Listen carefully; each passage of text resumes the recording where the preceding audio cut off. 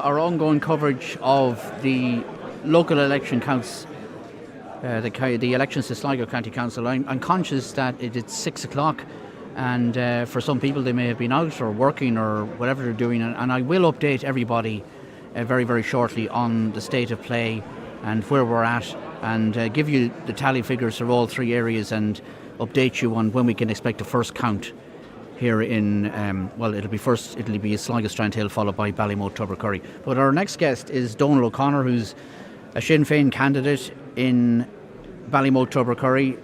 Again, a first-time candidate, no more than his colleagues Jennifer and Jason. Donal, welcome. Thanks, Niall. For joining us. Your reflections on your first time out as an election candidate. They've been all good. It was a campaign that I enjoyed. I met so many of people in my community that this afforded me the opportunity to come to their house and talk to them and converse with them, hear what issues they had and stuff like that, But it was generally, the whole way had been enjoyable. Yeah. Has it all been enjoyable? You no regrets at all? No. Okay. That is the gospel. And enjoy the canvassing process and all that, you did? Well, I did enjoy the canvassing process, as I was saying there, I met people that I hadn't met in 20 years that I had worked with or had socialised with and stuff like that. It was lovely to go catch up with them again, in different areas,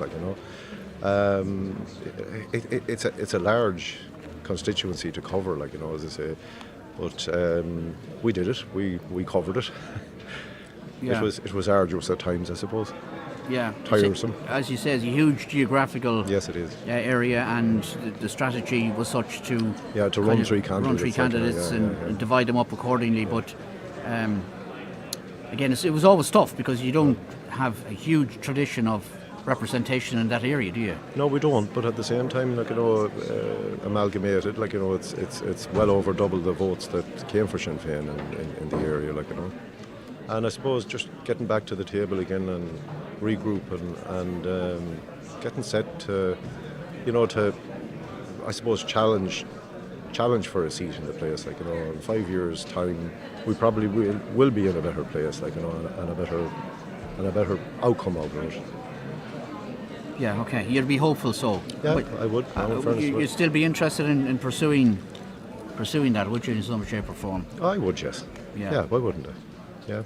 The experience has been very good, my name and face is out there now, so. Yeah. As you have commented here, you have to lose one to win one.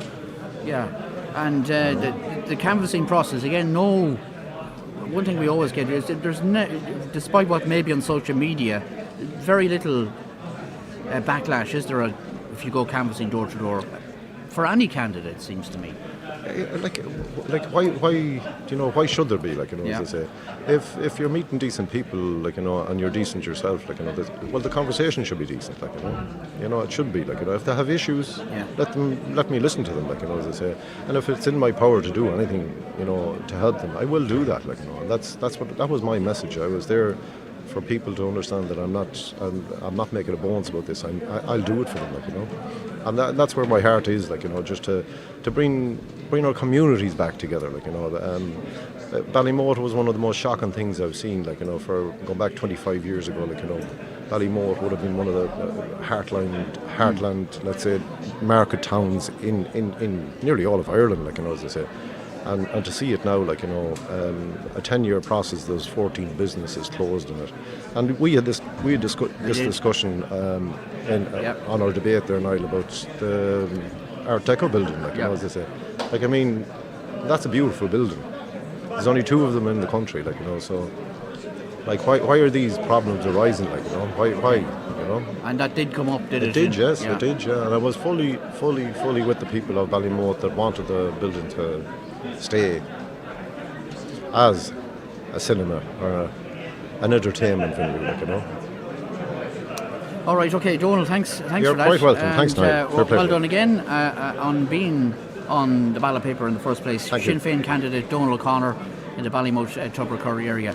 I'm going to give you the tally figures again They are obviously accessible on our website and have been for the past number of hours, but just in case you're not in a position to access them, I'll just remind you again of how the tally figures ended up. And we start with Sligo Strandhill, and these are the final tally figures. Declan Bree will top the poll in Sligo Strandhill. His tally figure is 1,553. He'll be followed in by Tom McSharry of Fianna Fáil, 1,382. Fergal Nealon is next, 1,133. Nessa Cosgrove of the Labour Party, 857 first preferences. Gino Boyle, 744. Councillor Arthur Gibbons, 736. Next in is Seamus Kilgannon, 455. Finbar Filan, 405. Pauline Donnelly of Sinn Féin, 325. Johnny Gogan of the Green Party, 225. Michael Kelly, 187. Graham Monaghan of Aintu, 185. Jim Lawler, independent candidate, 125. And Jimrith McConville, independent, on 30. So the 6 councillors who will be elected and re-elected to Sligo County Council from Sligo Strandhill will be Declan Bree, Tom McSharry, Fergal Nealon, Nessa Cosgrove, Gino Boyle and Arthur Gibbons.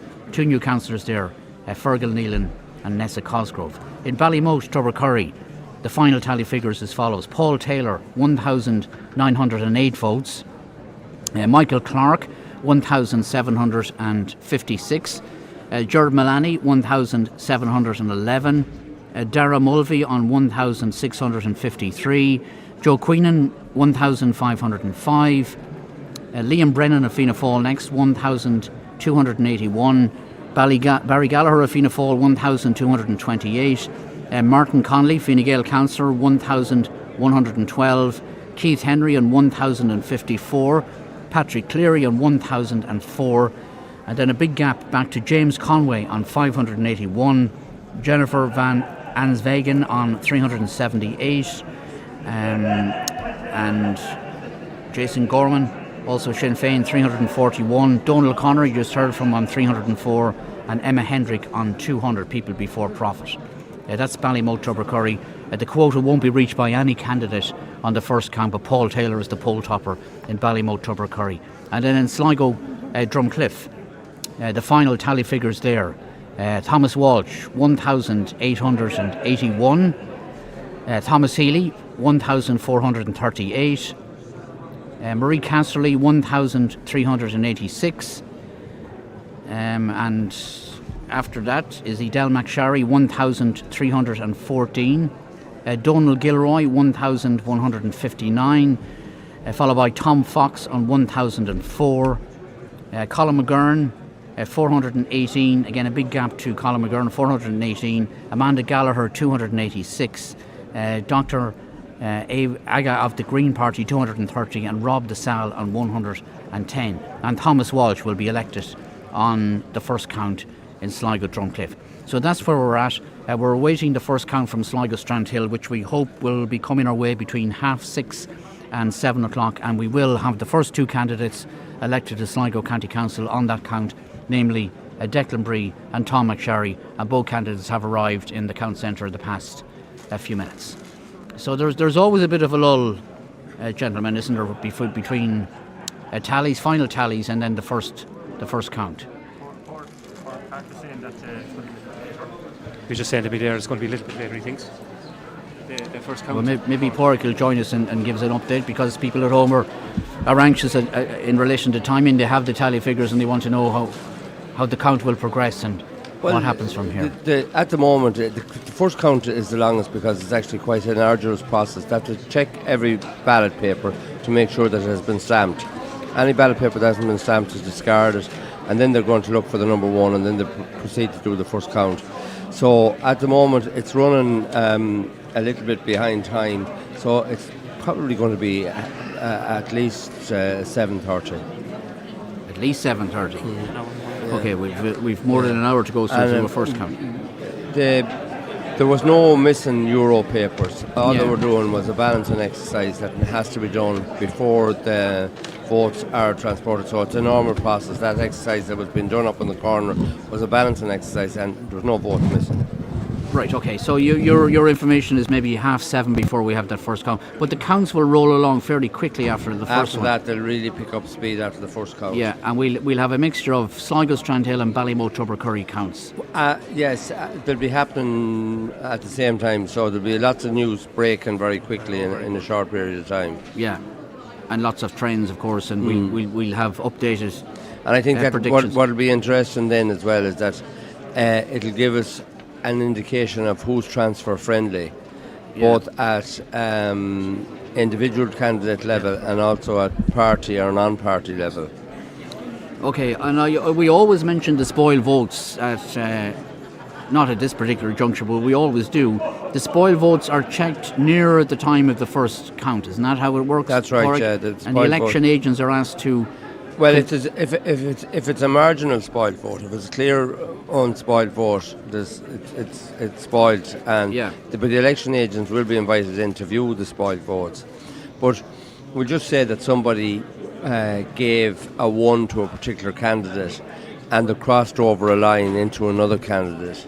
That can be the marginal votes that have to be adjudicated upon, and the legislation is quite clear that if a voter has expressed a clear preference and the clear preference can be deciphered, then the returning officer will deem that vote valid. If it's non-clear, it's a spoiled vote. Yeah. But then you get other spoiled votes. You get people coming in, like we've seen votes there today where people come in and drew a big X through the entire ballot paper for some unknown reason.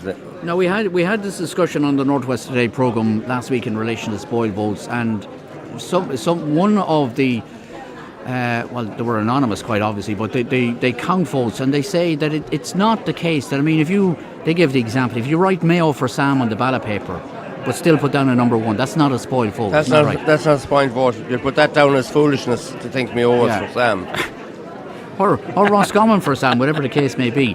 Now, not that we'd be encouraging people to do that. I don't know why they do it, but that's not necessarily a spoiled vote. No, that's not necessarily a spoiled vote. Yeah. No. How about 1X? 1X is a clear preference to one candidate. Okay. So that's clearly saying this is the candidate, but the returning officer will take that into account. But normally that would be acceptable. Yeah. Some people will go in and they'll do 1, 2, 3, and you'll see somebody going in and they'll do a line 1, and then they'll do 2 lines for 2 and 3 lines for 3, etc. Like the old Roman numerals, like so. Yeah. Is that acceptable? Depends on the decision of the returning officer, is it? Yeah. Okay. But it's much simpler. Most people nowadays go in and clearly know how to vote and clearly express it. But the biggest ones that you're always looking for is where a vote is inadvertently not stamped. And that can happen because at rush hour, and especially, I don't know if you're aware now, but there was a major issue with the European papers. The preparations for pulling out the European paper by the returning officer. Yeah. They were not by the presiding officer. Yeah. The perforation didn't work, so they had to really pull hard and tear out the page. And apparently the perforations were at the bottom of the page as opposed to the side of the page, apparently. It was at the top. The perforations were at the bottom, and they were easily torn because they were at the bottom, I was told.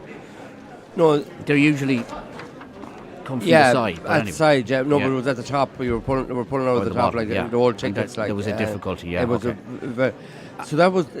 So I'm just wondering, will that extra effort have distracted presiding officers from? But obviously, the person who's taken the vote, the duty of care is on the person who's voting to make sure that their vote has been stamped. Okay. And in general, in your experience, in relation to spoiled votes, because people are interested in this, are the majority of spoiled votes purposely spoiled, or are they accidentally spoiled?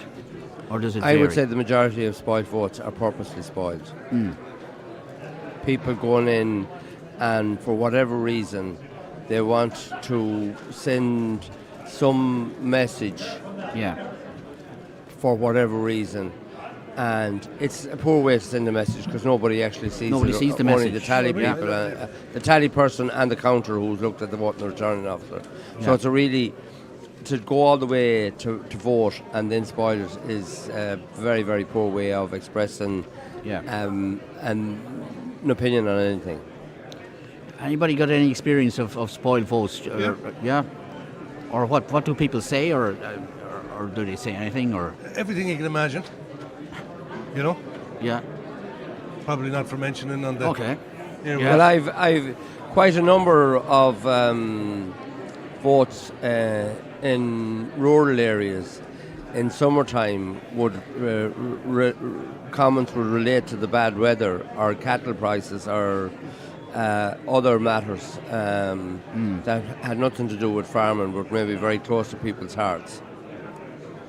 Right. Yeah, that's interesting. I don't know why again. Why would they do that? Sort of an agony aunt type of vote. Yeah. It's a protest vote. People are entitled to do it. At least they're turning out to exercise their right to use their ballot. They're choosing to use it as a protest and write, often a protest message on it. I mean, in the early 80s and during the Troubles and so on, there were many Mark, Troubles-related messages. I think it's a poor place to because nobody sees their protest. But it's their choice. Oh, yes, It's but their sure, choice.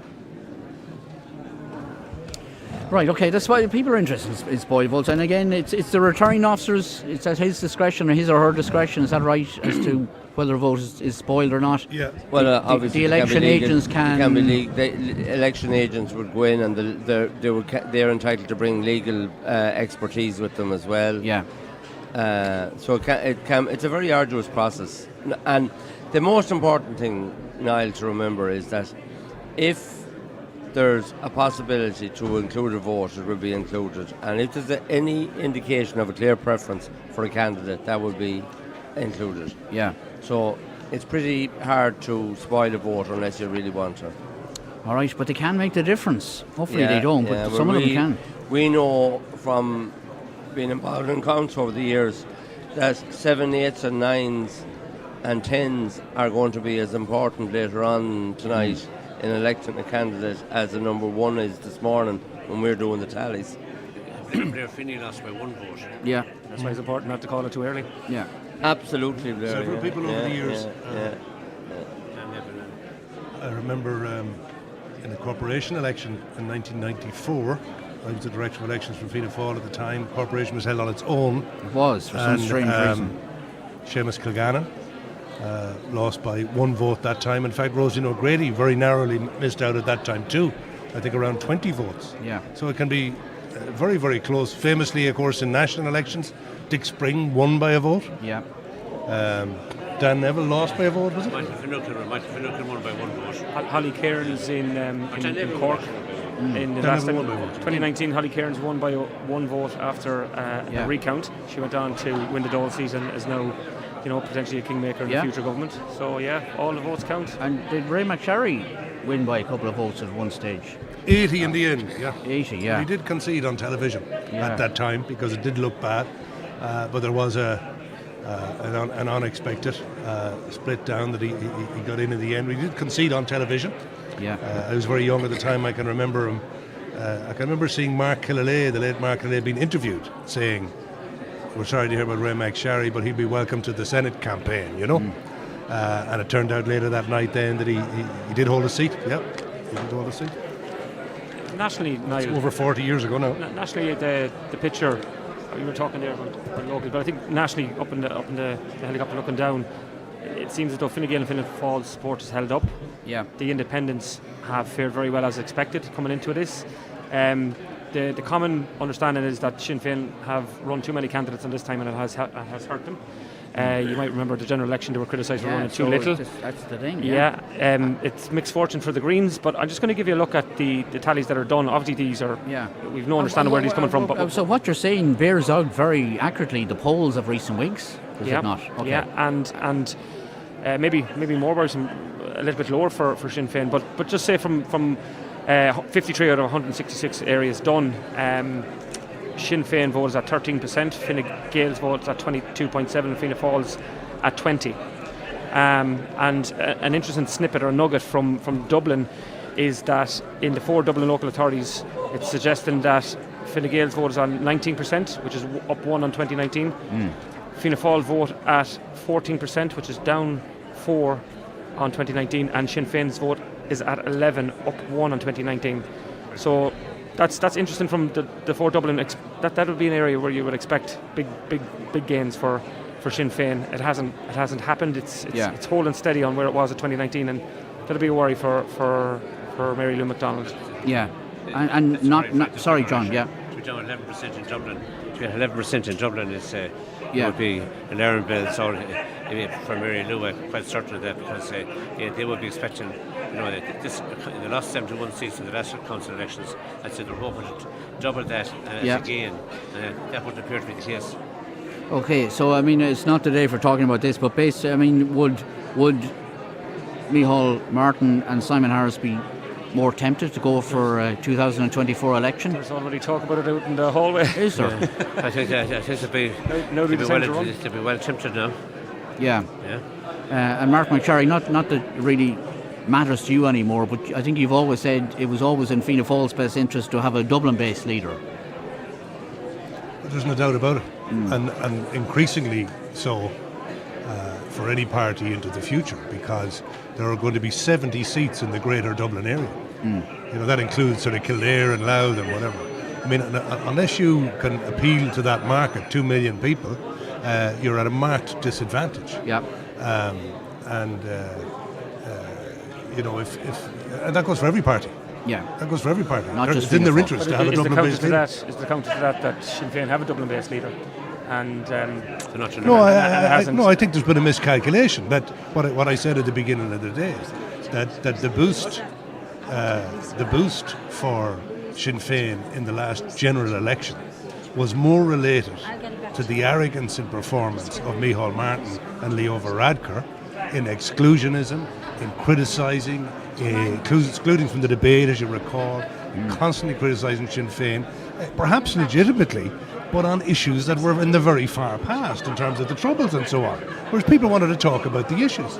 And I think there were hundreds of thousands of votes that were on a trajectory that could have been Social Democrat, that could have been Fianna Fáil, that could have been Fine Gael, that ended up with Sinn Féin, that are now, we're seeing them reverting back to where they were. I mean, the polls are telling us they're going to be more or less where they were in 2019. Yep. And that's very significant. The point now, though, is they're not going to make the same mistake twice. So whenever the general election is called, they're not going to go top heavy on candidates, because they're not going to. Isn't that what they've done the last time? They ran too little candidates. Like, they haven't. They ran too few, but they didn't know what they were going to do as well. But Sinn Féin have notoriously not performed so well at local elections because they haven't got, say, the local organisation on the ground. They haven't got the councillors that are in place there. It's always very difficult for them to do well in a local, whereas we could fall into the same trap here by saying, look, Sinn Féin haven't done well in this election. It seems to be the case, and next thing then you go off into a general election, and people who still want to change in 2020 might say, well, look, you know what, I won't vote for them in the local election because I don't know the local election candidate, but I'll give them a vote in the general. Okay. I think it's a little bit different to that. I think it's transfers related. If you examine the good performance of Sinn Féin and certainly the quality of the candidates, of course, but most of their seats were elected on the first count. So they're getting it all on the first count, and then they're running out of road somewhat, and that's what happened in the locals as well. If it was your choice, Joe, would you advise Fianna Fáil, Fine Gael and the Greens to push for an election this year, general election this year? Well, see, it looks as if they're going to have a difficulty. It depends whether a couple of TDs get elected as MEPs or not. Yeah. Then they're going to, within, I think, 5 months, either call a by-election or a general election. Now, it's unlikely that they'll want to call a by-election and then run a general election within a few months. So, no, they might. I don't know if they can extend that term for a by-election past the 5 months. But if that way to go, and you could see an election this time of this side of Christmas. Yeah. That's very interesting. All right. Depending on how the European election Commissioner goes. And the European Commissioner, you can't forget, there's a nomination there for European Commission. Yeah. It seems to be that it's going to be Michael McGrath.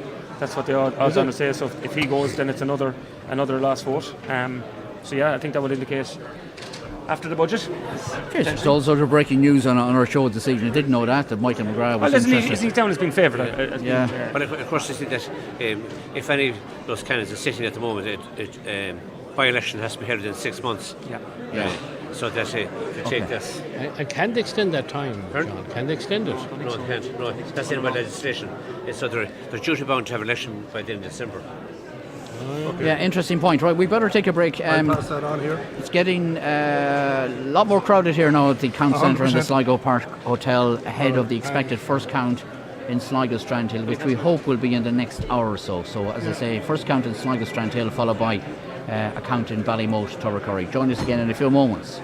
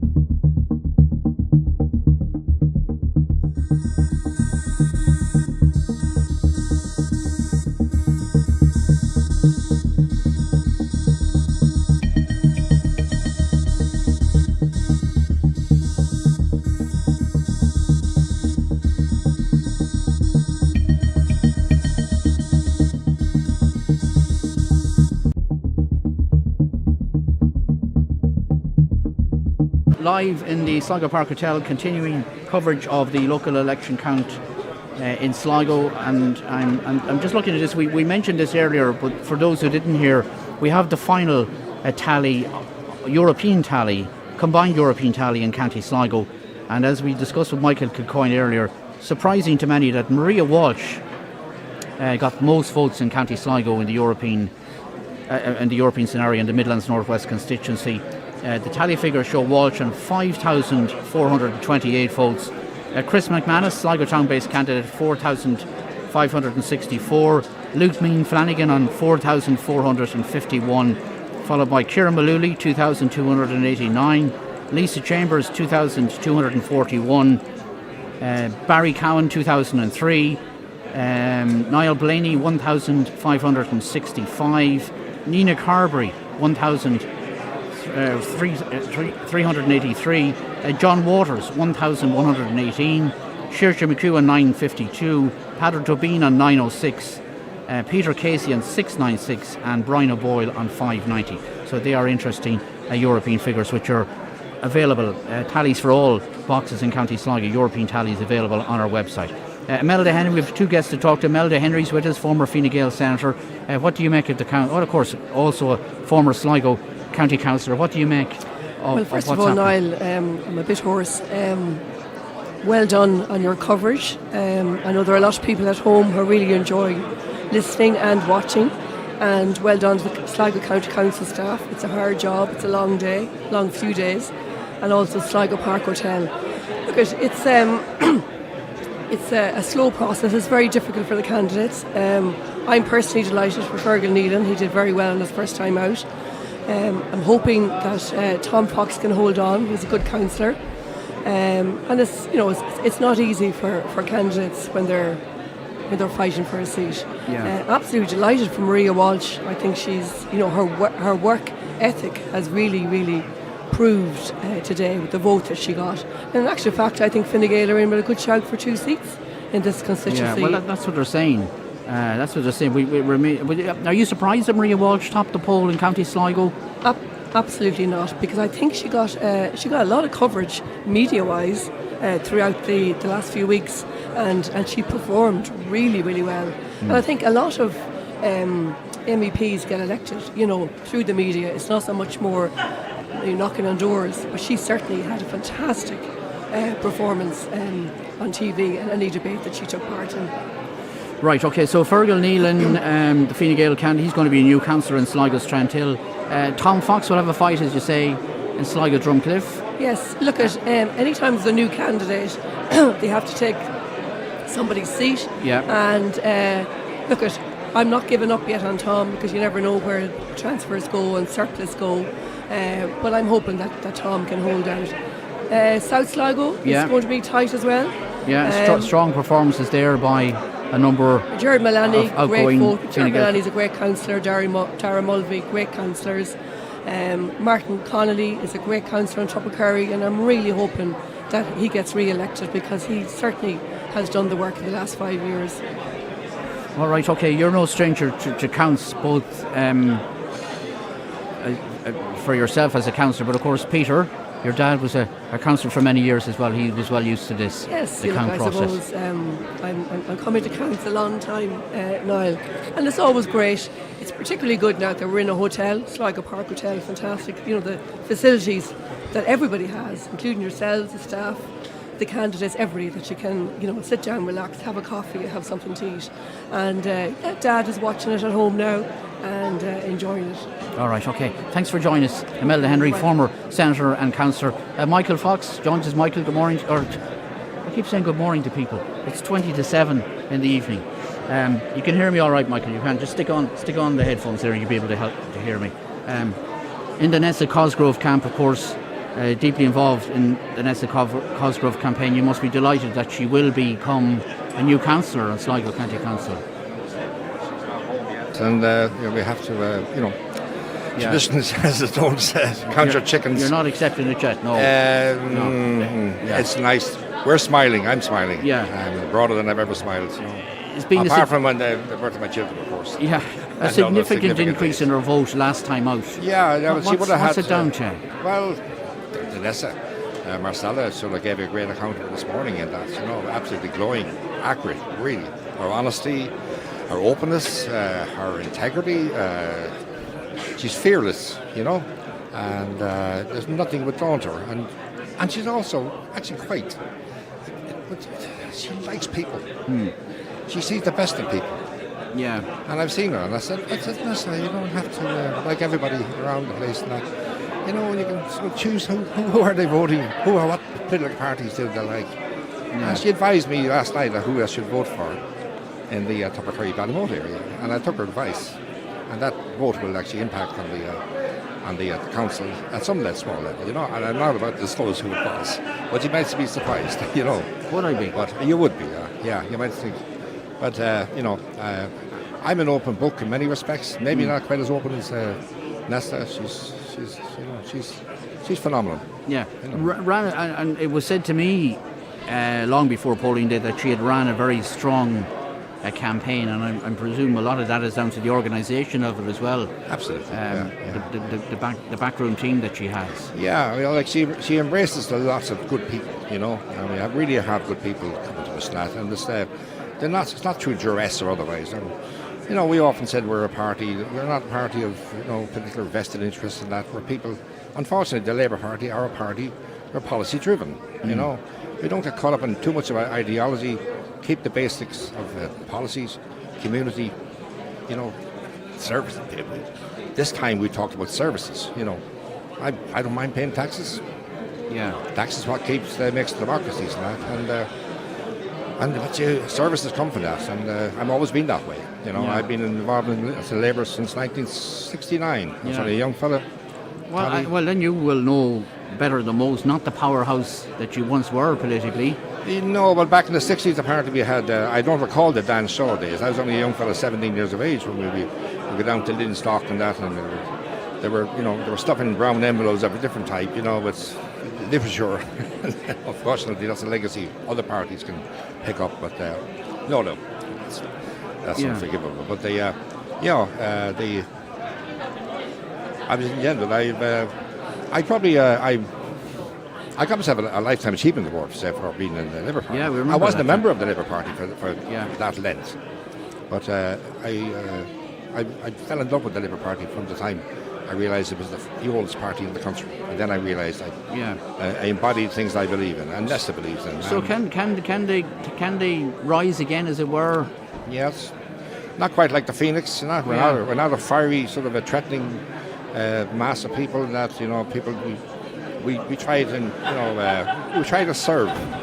Yeah. The policy is, and it gets us into problems sometimes. Well, I mean, your last term in government was essentially what damaged you, and you haven't really recovered since that. What do you think?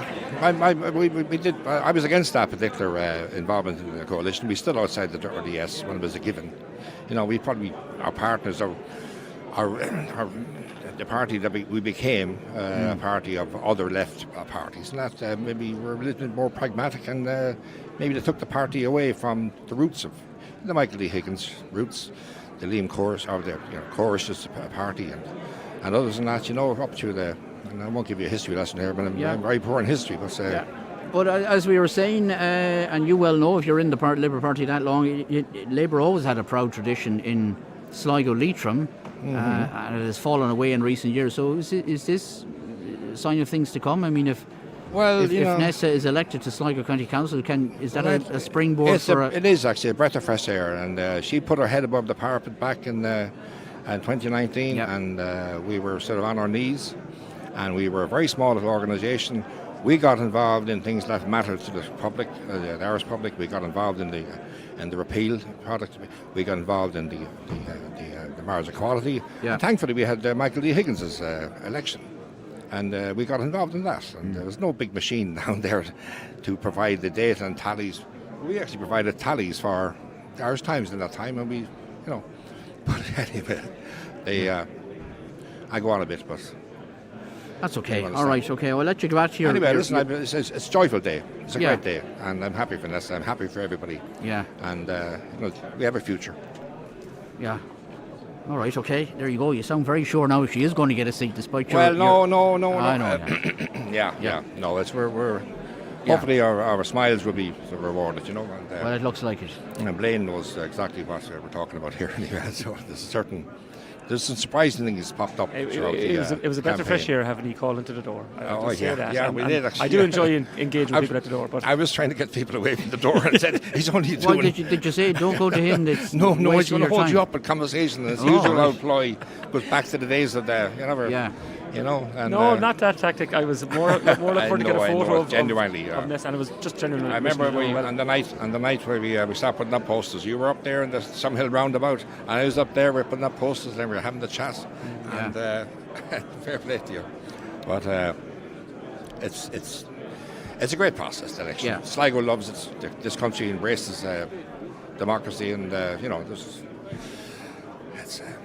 Yeah. And you guys, fair play to you. Well, we're only fair play to Niall Delaney. We're only doing what. Go on, what people, take it, Niall. Come on. We're only doing what people want to hear and do. Okay. Well, Michael, go and enjoy the evening, because I'm sure it will be a case of celebration later on at some stage. Well, we know not what time. Not later on. No. Well, obviously it'll take a few counts before things are sorted. You know that too. So a few more hours yet. We're not going celebrating. Well, we'll have a. Yeah. We'll give us some sustenance in the meantime and look after her. Okay, all right. Thank you very much, Thanks for that, Michael. Thanks for popping in. No problem. Blaine, you don't have any update at all, time-wise? No. It's just going that little bit longer than we had originally planned. But the half six, that's obviously not going to happen now at 10 to 7. But it could be closer to 8 o'clock. Yeah, but remember, you'll miss nothing here on Ocean FM. We are all set to go, and we will bring you the counts as they happen, and they will happen very, very quickly once we get the first count out of the way, the Sligo Strandhill count. There'll be many, many more counts between then and the rest of the evening. And remember, we are looking at the Sligo Strandhill first count, on which 2 candidates will be elected, and then we'll have the Ballymote Tubbercurry count as well. Quick break to take, back in a moment.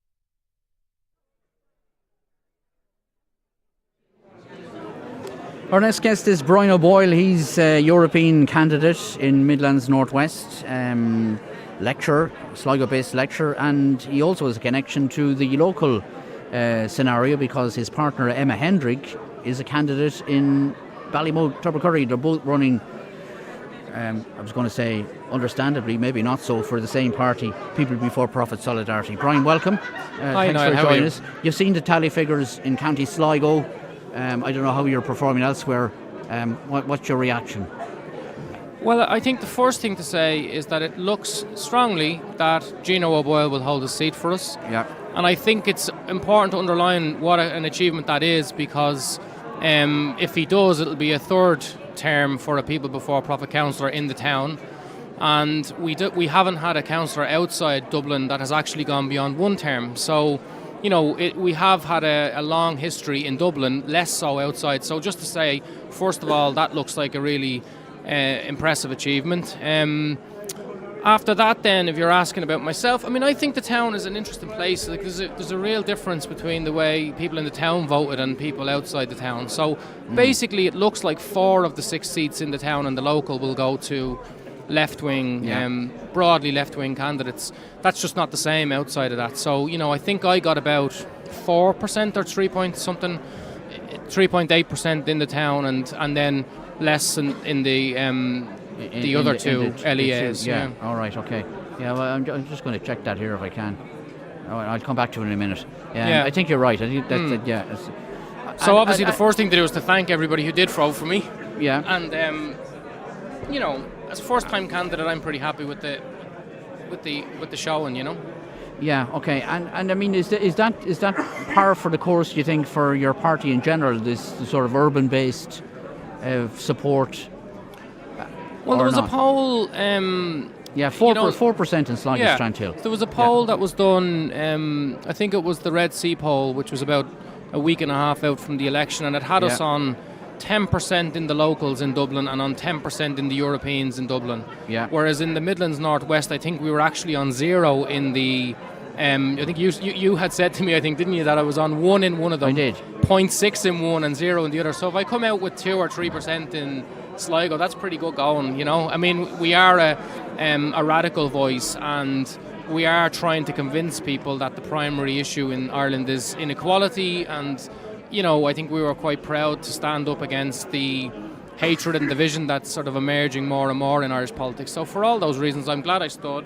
I'd like to thank the people who voted for us. And yeah, I mean, it's a work in progress for sure. But I do think we have a base in the town. You know, if you can get 4% in a town with a big crowded field with lots of very good sort of left candidates, that's not back on. Yeah. Well, you got 4% in Sligo Drumcliff as well, so that's of good news. Is that right? To you. Yeah. Okay, yeah. And then 1% in Ballymote Tubbercurry, which is a more challenging. Yeah.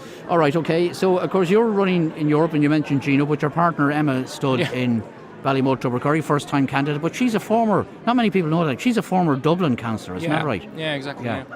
But like, we felt it was important to run. Like, she can speak for herself. But like, she felt it was an important thing to do. And as you know, we've got 2 small children, so it was a big challenge for us in terms of just trying to juggle.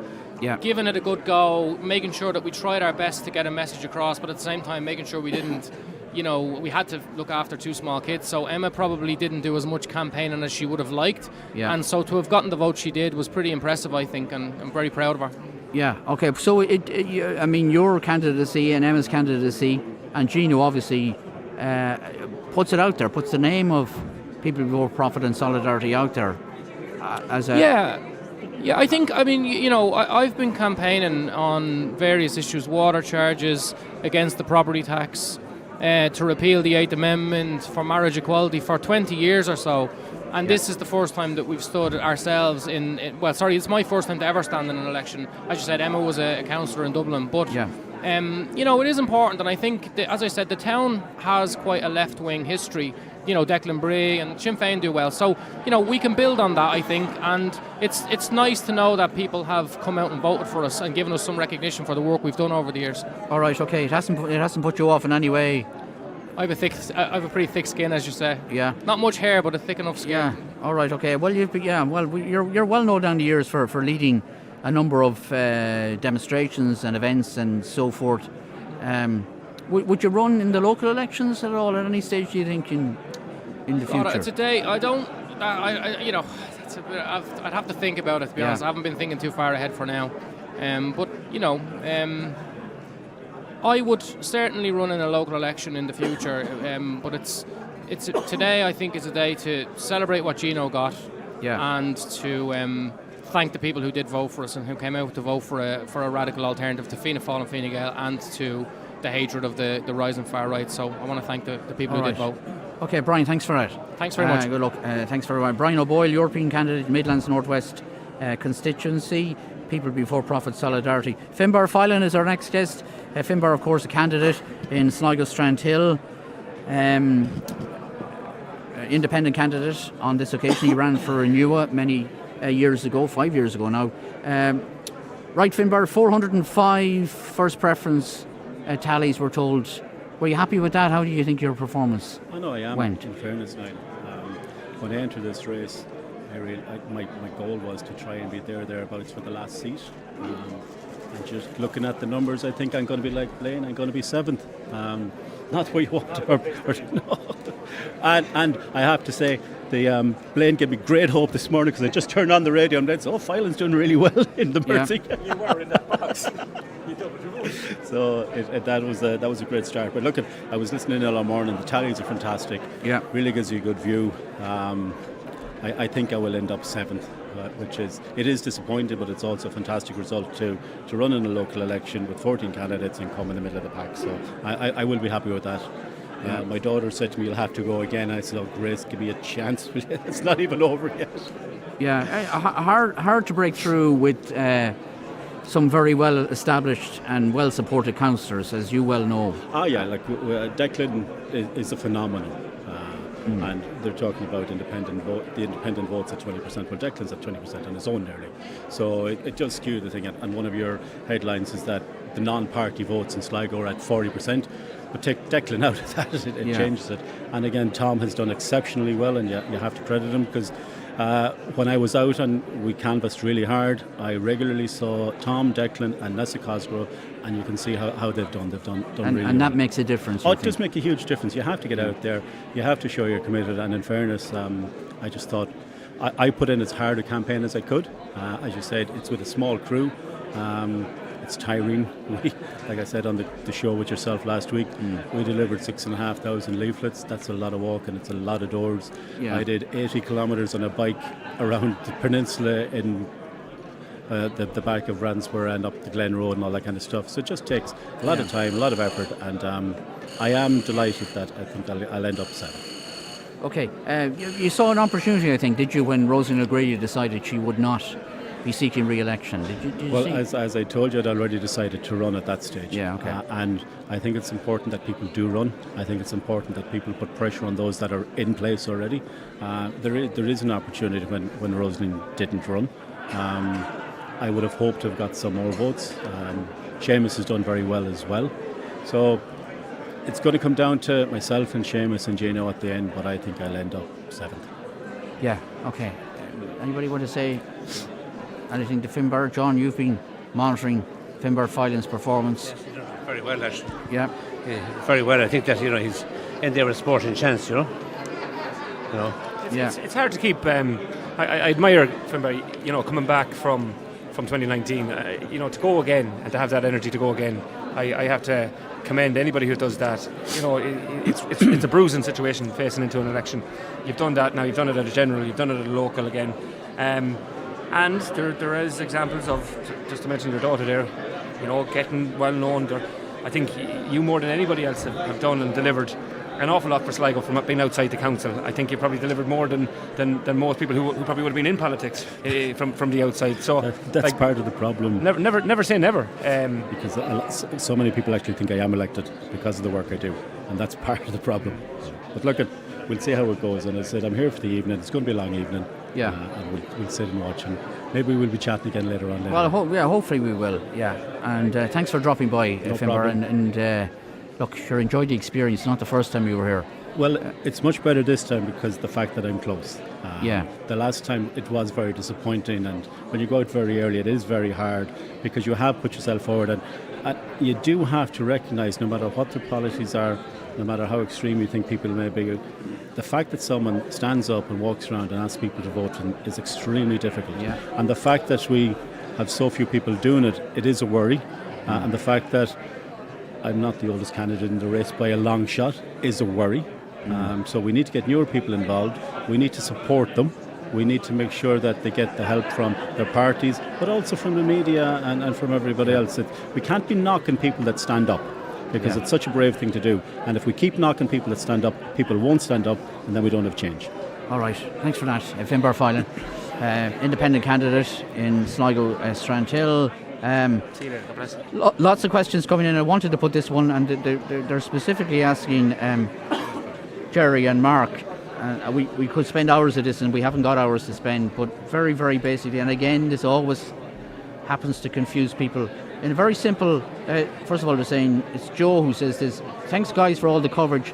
Could Jerry or Mark or someone on the panel give a very quick explanation of how surplus votes are transferred again? I'm sorry for annoying you, it's just something that I'm interested in, and I'm very conscious of the fact that not everybody understands. On the first count, it's different. Yeah. So if there's a surplus, as there will be now for Declan Bree, so is surplus above the quota, will be distributed. But they'll look at every single number 2 vote, and then they'll do a precise percentage transfer relevant to his entire number 2 vote. On any other count, it'll just be the parcel previously transferred from which they will look. Yep. And it's a random selection. That's right, yeah. And we were saying, Jerry, that jars with some people, the fact that it is a random selection. Yeah. Is it fair that it's a random selection? It's the only random selection in the whole lot. Now, I suppose they could actually do it and count them, but under the system, it's a random selection because it would be very difficult to count all the votes and then do a percentage of that. So it's the only chance part of the election. It's a bit of luck in it. You could, if you got the selection out of the right box that suited you, it mightn't suit somebody else. That's why recounts often show different results. There's a grey area there. If anyone had a query on anything, that is the question bit about the PR system. Yeah. That's the grey area, because I think what Jerry has said there at the moment is which random did they pick? Here's one of this.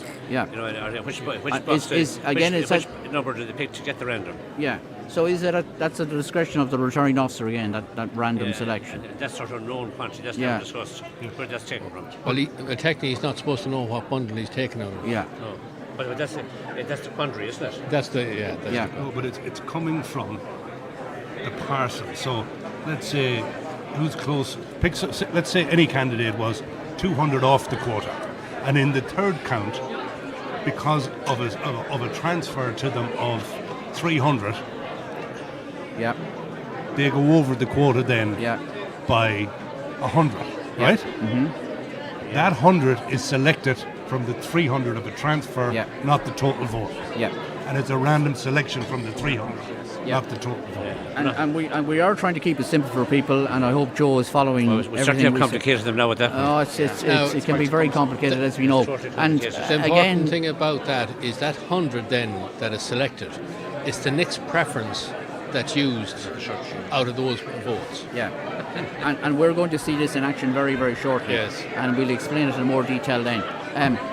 What I also wanted to ask, well, just before we ask, there's another question in relation to PR I need to ask, but Pádraig Hart is with us again. Have you an update, Pádraig, on progress? Because it's getting very crowded here all of a sudden in the Sligo Park. It's getting very crowded, and one of the questions, I'm getting a lot of questions out there on the floor, and I see on social media people are asking the same questions. One of the questions is, how do they decide to eliminate candidates? Yeah.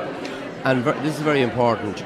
A candidate will not be eliminated if there is a possibility that they can get a total vote of less than a quarter of the quota. Mm-hmm. And if they can get a quarter of a quota, they're able to retain their deposit. If they don't get a quarter of a quota, they won't retain their deposit. So this means that if you have a quota that we just say, for example, is 1,000, and a quarter of that is 250, and you have 3 candidates, and 2 of the candidates are on 150 votes each, then both of those candidates have the possibility of getting a quarter of the quota.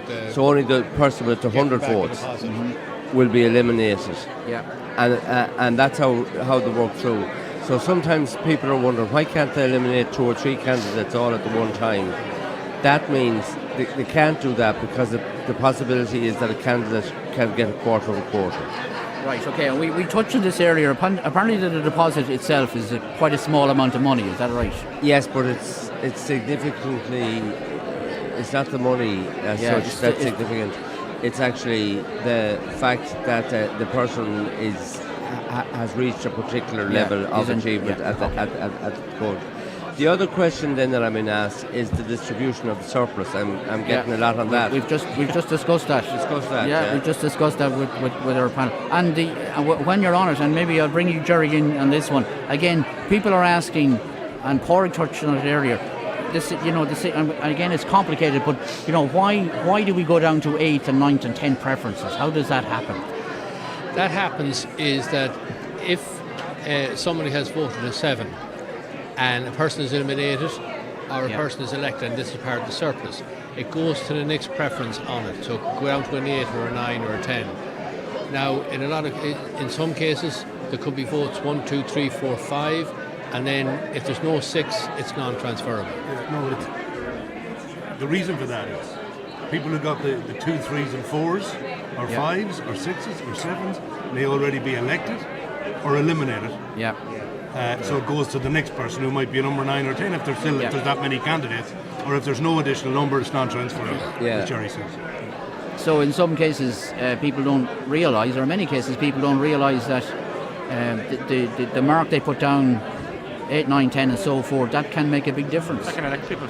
Well, you see, people and has done in the past. You see, Niall, proportional representation to a degree was invented as much as to elect your preferred candidate. It was allowing you to vote against a particular candidate by voting for everybody else. And if you vote for everybody else apart from the candidate you don't want to get elected, you're reducing their opportunity to get elected if they're looking for transfers. You're keeping everybody else. That's why they always say vote down the line. Make sure you exercise your vote the whole way down. Yes, that's exactly that's what they say. Is exercise your vote down the line. If you want to keep your transfer from ending up somewhere else. And you don't want a particular opinion to represent you, so you'd vote for everybody apart from that opinion.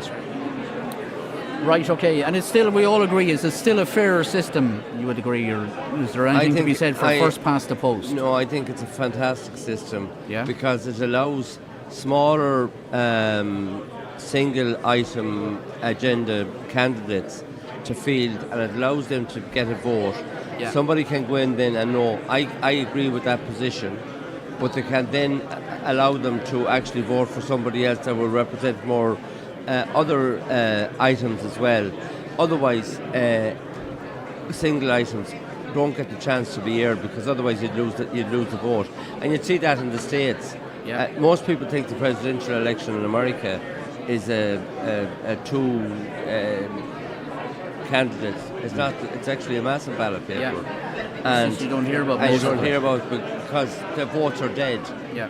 Whereas if the votes weren't dead, then you'd see other candidates being much more important and salient, and they would be getting airtime.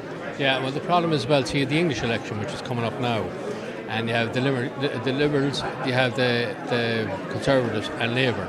And the problem is somebody might want to vote for the Liberals, but they don't want to waste the vote. They might also want to vote for Labour. They might prefer Labour than Conservative. Yeah. So here they could have voted 1 for the Liberal Democrats, 2 for Labour, and their vote was still in use. Yeah. Or in this election, if somebody wanted to vote for a candidate they know or whatever, they can give the number 1 vote. If that person is eliminated, the number 2 becomes the number 1. Yeah. So there's more of an option for people. It gives them more of a choice. It gives them the fact of a UK account, it'd be over after 2 hours. Yeah, it's no good to us then, John, is it? It's no good to us, that. No good to us, no. Right, okay. We'll take a quick break. We've more to come from the Sligo Park, and we're still awaiting the first count from Sligo Strandhill.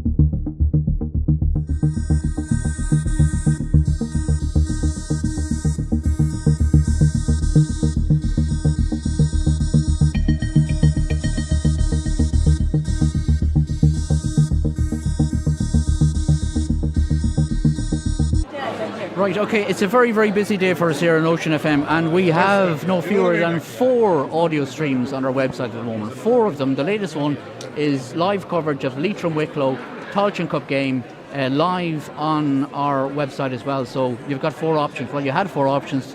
The Donegal tallies have stopped, but there was an option to access the Donegal audio. They were tallying in the Ora Centre in Letterkenny. That has now ended, and of course the count in the Donegal electorate area resumes in the John Bosco Centre tomorrow morning, and we will have full live coverage, of course, of that as it happens. So those who are listening on 105 FM to our Donegal coverage, you're welcome along for our continued coverage of the Sligo count. We are continuing also with our Leitrim counts, and I know there are some counts imminent there in the Landmark Hotel in Carrick-on-Shannon. So again, if you want to hear what's happening in Leitrim, go to our website and access our live Leitrim audio stream. If you want to hear the match, you can do that. And if you want to hear us here in the Sligo Park Hotel, you can do that as well. Rosalie O'Grady has joined us. Rosalie, you're very welcome. Good evening. And thanks for taking the time to join us. Pleasure always. Is it an emotional occasion for you here? Well, it is. I've mixed emotions. Have you? Yeah, I have. As you know, Niall, I wasn't ready for retirement. It came upon me and I just had to. I had no option but to step out. And I've always enjoyed my time being a representative, and it's a great honour that your people would elect you, and I was elected over a period of 5 times, and give you a mandate to win and represent them. And I always enjoyed it, and I always felt it was very important to keep focused on why you were there. And if you kept focused on why you were there, I think your work was much easier. Yeah. Do you miss it? I mean, it's easier for you, isn't it, today, not being directly involved? Well, it is easier, and certainly, but it's mixed emotions. Yeah. It's the first time in 30 years that my name wasn't on a ballot sheet. So yes, and I found yesterday when I went to vote that was a very emotive. Was it? It was, because I loved what I did. I loved what I did, and I loved representing people, and I loved the connection and making connections with people. So I missed the canvas, because I never would have been tired after it, because I enjoyed it, and I'd be very organised about going forward to do the canvas, but I enjoyed it. It is 30 years, and Mark McSharry reminded us earlier that you were a defeated candidate back then, and that was a very strange situation because we had borough councils on that occasion, but not county councils. But you stood in that election, and as I remember, the count was in the town hall. Correct. In the council chamber. Correct. That became the council chamber, and you narrowly missed out on a seat that day. I narrowly missed out on a seat, and leaving the town hall that night, I said I'd be back, and I did, and doubled my vote. Yeah. So, and there was an 8-year gap at one stage also that I was waiting in for the election to be called, and I have to acknowledge the support and help I got from Jerry Healy, who's here beside me, in those days, and we had many wonderful meetings and times organising the ongoing development of Fianna Fáil. Yeah. Mark or Jerry or Blaine, do you want to say anything to Rosalie? I mean, it's absolutely the end of an era, and I think it was just 20 votes way back in '94, Rosalie, and the corporation were on their own at that time, and there was a big swing to Sinn Féin actually in Sligo town at that time, and it sort of Seamus Cagannon had lost out that time. There were Chamber of Commerce candidates as well running. Chamber of Commerce candidates, indeed. Jim Lawler ran in that election. Jerry McCanny was elected, actually. But just to pay tribute to Rosalie, I know her since I was a very young child around elections myself, and she has a wonderful legacy that she can be proud of. Indeed, I suppose one of the many. You were talking about the grubby old council chamber, where that count was held 30 years ago, but of course, as we know, Rosalie as mayor presided over the wonderful restoration of City Hall, the great job that was done. But I know and speak to anybody in the greater Sligo area the amount of people that Rosalie O'Grady will have helped, never mind nursed, which is a whole other story. You'll be into the hundreds and hundreds of thousands of people there but she'll be greatly missed by all. But I have no doubt that herself and her family, great Sligo family, great Sligo people, will continue to contribute at every level of Sligo society, where they've so much success from the sporting field, in business, and in public service. And thanks, Rosalind, for everything for that. Thank you for that, Mark. And I remember Mark as a little fella, so I suppose I'm telling my age now, but I remember him canvassing and him along with us canvassing for his father. So I go back that far. Okay. Jerry, you remember those days when you were trying to reinvigorate Fianna Fáil, as it were, do you? Yes, I have to congratulate Rosalind. Like, once she got elected at all, she did great worked very hard for the people, and she ended up getting re-elected every time. And I remember the first time that she was elected, she was her first year in corporation, I think, and she was elected mayor. And of course, at that time, the peace process was only after happening. It wasn't the most popular thing to go with Sinn Féin, but people felt that it was the right thing to do to encourage the whole peace process, because we were asking people in the north to gather together with Sinn Féin, so why would we not do it down here? Yeah, and of course, you got the call from Bertie, so it was consternation at the time in local things. So she had a baptism of fire on her first day in the first week in politics, and actually that whole year. So, but she never looked back since, and got re-elected all the time, and had been mayor on twice or three occasions. Well, three times the borough and twice the municipality. And I'd say that we should be definitely missed by the constituents and all the work she did with them. So fair play to Rosalie and well done. And it's important that Jerry mentioned that about that first election in 1999. It certainly people weren't happy that we went with Sinn Féin, but it complemented the peace process at the time. And Jerry give us invaluable help and experience in negotiating all of that. So look, I've never forgotten that support that I got from him, and it was very important that we were seen to do to complement the peace process when we were our leader was negotiating it. John. Yes, I'd like to be associated with the credits and the tributes to Rosalind and Nora for the lifetime, and I know that her dedication and her commitment and her understanding and respect for every constituent. She's really what Rosalind is, a people's person, and the fact she had an extraordinary knowledge of people. She knew exactly where they came from, she knew their mothers, and she nursed them, and she was really there for when they needed her most. And I think that was very evident, the widespread respect that people had for Rosalind, and equally her dedication for 25 years is a wonderful legacy of dedicated service, and I'm sure that herself and Kevin and the extended family will enjoy it many years of it, because it's very well deserved, because she has been a wonderful public representative. Everybody has recognised that fact, and she was across party. It wasn't just Fianna Fáil, it was very much, she respected the person. I know she had a great time for Declan Bray, and she worked with every elected official, and that makes all the difference about what's good for Sligo. If it meant dialogue and discussion, Rosa was there to do it. Well, you've done everything except claim her as a Fine Gael member at one stage. You can't find any connections there, I don't think, John. Blaine, do you want to say a word about I suppose when I started off in politics and youth politics, I didn't know where I was going to end up, and I always, I suppose, would have been entrenched in my views that I have to be a party person, and I was always so thrown by the fact that every time I met Rosalind, she was always so friendly and always so open and always so nice. And I actually think one of the first trips away I was ever on in the politics, we went out to Ypres, and you were on that, and I was just blown away by a different way of doing politics, and I learned a lot from that, and I just think that was a testament to the person you were. Even in my own family, everybody loved Rosalind. Great way to do it. If Tony McLaughlin was here, he'd be the first one to say about some of the crack that happened down in the council over the years. And every time you met Rosalind on the town, be it canvassing, be it whatever, there was always this warm engagement. And look, from my point of view, I just wish you the very, very, very best. Thank you for all that you've done for my own family and for people around. I don't need to say any more about it, but John said cross-party there. Rosalind was a people's person, is a people's person, will continue to be a people's person, and I think she leaves this particular period of her life with a massive legacy behind her, and I just want to be associated with a great, warm roll of congratulations for Rosalind O'Grady today, and that's all I can say.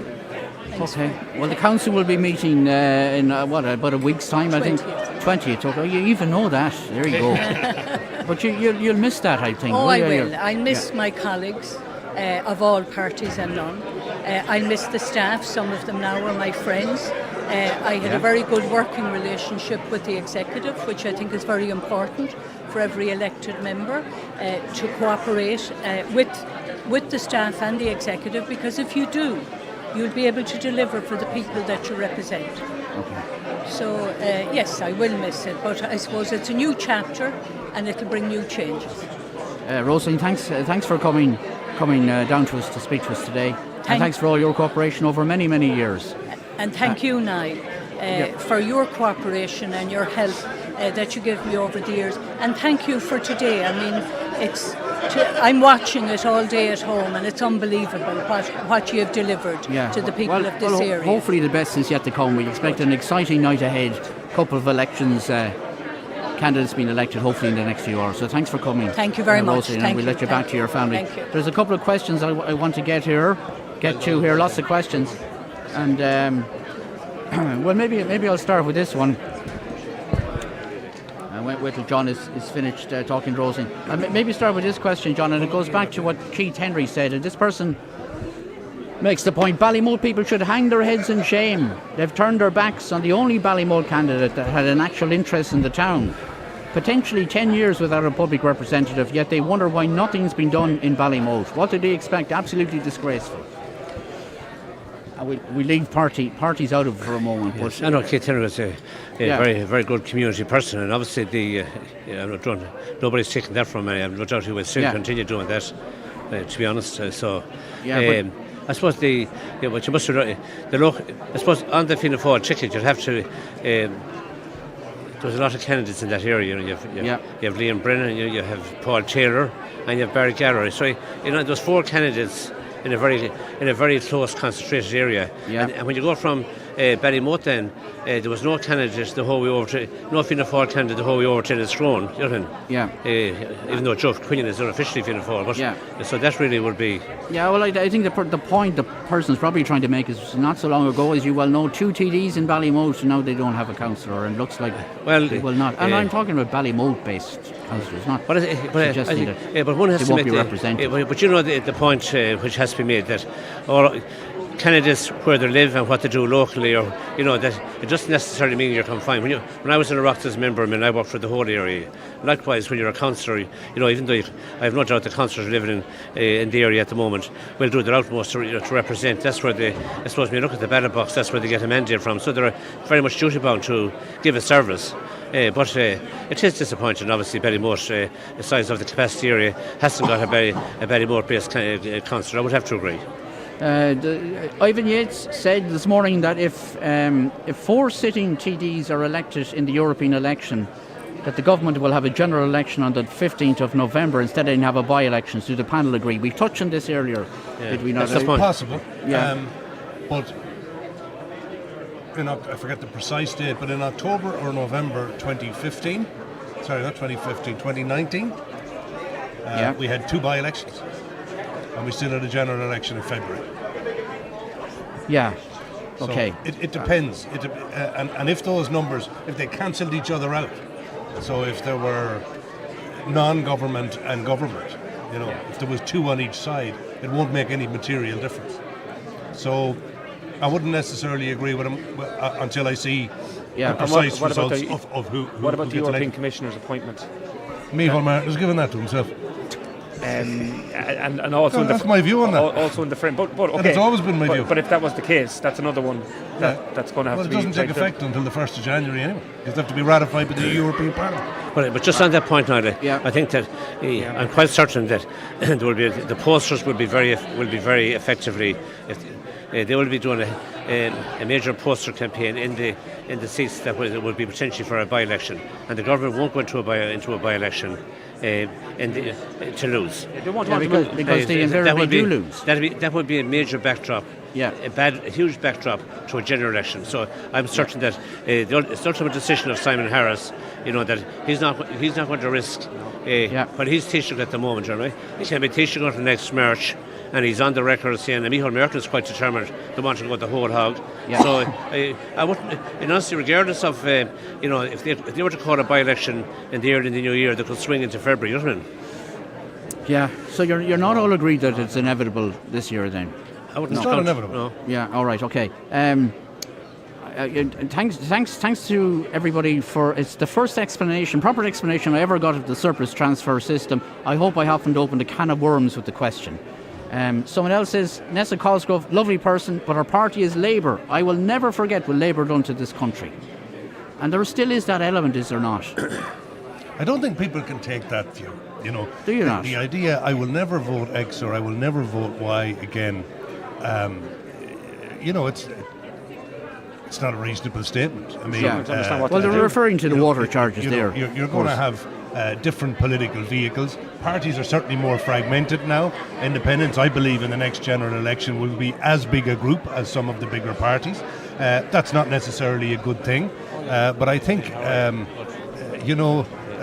people have to give new brooms the opportunity to sweep clean, and I think parties at different times have had the opportunity to change. I spoke at length earlier about my frustration with the political system. What's wrong with it? The lack of leadership and decision making at the top. That faces them all. That's something they're all going to have to face up to. But I think, if the likes of Labour are to come back to the days of sort of the spring tide and that, it will be the Nessa Cosgroves of all over the country who'll bring it to those levels, Yeah, okay, and then there's a question about John Waters. I was trying to find his comments about John Waters. I'll have to find out how well he done, because John Waters is now resident in Streeja in County Sligo. Lislarry, isn't it? Lislarry, yeah, which is his home area, and they were saying that this household gave him 3 number ones, but I'll get to John Waters European tally very, very shortly. Okay, and there's lots of comments coming in relation to the voting process and so forth. So we're still waiting the first count in Sligo, Strandhill. That is the case, and we will have 2 candidates elected on the first count, namely Declan Bree and Tom McSharry. And just to explain again, it'll be... Sorry. That's the background noise. I missed you there. Yeah, sorry. No, I'm saying the two candidates, including your cousin Tom, on the first count will be elected. Bree and Tom McSharry. It'll be Bree surplus then in the second count, isn't that it? That's correct, yeah. Yeah. And then that'll take a bit of time to go through all that. That'll take a time because They all have to count it. the first count, it's the entire vote. And it'll be the same for Tom as well. Yeah. So it's likely and it's probable that we will have the first count in Ballymote, Tubbercurry then, between that, yeah. because they are being counted concurrently. He might bunch surpluses together on future counts if they're not large enough to make a difference between the 2 lowest continuing candidates. Yeah. So that might see sort of what would be 2 counts merged together. Yeah, I was just thinking there more about what you were talking about the national picture and about the election and when is it going to be, and like the government have come off 2 very poor referendum results, and I don't know what everybody else outside might see this, but my own understanding of this is that the government have won this local election, right? I know we're very, very early in it, but the perception is out there is that they've won this local election. Why would they wait to lose potentially votes in the Dáil and to lose by-elections and to lose momentum when they could potentially go on the back of this with the new energy that's there and the movement? Well, I think after the budget. Yeah, well, I mean, the budget day is the first Tuesday or Wednesday in October. That's sort of fixed the last number of years. Of course, theoretically, they could bring that forward. The summer recess is definitely going to intervene. So let's say the budget is in the first week in October. Then you have the legislation that underpins the budget, particularly the finance bill, and that can take 5 weeks. So really you're looking at middle of November. Now, of course, it's a possibility that we all wake up on Monday week and the 3 leaders are at government billings and they pull the pin and have an election at the end of July. It happened in Spain. And they got in. And there would be a view that the election last time in 2020 was called by Leo to coincide with the British election, so that Sinn Féin could be potentially wrong-footed with both fighting the 2 elections. But that ultimately backfired for them, so it's hard to know. Yeah, all right, okay. For people who were wondering where Marion has got to, Marion just went off temporarily to the Manor Hamilton count because her cousin, James Gilmartin will be elected in the first count, so she just wants to be there for that. But she'll be rejoining us here in the Sligo Park Hotel very, very shortly. Patrick Cleary, good evening to you. Thanks for joining us, Patrick. First time Fine Gael candidate in Ballymote. Yeah, Tubbercurry. First time Fine Gael, Niall. I suppose I've got over a thousand number one votes, so I'd like to thank everyone that came out and voted for me. It was like a football match.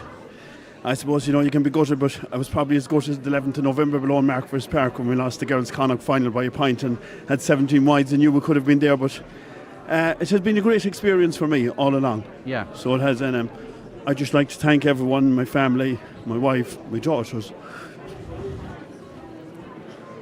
It's a tremendous performance. I've had over 1,000 votes for a first-time candidate. Yeah, mighty. I was delighted with it, to be honest with you. Delighted. Yeah. Left it all on the pitch. Left it all out there on the pitch. It's like everything. Yeah. Do you know what I mean? You have to leave it there. Move on. Yeah, and you will move on. And that's for sure. No better man to move on than me. Yeah, well, we know that we've talked to you before many times in the programme for different reasons. And we know the challenges you faced in life, Patrick. Yeah, and look, this is only a small challenge. I'm well used to. I suppose it's like everything, you get ahead going along the road, but I'm well used to challenges. And I put it this way, I won't be gone away. It's only the start to it for me. Is it, yeah? Yeah, all right, definitely. Okay. Now, you're have always been involved in ladies' football, isn't it? Always involved in ladies' football, I suppose. At an organisational level. Yeah, all that. And Owen Rua, isn't that your Owen Rua ladies, club? Owen Rua, in a Scrone, Castleconner, Eastgate, sure, we're all like, I suppose we're all like a big family when it comes to the football, with the girls anyway, because we're all joined together.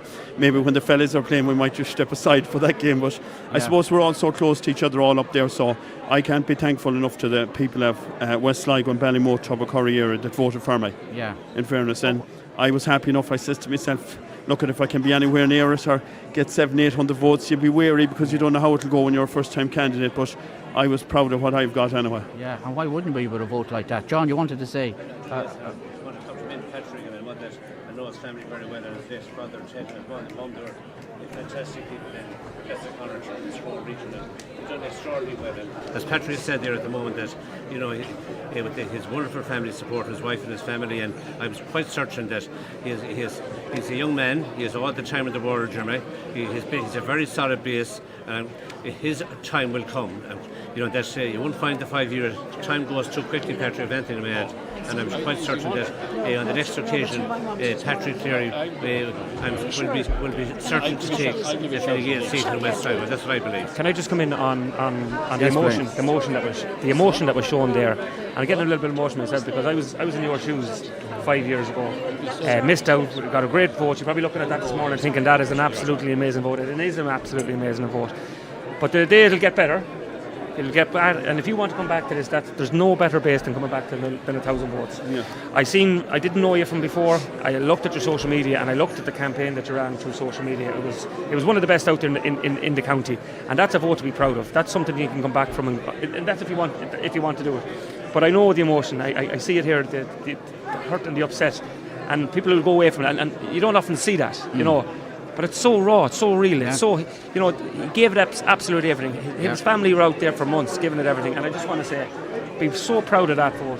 And the days will come away today, tomorrow. I ran away for a couple of weeks because I couldn't deal with it. I couldn't come face the camera. So you're coming here with your family behind you, and be so proud of what you've done today. And 1,000 votes is a great vote to come back for. And if you want it again, you'll get it again, and I'm absolutely certain of that. So be very, very proud of that vote. Yeah, thank you, good man. Thanks very much. I think, Niall, the one thing, though, we should say at this stage is that there's still 1,700 votes to be distributed, and there's only 100 votes between you and Connolly. So you just don't know how, like 1,700 votes, a lot of votes transfer, and we don't know where they actually are coming from. Like, where do you live in comparison to? I live up in Scone, yeah. Yeah, and is Conway then beside you? He's about 4 kilometres away from me. See, he is 600 votes there to distribute. So you just don't know, 100 votes and 700 votes, just don't know where they're going.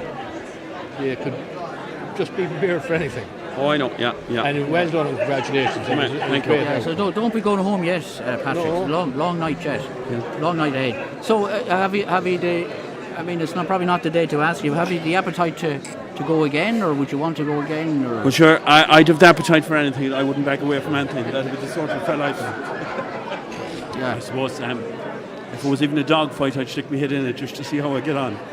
Would you? And I suppose I haven't thought about that, but sure, that's for down the road. It's like, sure, you'd be gutted. It's like, as I says, it's like a match. You'll be gutted for a day, but you get up on your feet and you move on. Yeah. Like the wheel keeps spinning. It doesn't matter what hits you in life, the wheel keeps spinning. And that's tomorrow. I suppose I went to Eastgate this evening, got my coffee. I'll be back on the road again tomorrow, and hopefully I'll be back on the road Monday selling diesel again for Top Oil. Yeah. Life goes on, as they say, and the whole canvassing process was that something you were used to, or was that a whole new experience? I suppose in fairness, it was a great experience because the way I planned it out myself, I went to every door on my own. That's the way I wanted to do it. On your own? Yes. Most of all the country houses I went on my own. I had drivers every night, but I went to every door on my own. And answered all the questions? Answered all the questions. Look at, I suppose if I was honest, probably 50% of the houses I probably have a stone weight put on since I started canvassing, being honest with you, between tea and cake and biscuits and everything. Okay, that's interesting. And you went on your own? Went to my own to all the rural houses. Yeah, well, obviously a lot of that paid off for you. A lot of it did pay off. Like, I'd be well known. It's like everything with football, working with Top Oil, farming, all that sort of stuff. I'd be well known. And I suppose, like everything, if you want to get your name out there, you need to go yourself and show that you're serious about this. You know, I suppose, like maybe if you got in, you could send someone around the second time. But I think it's very important that you go to the door yourself. All right, okay. Patrick, thanks for dropping by. We can see how much it means to you. And as Jerry says, you're not out of the race yet. No, not out of the race. But look, at whatever is to be, and that's the way it'll be. Do you know what I mean? If we're out of the race, look, I just want to thank everyone out there, and especially, I suppose, my wife, family, everyone. I can't thank everyone enough what they've done for me. And whatever is to be, but we'll dust ourselves down. We'll be away again tomorrow. All right. So we will. Patrick, well done again, and thanks for coming Niall, by. And thanks very for much. having me on. Thanks a lot. Thanks, Patrick Cleary. That puts things into perspective, does it not? As you said, Blaine, there is an emotional side of this that we very seldom hear or talk about. You see, I can only say by my own experience, I took it very badly. I was really upset, really upset. It took me a long time to get over it. Still a little bit bitter about some things, even now to this day. But Patrick has said he's faced up today. Yeah. Come here, you know. And I love to see that. That to me means that he cares about his community. That to me means he cares about politics. And like to hear the drive in him there now, that to me that's powerful. That's what this is about. This whole thing is about. We're still awaiting the first count announcement from Sligo Strandhill, which will be followed by the Ballymote Tubbercurry first count. We'll be back in the Sligo Park Hotel in a couple of moments.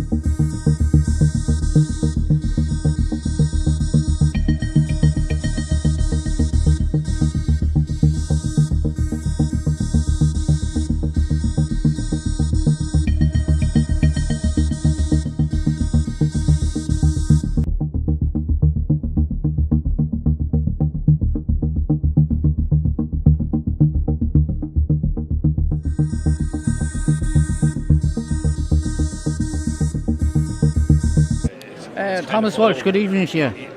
Councillor Thomas Walsh, thanks very much for joining us. No problem.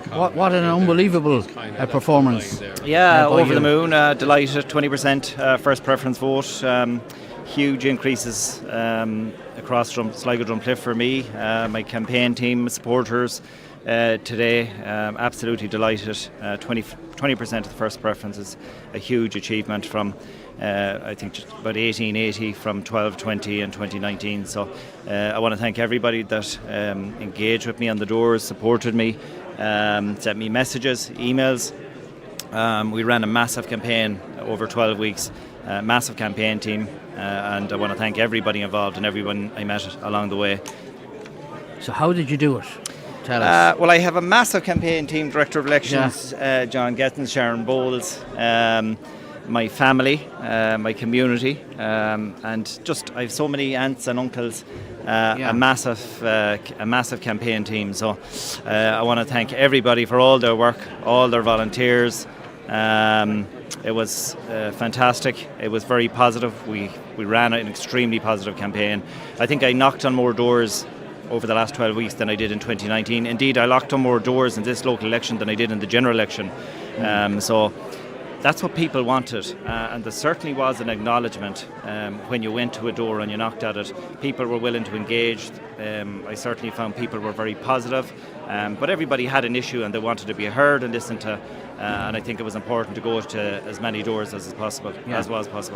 There were some audible gasps amongst our panel when they saw some of the tally figures coming in for you in some of the boxes at how much your vote had increased since 2019. And again, if you look at the tallies, you've polled very impressively right across the region, which is a very, very different type of, geographically it's very, very well spread out, as you well know. Yeah, look, and it's you're a at one huge end constituency. It's a semi-general election constituency. It goes from Suey, the whole way down to the Donegal border, Bunduff Bridge, massive area, north of the town and east of the town. We went to a huge amount of doors. I think that was the key thing over the campaign. Certainly, I believe the areas probably need to be looked at going forward. Quotas of 15, 16, 1700, even 2000 for a local election is quite mad, to be honest. We know our census, we know our population has increased in Sligo by over 7%. We've over 70,000 people living in the county now. So certainly we should have more local election seats, I believe, in the council.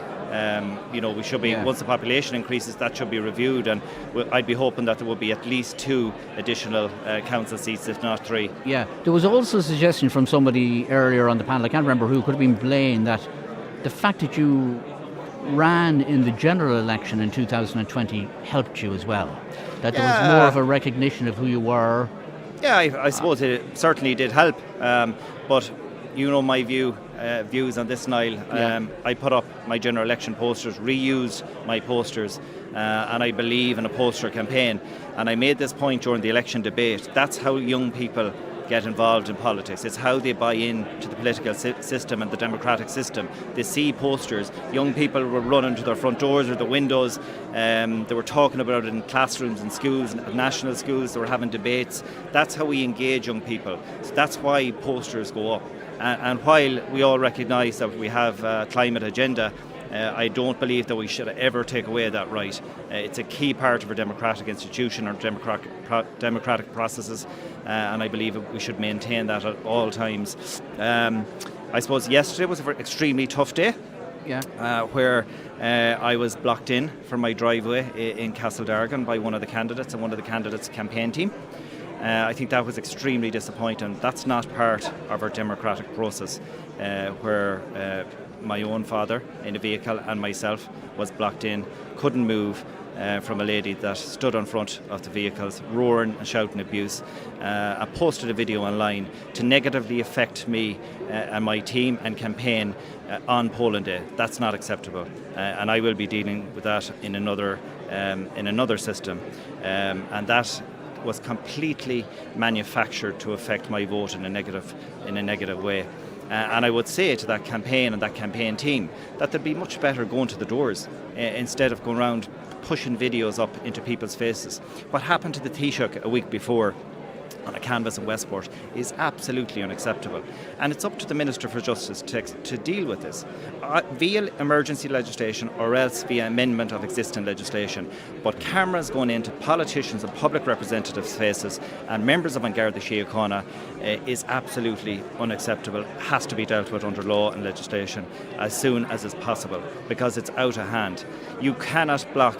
Yesterday I was blocked in my driveway in Castledargan, where I live, prevented from leaving, visiting polling booths. That is not acceptable, and we should never allow our democratic processes to be undermined by a small minority of people who do nothing, who never have engaged in any community development or community work and know nothing better but to shout and roar abuse, intimidate people and harass people is what happened to me and my father, and that I'll be dealing with that under separate All right, cover. well, we didn't mention that all day. We've got a number of texts about it, and I know those videos were doing the rounds last night. I know a lot of people got them. We haven't mentioned it, and we've been asked about it. And aside from the fact that you say it's unacceptable and you'll be dealing with it, the people who put the video up thought they were making a legitimate case for Fine Gael rigging the election, as they saw it. Yeah, that's the absolute hypocrisy. These are people that don't even go to the doors, don't canvass, making false allegations, illegitimate, wrong, misguided, to negatively affect my vote yesterday. But the answer was in the ballot box, 20% of the first preference vote compared to 1% of the vote. The people answered the question very clearly yesterday. And to address the question directly, I live in Castledargan Estate, have done so for quite some time. There are a number of Ukrainians, my neighbours, 18 of them registered to vote, 17 of them voted. They're there over 2 years. They're residents, and people of Ukraine had the entitlement to vote. That was a decision made by government, not by Sligo County Council. And that was a decision that happened all over the country. Ukrainians could vote if they wished to vote. They registered willingly by themselves on the canvas. So as every candidate goes to doors in houses, people choose to register. And 18 registered of probably 90 that's residing in the resort. 18. What was portrayed yesterday online was shambolic, wrong, untruthful, distasteful, and integrity costs nothing. And unfortunately, these people wouldn't know a shovel from a brush. That's the problem. I'll leave it at this. Have your family been upset by what happened? It probably put a little negativity on the campaign yesterday evening. It was done to negatively affect my campaign. It didn't work. It won't work. We should never let our democratic institutions be undermined by people who have never done anything for their communities, never engaged on the doors, and to put up false statements on the day of polling day to prevent a candidate from leaving their house, where I was coming from a lunch in Castledargan, a very fast lunch may I add, is absolutely unacceptable. But on a positive note, and I should finish on a positive note, I'm delighted with my vote. I want to thank everybody that voted for me, engaged on it over the last 12 weeks. And I want to thank my huge campaign team. They're an absolute credit. This is a seat for the Sligo Drumcliff community. I have worked extremely hard over the last 5 years, and I believe in this county there's a huge amount of positive things going to happen over the next 5 years. This week alone we've seen over 300 housing applications come into Sligo County Council. We're going to see houses being built over the next 5 years. We need to expedite that. That's why councillors have zoned more land in the last few weeks than we have done in the history of the county for the building of the much needed houses. We're going to see the Eastern Garvo going to design stage. We're going to see a new skate park in Sligo. We're going to see the regional sport complex completely renovated. We're going to see a lot more enhancements in terms of public realm in Sligo town. So there's a lot of positive things going to happen in Sligo in the next 5 years. I'm glad I'm going to be part of that. And I want to say to the candidates out there today, I won an election in 2019. I lost an election in 2020, so I know what it feels like. It's an extremely difficult time for people's candidates' families when you lose an election. I've been there, and I hope that everybody that's running today will run again. We need people to run for local authorities, for our European Parliament, and for our Dáil and Shannon. That's our democratic institutions. That's how we make policy, develop policy, legislation. Okay, just to let people know, Thomas Walsh will be elected on the first count probably tomorrow, definitely tomorrow at this stage in Sligo Drumcliff. Anybody want to say anything? Just to say very well done to Thomas, a huge campaign. It doesn't happen through a campaign, it happens over 5 years of work. A massive vote, not particularly a surprise, just to address some of the points that he made at the end. I was very disappointed what I had to see yesterday. I'd have strong views, as you know, on how government have handled our immigration issue, but what took place in terms of the intimidation of Thomas yesterday, the videos that were displayed were wrong. It's not good campaigning. There is a way to campaign with people, no matter what one's policies are, no matter what one's individual views are. They're entitled to their views, however opposite to Thomas's or mine or anybody else they may be.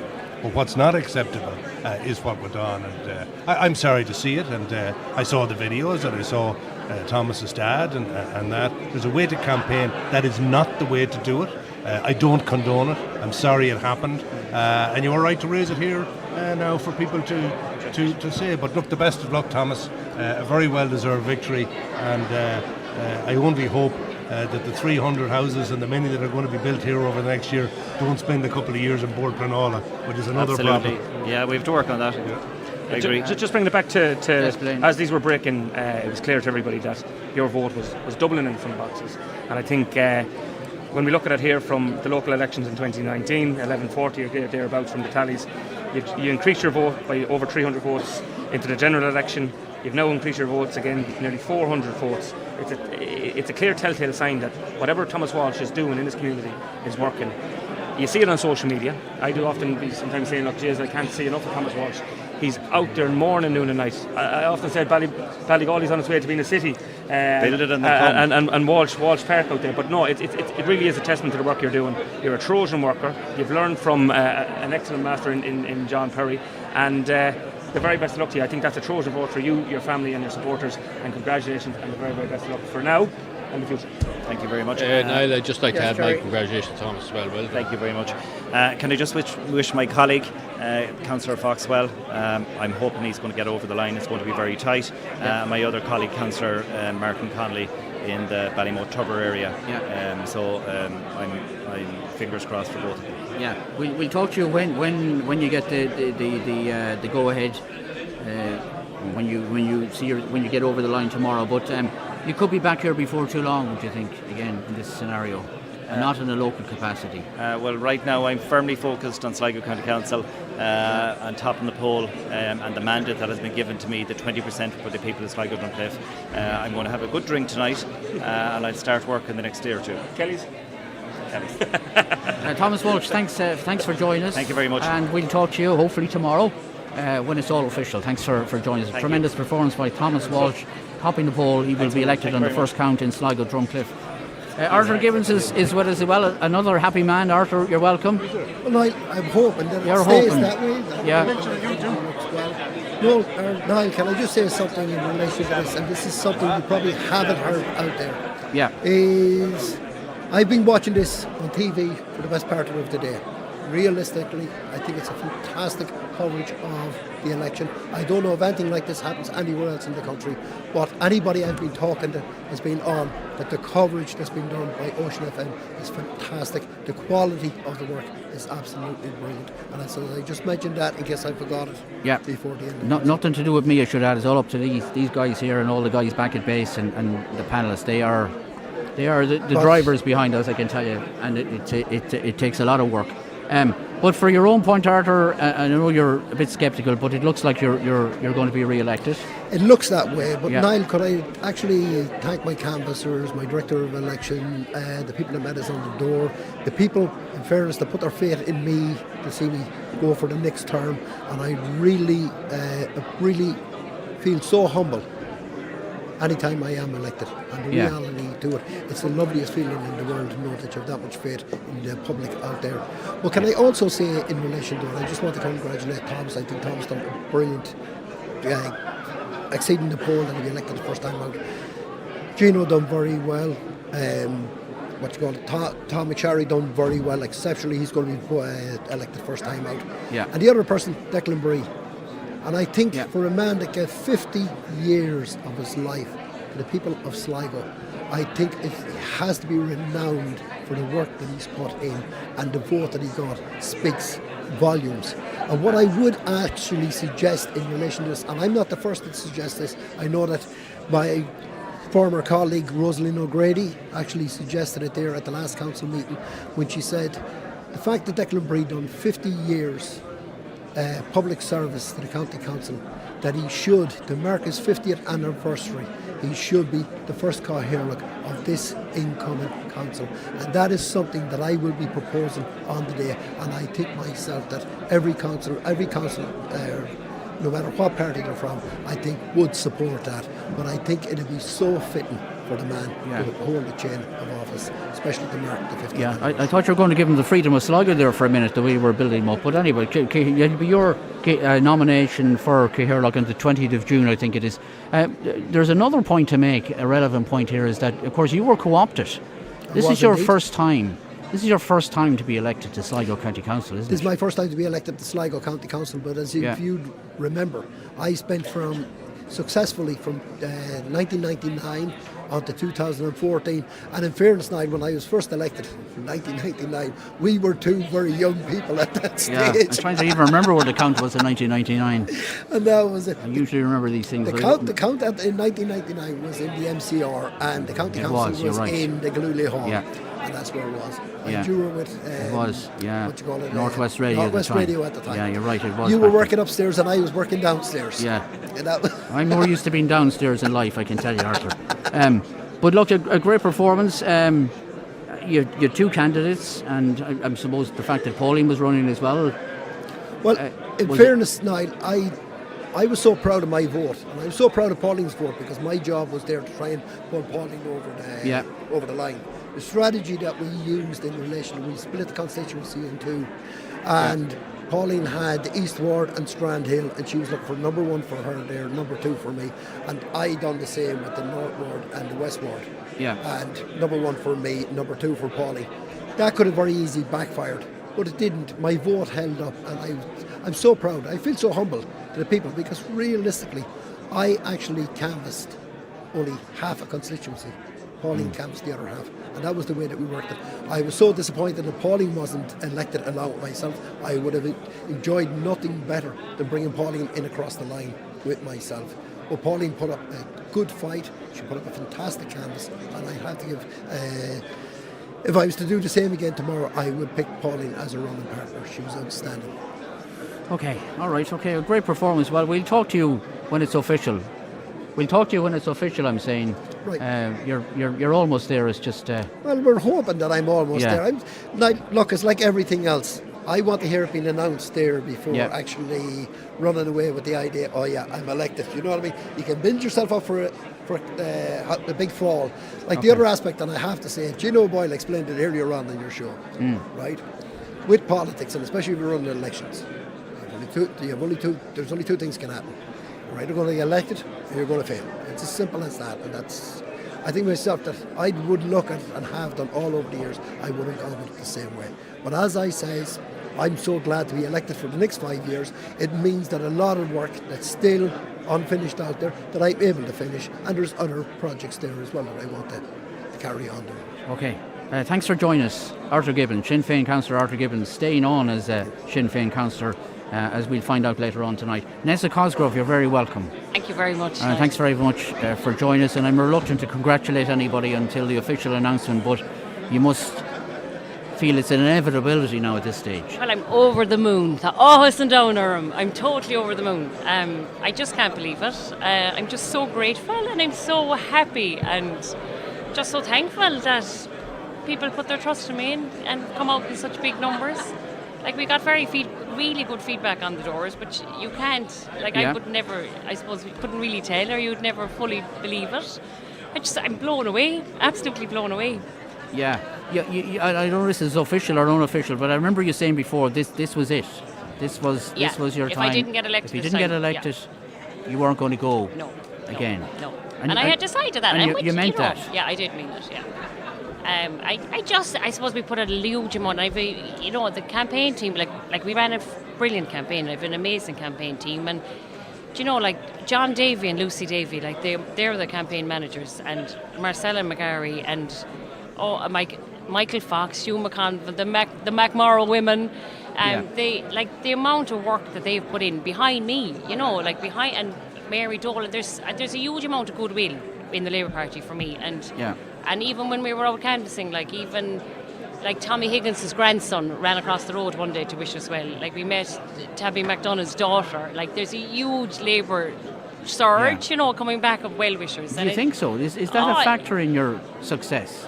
Definitely. And I know from canvassing, canvassing older people, they were saying, we're coming back a bit, we're coming back to Labour a bit. And and that's the hard work put in with people before me. We say, Marcella, there hasn't been a seat here since 2014, and someone like Marcella, who was totally put her arms around me and mentored me, and that doesn't happen all the time, and I'm just so great. I'm over the moon. I'm absolutely over the moon. I know I'm not elected yet, but I'm just over the moon.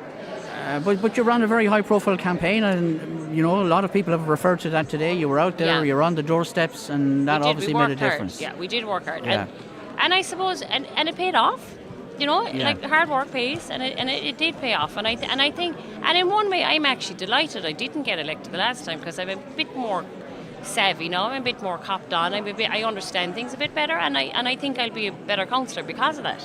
I think that. So I suppose you don't always have to get what you wish for, and I think now is the right time for me. Are your family here this evening? Do you mind me asking? My sister Grania's home from New Zealand again. She's there in the red dress. She was here the last time as well, wasn't she? She is, yeah. My brother Shane is in Cork, and Shane's doing really well in Cork. So they're all down there. And remind us again what party he's with. West Fine Gael. Did you hear that, John? He knows it well. Very well. A very successful councillor he is. He's very good. He's doing really well, Shane. I think he's top in the poll, actually. He's doing really well. Yeah. All right, okay. Because your mum and dad were here the last time. Mum and dad were here the last time, and the rest of them are down there. They'd love to be here. My husband Connor's here, my 3 children, because we didn't really know what to do. The children are all up here now. We didn't, because we're new to this. We don't know what to do. So the kids are all up here as well. But I just want to say thank you to Niall, you have given me so much support, and all the media actually. All the local media have. Over 5 years is a long time to stay interested in something unless you're getting a lift from media and a lift from the support around you, and I think you really gave me a lot of airtime, and so did we say the champion and the weekender, We accuse us of bias next. We're really clever saying something like that. John and Mark, do you want to say something to Mark? Congratulations, Nessa. Thoroughly deserved. I think any candidate who can increase their vote by 83%, it shows the level of work that has gone in. An excellent candidate. Somebody was wrongly, earlier on, you had read out a comment about Nessa is a great candidate, but she's in Labour, and I said, and I mean meant what I said, which is that you can't take a set against a party indefinitely. It's just not rational. It's not reasonable. And I have no doubt that they will in time when Labour return to the heady days of the spring tide or the highs of Eamon Gilmore's time. It will be it'll be the Nessa Cosgroves who are going to do it. And I think that people have to be given an opportunity in a general sense. This isn't about Nessa at all. New brooms sweep clean. And I think it'll be a massive addition to Sligo County Council. If I could say, it's not easy to move to Sligo from another part of the country. Right? We might be used to a Leitrim person coming in, a Cavan person coming in, a Donegal person coming in.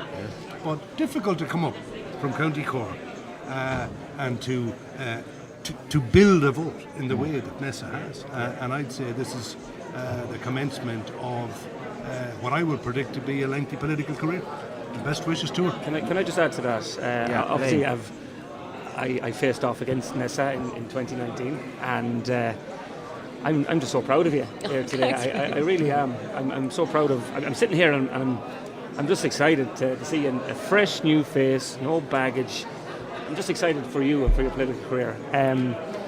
You've gone through a tough local election, a tough general election, and you've shown that cream rises to the crop. It rises to the top, and I think there's a big element of the Labour Party. Okay, we're talking about that. It's the return of the Labour Party here, but it's a new chapter for the Nessa factor.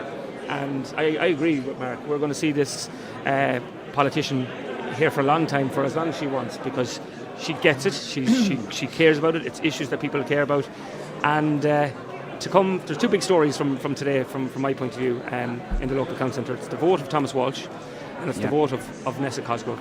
And again, as somebody who faced off against it last time, I'm so delighted to see you make it this time. Thank you, and I know we're not there yet, but I want to be one of your biggest supporters after my own party, and I think I've said that to you before. You have loads of times. You've been so encouraging. Thank you.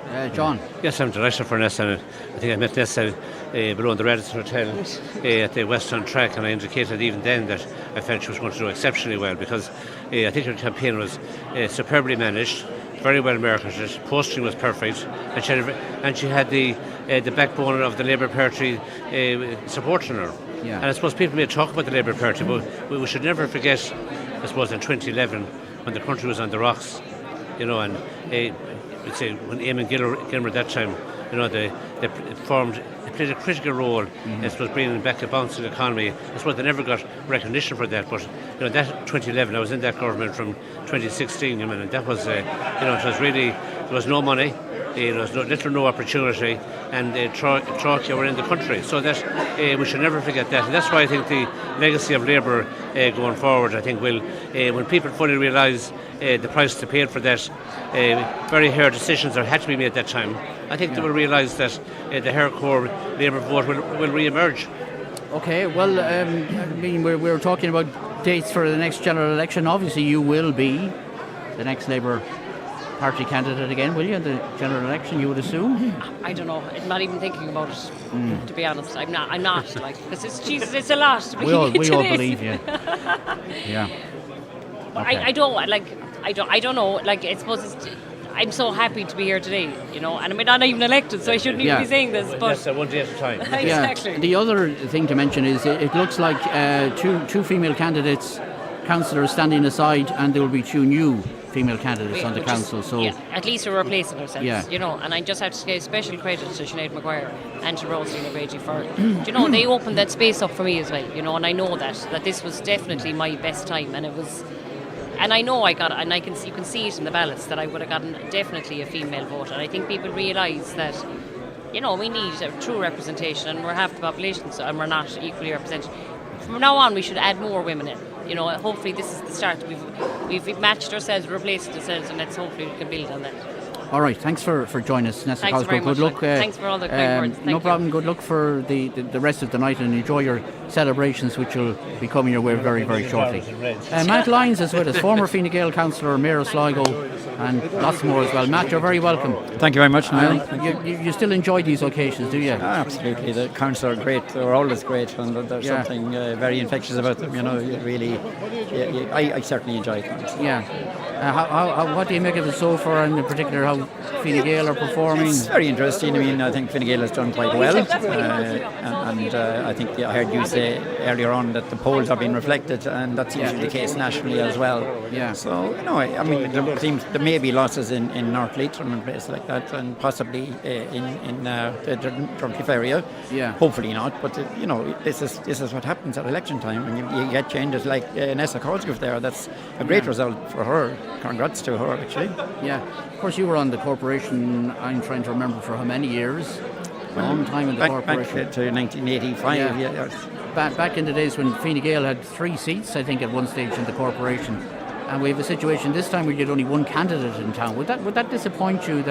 It did, yeah. I mean, there was a time that they were queuing up to become candidates for the party, and it was disappointing that it was difficult to find even one candidate for the Sligo Strandhill area. It's interesting to know whether if we had to have a second candidate, would we hold 2 seats? I'd say questionable, but it would have been worth the try, I think. You know? You weren't tempted to come back yourself, were you? No. There's a time for everyone. Yeah. But we've talked to Rosie O'Grady. I mean, you know the importance of public service as a councillor. It is an important role, despite not all, but despite the criticism you get in some quarters. It's a brave thing to do to step up. Yeah, I mean, anyone that puts their name on a ballot paper has to be congratulated, because it's not an easy job, and you get an awful lot of abuse. And you make decisions that are unpopular. I know all about that myself over the years. Yeah. But if you really want to improve the everything and make positive decisions, there will be unpopular times. And I certainly was a person that never went for the popular end of things. I took decisions that I believed were right for Sligo. But it's changing. Being a good local representative is not good enough anymore. You have to get involved in bigger issues and national issues, and you're expected really to be able to deal with issues that are beyond the local authority. So it's getting to be a tougher job. Yeah. Would you like to see the corporation restored? Do you feel that was, in hindsight, not a good move? It wasn't, no. I mean, I was very disappointed at the time. I thought we had listened to TDs that we had been saved. And it was really disappointing, because I think there was always great results got, at local borough council meetings, and we were making decisions for Sligo town, positive decisions. It's more difficult to get results when you have a full council of people, most of them from outside the actual borough. All right, okay, interesting. I don't know if you've been following the tallies, the figures. Tom Fox, whom you'd know, I'd say he'd be in a fight. He will. I certainly have been following the figures all day, and you must first of all congratulate yourselves and your team here. An absolute brilliant job as usual, better than usual actually.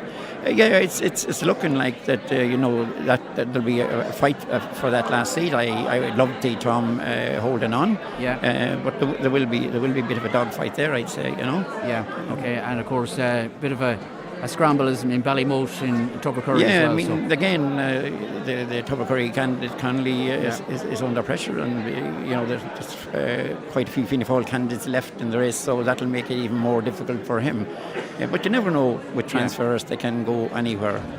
So he's still in the running yet. We'll see. All right, good to see you, Matt, and thanks for dropping by. Matt Lyons, thank you very much. Former Sligo Fine Gael councillor. It's getting very crowded here in the Sligo Park Hotel as we wait the first count from Sligo Strandhill, and we presume a fairly quick first count from Ballymote Tubbercurry after that, with at least, there will be 2 candidates elected on the first count in Sligo Strandhill. Back in a moment.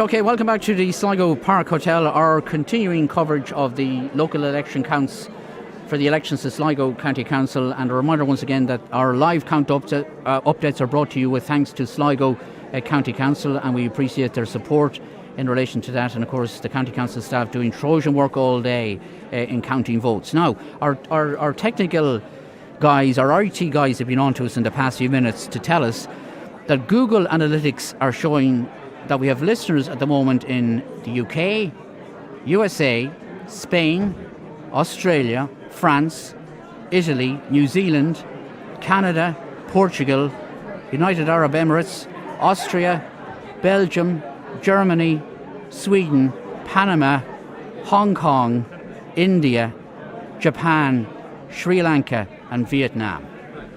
So there you go. That's some achievement, so it is. Yeah.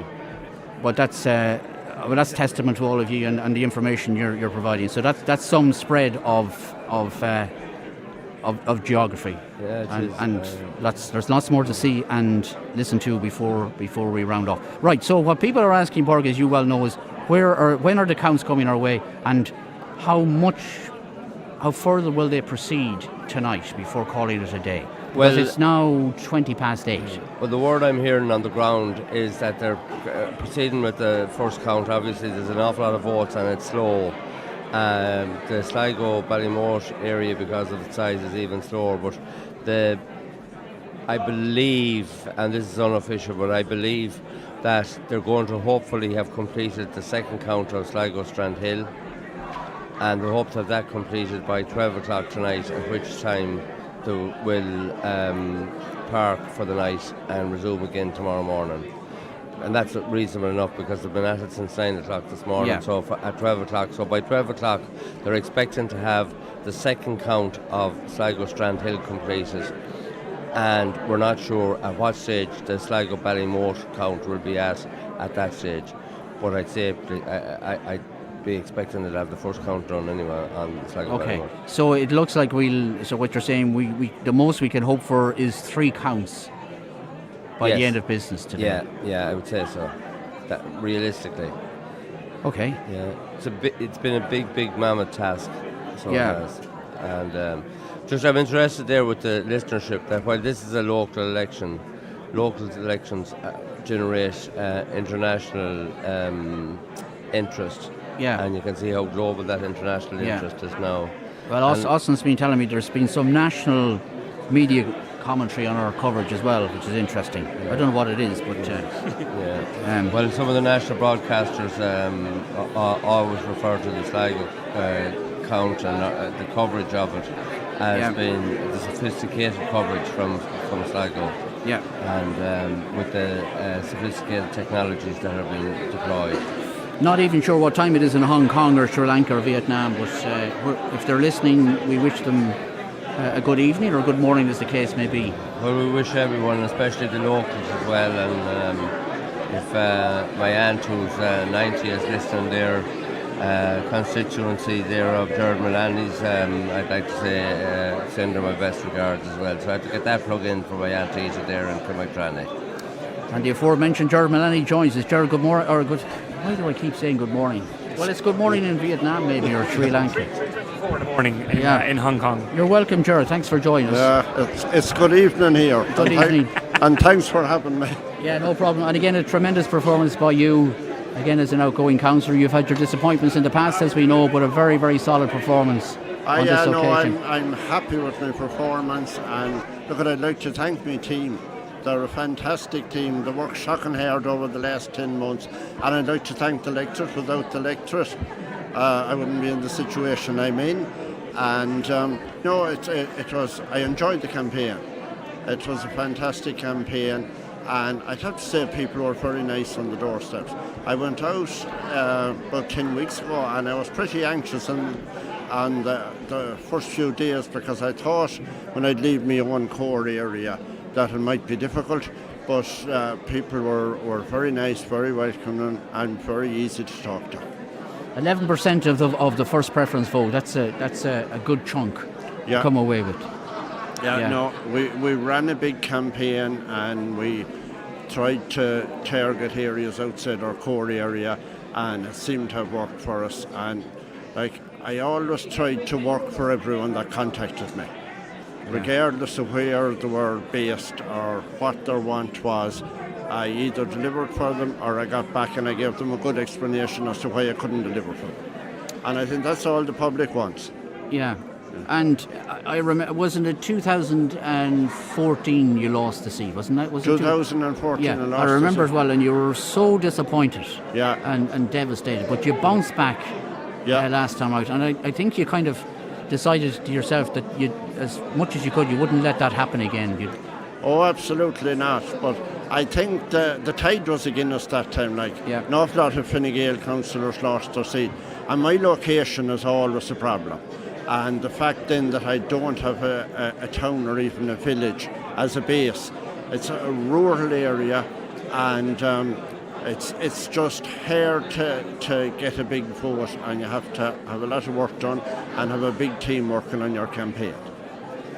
Right, okay, and of course we'll talk to him in a minute. Your colleague Councillor Mulvey turned in a stellar performance as well. Will you hang on to the 3 seats? Get the 3 seats here, do you think? Well, look, I always remain hopeful. The last time I was written off and I came back, and look, I'd be hopeful for Martin Connolly. I think he's a fine politician, somebody that does the right thing by the county on every occasion. He's far too good of a person to lose, but look, it's up to the transfers now, and we just have to watch what happens. All right, okay. And Darragh Mulvey is with us as well. Again, well done to you in advance, Darragh Mulvey, polling very, very strongly again. Yes, Niall. In some boxes. Thank you, Niall, very much. And look, I suppose at the outset, I'm delighted to be here. It is looking good for me. Excuse me. My 4th election to take part in, and so far so good. I seem to be on the right side of this election as well. First of all, I want to thank the electorate out there. As my colleague Gerard Mullaney said, we've been out for the last couple of weeks. We've met an awful lot of people on the doors, and I have to say 99.9% of the people were very warm, very welcome and very friendly. And while there were a lot of issues on the doorstep, I think it's all about listening to people, taking on board what they're saying, and certainly in any politician's job you cannot promise, but you can only do your best to work for people. I want to pay tribute especially to the staff of Sligo County Council, who for the last 15 years I have worked with, and they certainly will do their very best if they can to help the public. We have a lot of issues in the county, but I have found their doors were always open and they were very, very easy to work with.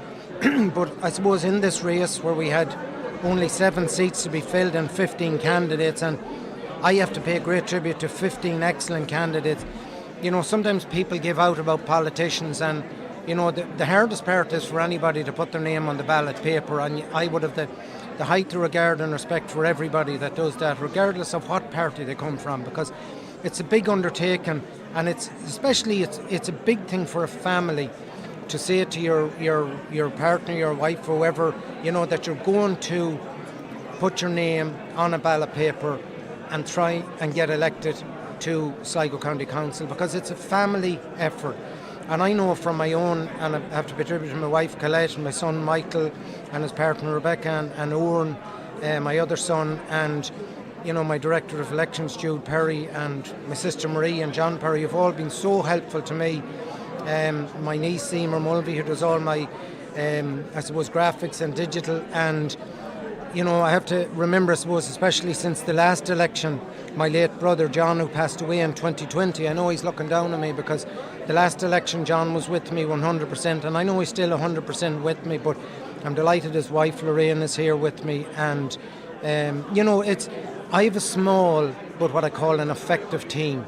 I don't have a huge army of people, but I think if you have a small effective team who can do the job, call to the doors, make sure everyone is spoken to, and I find that's very effective. I suppose I've always said to people since 2009 when I got elected, my phone will be on 7 days a week. And I think when you take on the role of serving the general public, that's what you have to be. You have to be available to help. And I think as Gerard said, you won't solve every problem, but you'll do your best. And in fairness, the 18 councillors that got elected, I think, in the last time, we always wore the Sligo jersey as a team. We all pulled together. While we might have political differences and parties, we all pulled together for the betterment of the county. And under our CEO, Martin Lydon, and all the staff in Sligo County Council, if there's an issue, you go in, you trash it out. You mightn't see eye to eye, but you come to a compromise, and that's what it's all about. I think for the betterment of the county, and we all have to work together. So I'm hopeful that we can retain our 3 seats here in Ballymote to Bucurry. 3 excellent councillors, but it is a tough race, so hopefully looking forward, we will get the good result. Okay, John Perry, you know this man, I think, do you? Yes, indeed. Well, first of all, I'd like to congratulate Gerard and Tara. I think they're both 2 excellent candidates, and I think their vote indicates clearly their work ethic. Both of them are extremely hard workers. They listen to their voter, and they have an understanding and respect for the issues that are out there. And I think that I suppose the canvass that went on by both of them, I can say that from observation they were intense. They left no stone unturned, and I suppose they spent time on the doorsteps as well. I think that when they engage with people on the doorsteps, I think the day of dropping leaflets and just going by job, you have to knock on the door. Obviously some doors mightn't be open, but you have to engage with the electorate. And I know for certain on both of them that they have an immense ability of listening to people.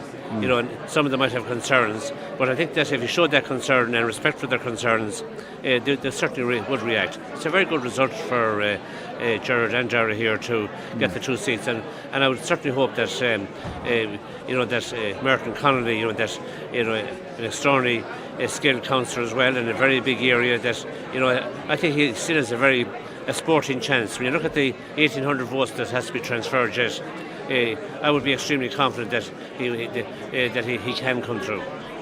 All right, okay. Blaine, do you want to say a word to congratulate Chairman both at this point? I know both men extremely well since I was a young person growing up in young Fine Gael. I'm delighted to see that again. Just good work is rewarded, and I just highlight how that is rewarded here from 2019 versus 2024. Dara's vote is up over 200, Gerard's vote is up 180 or 190, and Martin Connolly's vote is up 100. So that'll tell you that people are rewarding the work that's there. You were elected in 2019 and you got a mandate and you built on that and you've kicked on. So I just want to say to the two gentlemen, you don't need me to say to you, but congratulations on your hard work and your team's hard work over the last couple of months. And no doubt you'll be celebrating tomorrow, probably at some stage. But I just hope, from my point of view anyway, obviously people know that I'm a Fine Gael activist, that we could get the tree across the line there, because we have the votes to do it. And we'll just have to have a little bit of a nail biter tomorrow for that. But congratulations to both of you. Well done to your campaign teams, and congratulations to your family.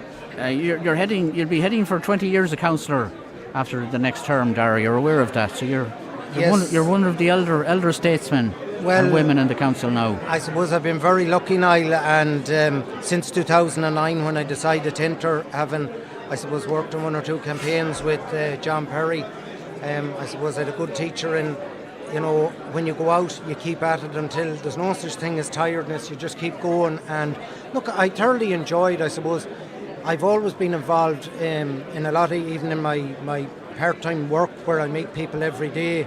And I think it's a great pleasure to meet people and discuss the issues with them. And it's very important, I suppose, in that. But I would always have said it's very important to be a good listener as well as someone who can try and do the job. You know, once you get elected, to me, your political affiliation stays outside the door.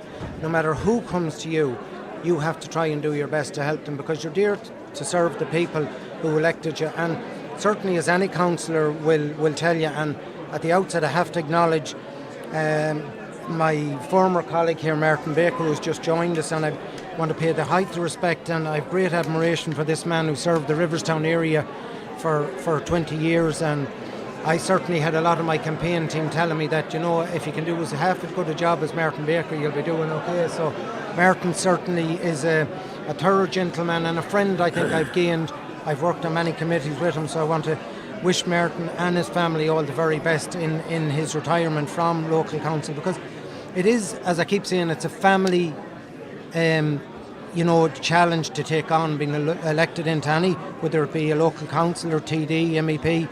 You know, you're sacrificing a lot of time that maybe you would have. And, you know, sometimes people say, is it hard to get young people into politics? And I certainly would say to people, you know, you have to take, while it is very rewarding, very positive, it's a big demanding challenge for people, particularly people if I'm lucky enough, I suppose, my two boys are reared, you know, and they play and are great help to me in my campaigns. But it's a challenging, you know, job to take on, because you're certainly at the open end of the public for 7 days a week, and that's what it is about.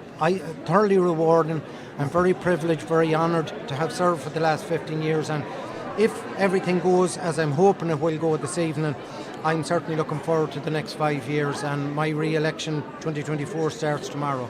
Thanks to Ger Mullaney and thanks to Dara Mulvey, and both gentlemen, outgoing councillors, will be elected probably now tomorrow at this stage, as you heard earlier from Porrick.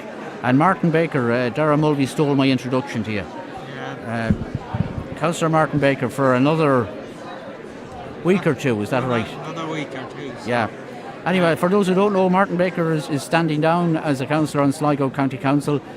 Remind me again, Martin, when you were first elected. It was 2004. 2004, okay. And no regrets? No, I enjoyed every minute of it. I suppose the bigger problem to be very stressful on family. I had a young family. Yeah. Probably didn't realise it at the time, but I enjoyed serving the people and working to the best of my ability. Will you tell us about Liam Brennan and his performance? Of course, he's helped you out over many years. He's well used to the... Well, Liam has been there from day one with myself. And it's no surprise to me that Liam has performed so well, because Liam is a great character, works very hard within his community, and he's a great listener. And that was proven every door we went to. He took his time and got great debate. And what I noticed in this election, there was a lot more younger people engaging in very solid issues. I think that's where the big breakdown is at the moment. We're gone into a system in Dublin where we pay huge money to advisors on what we should be doing. But the greatest advice you get is by listening to the people that's there on the ground. And it's simple stuff that's killing this country. And I said it 5 years ago, and I'm going to say it again here today. The area that we're given here in this election, it's scandalous. Because you have to, it took 11 and a half, 12 weeks, canvass your own area first and 2 weeks of an outside canvass. And you're going from, we're cut off down below at Suey, you're going the whole way to Balahi, over Tenascrone. And definitely it should be a 2-4 seater, because it doesn't make sense where you have to get a quota of up on 2,000 votes. And in other areas it can be 14 or 15. I said it 5 years ago, I wasn't listened to, but I'm appealing. If there is any ears up there, it has to be changed, and it's the same with the other area. I heard Councillor Welch on it, you're going the whole way down to Bunduff Bridge. Yeah, I'm trying to remember, it was Dromore West years ago, wasn't it? The electorate area was Dromore West, and it was Ballymote. Yeah, our area was Ballymote, then you had Tubberacurry, and then you had the Dromore West area. Yeah. So you have 3 areas, Yeah. and they took away a seat off the election before last election, they took away 1 seat. And what's going to happen here again this evening, you're going to get a councillor and a candidate on an excellent vote that is not going to be within the next council, and I think that's wrong. Definitely there should be 8 seats in this area. Split into 2-4s. Yeah, okay. And what people fail to remember as well, back in 2014 there were only 2 electoral areas, isn't that right? Yes. Isn't that right? There were two 9-seaters, as I remember. 10 and 8, was it? 10 and 8, yeah. 10 and 8. There was 25 councillors before, it was 25 TTs. Yeah. So the country dropped 7. Yeah, all right, okay. But no regrets anyway, Martin, about your decision? No, no regrets. I remember when I took over from Boxer Conlon, and he said to me, no one will have to tell you when it's time to go. Yeah. The great boxer. Yeah, right, okay. Martin, thanks for coming in. Thanks for joining us. Former Councillor Martin Baker. We'll take a break. We're back with more in a moment. We'll be talking with Tom McSharry, who will be elected very, very shortly here in Sligo, Strandhill at the Sligo Park Hotel. Join us again in a few moments.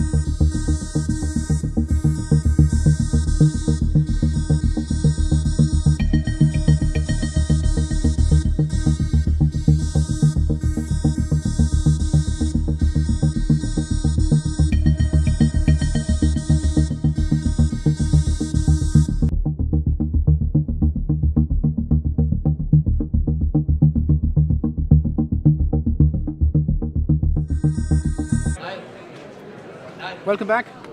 We're at the Sligo Park Hotel for the ongoing coverage of the Sligo local election counts. Situations, we're still awaiting the first count in any electorate area. The first count will be the Sligo Strandhill area, which we're, well, it's very hard to give an estimate of when it'll come our way very, very shortly, because there is a huge crowd here at the moment in the count centre in the Sligo Park Hotel, and the second count will be the first count in Ballymote at Tubbercurry. But one thing is sure, our next guest will be elected on the first count in Sligo Strandhill. Councillor Tom McSherry, you're very welcome. Thank you very much, and congratulations in advance of your performance. You must be delighted. I am, Niall, and I suppose firstly, on behalf of everybody, the people in Sligo, everybody tuning in from far and wide, thank you, Niall, for your coverage, your team, and also to Mark and John and Blaine and all those that made their contributions today. You have done a fantastic job. Also to everybody in the hotel, and most importantly the hard-working people doing the counts. They deserve credit as well. But also I'd like to thank all those people that put their faith and trust in me again.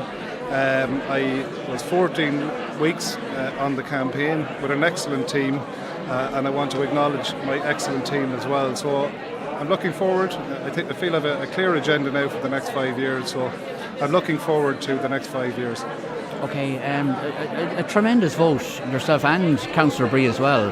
What do you put it down to on this occasion? Well, I have to say that we've all worked extremely hard over the last 5 years, and I think there's great synergy with the councillors in Sligo Strandhill. Personally, myself, I suppose I take the work very seriously. I like to meet people. I have a full-time office, and I think I've worked hard and over the last 5 years, and I think I put in a very strong campaign. I responded to the issues that were raised with me at the doorsteps, and I'm just very grateful to the people for their support. Yeah, and as we can see from the tallies, you polled very impressively right across at the electorate area, didn't you? You were attracting votes. I think that's indicative of a very strong campaign. Like, I'm 14 weeks campaigning. I like to do a slow personal campaign canvas. I like to meet as many people. I think it's important. That's how you pick up the issues, the concerned people in a particular area, and try and address those issues as you move on. Yeah, and of course it's looking like we will have two McSherrys on the council now, and you and your cousin Edel. Yeah, I'm delighted for Edel, and she put in a very strong campaign. Look, I suppose that is for the count. I think it's tomorrow. And I do wish everybody. I've spoken now to so many people. These elections, they're great days for some. They're very hard days for others. And we have to acknowledge all the candidates that weren't successful today, and those that have served and unfortunately mightn't be back. And to welcome the new candidates onto the council. Politics is very, very difficult at the moment, and I always have great respect for everybody who puts their name on a ballot. Also, I'd like to acknowledge Seamus Kilgallen, and unfortunately I don't think Seamus will make it on this time, but hopefully, maybe. There's always a possibility, but it's a difficult job, politics at the moment. And everybody who is involved in politics deserves great credit and respect for the job they do, I feel. Right, okay. Will I ask you, Mark, to say a word to Tom, Councillor Tom first? Oh, just congratulations. I mean, he's 20 years. He knows the track well. Is he 20 years on local authorities now? He is. He is, yeah, absolutely. Yeah. And was critical to any success I ever had. A very hard worker, irrespective of our family connection. I know that through the office over the years. Very substantial increase in his vote, which is a credit to the work and also the campaign that himself and his wife Louise and all his family has put in. I wish him well. I'm sorry that Seamus Kilgannon hasn't pulled a bit stronger.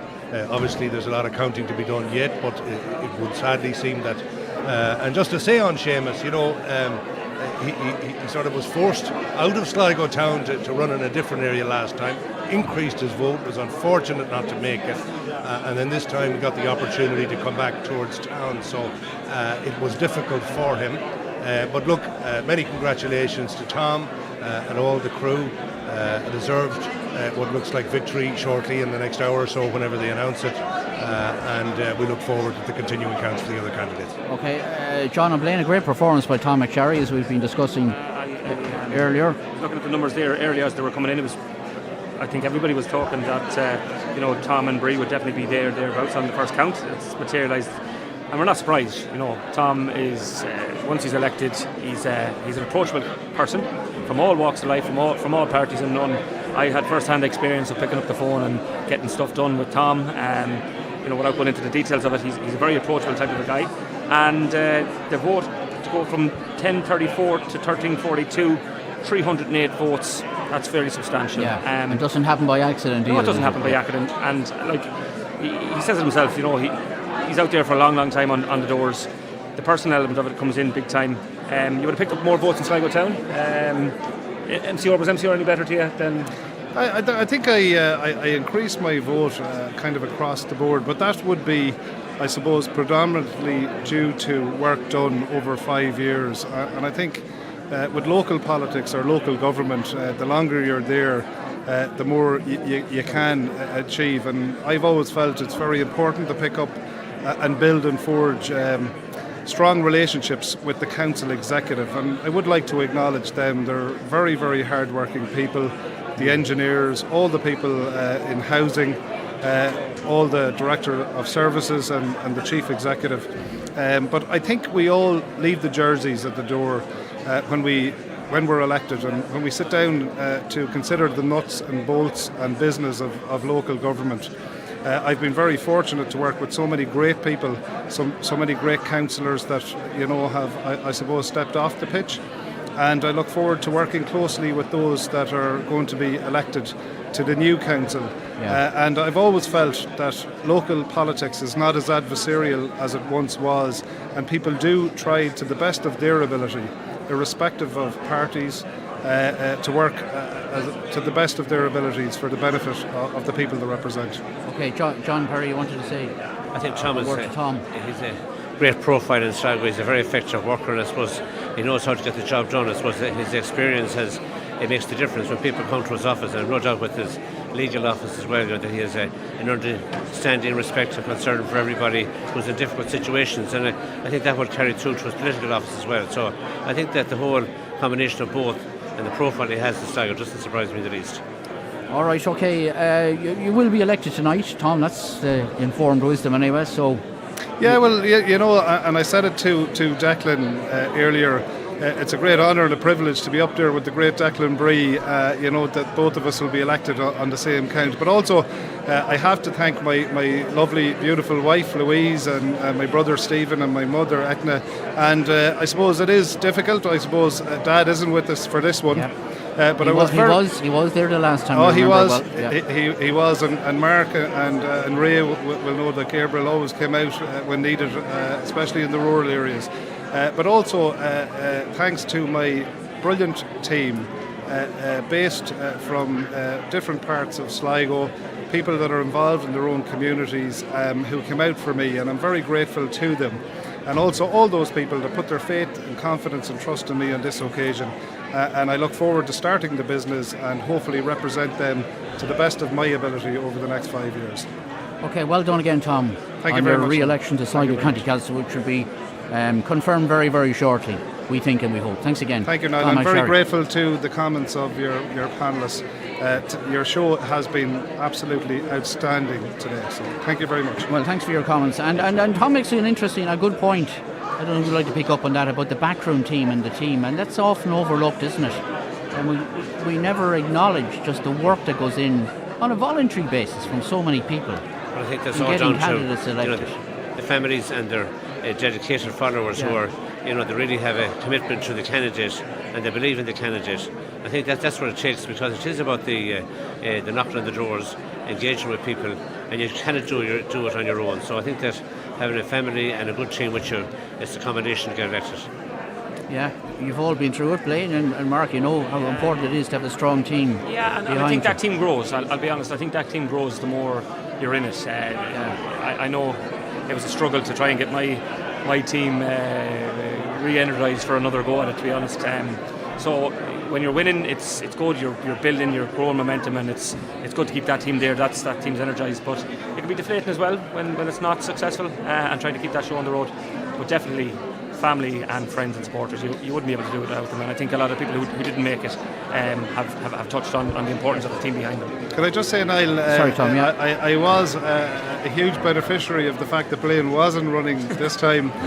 Blaine is definitely somebody for the future, and I do envisage someday soon that we'll see Blaine Gaffney back in the ballot, and I would wish him the very best when that day comes, because I know how hard he works for his community, and I know the effort he put in the last time.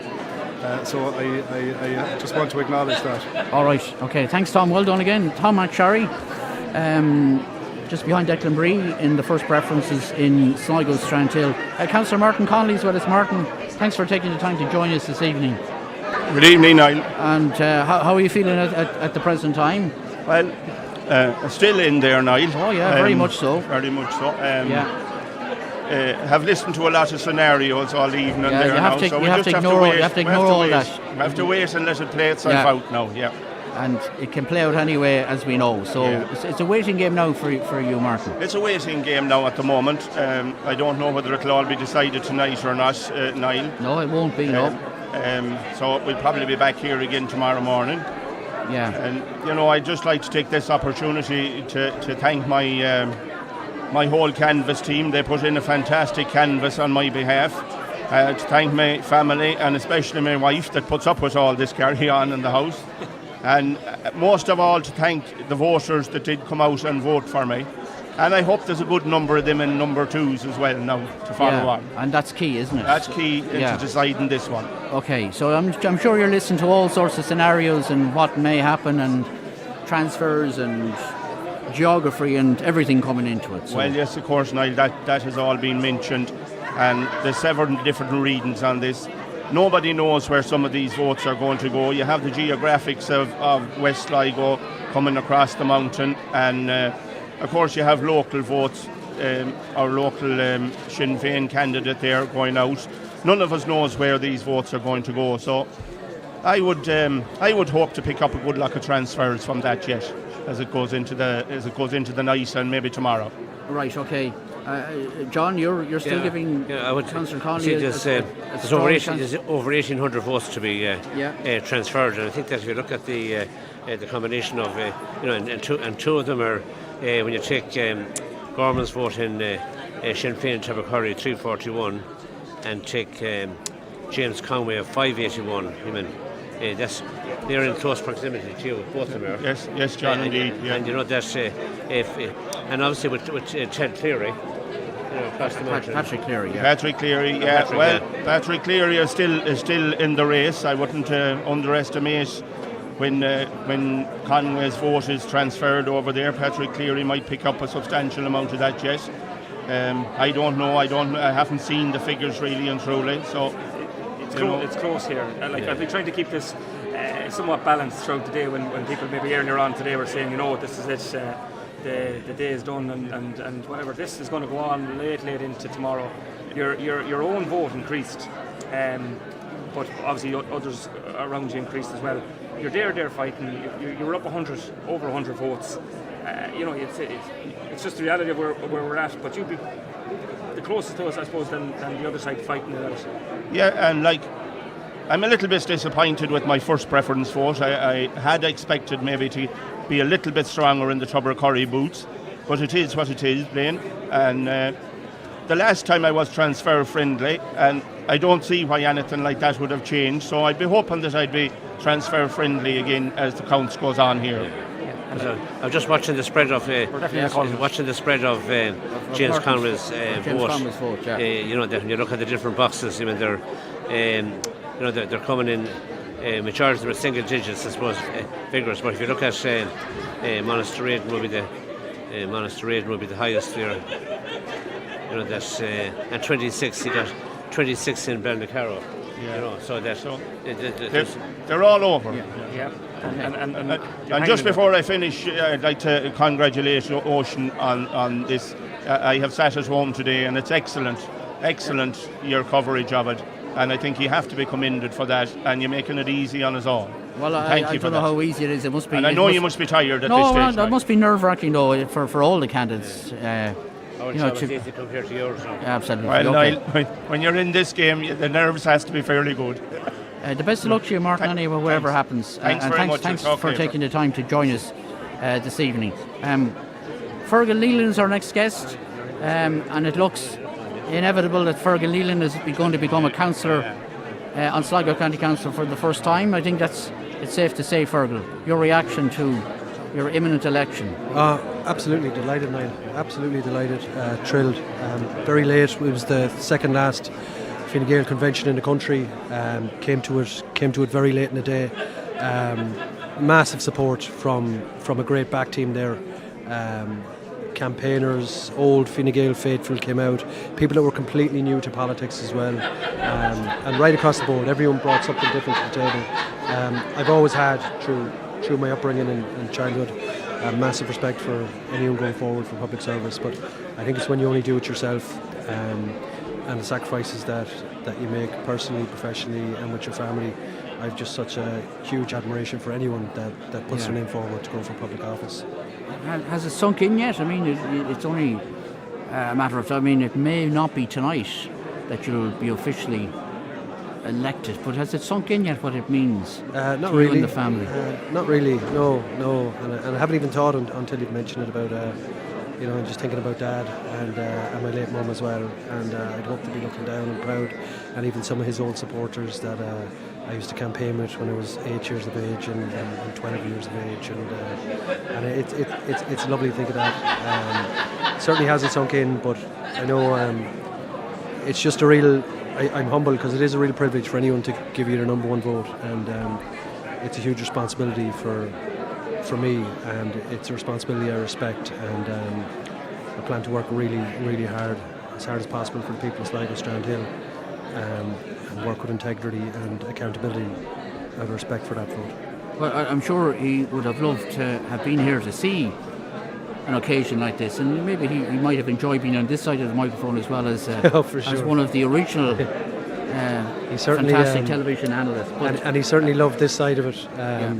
He certainly loved this side of it, Niall, and I just want to congratulate you because I do believe that your coverage here is unparalleled throughout the country. It's fantastic what you're doing. The availability of results, the people you have here on the panel, and your coverage is certainly second to none. I've enjoyed it all day.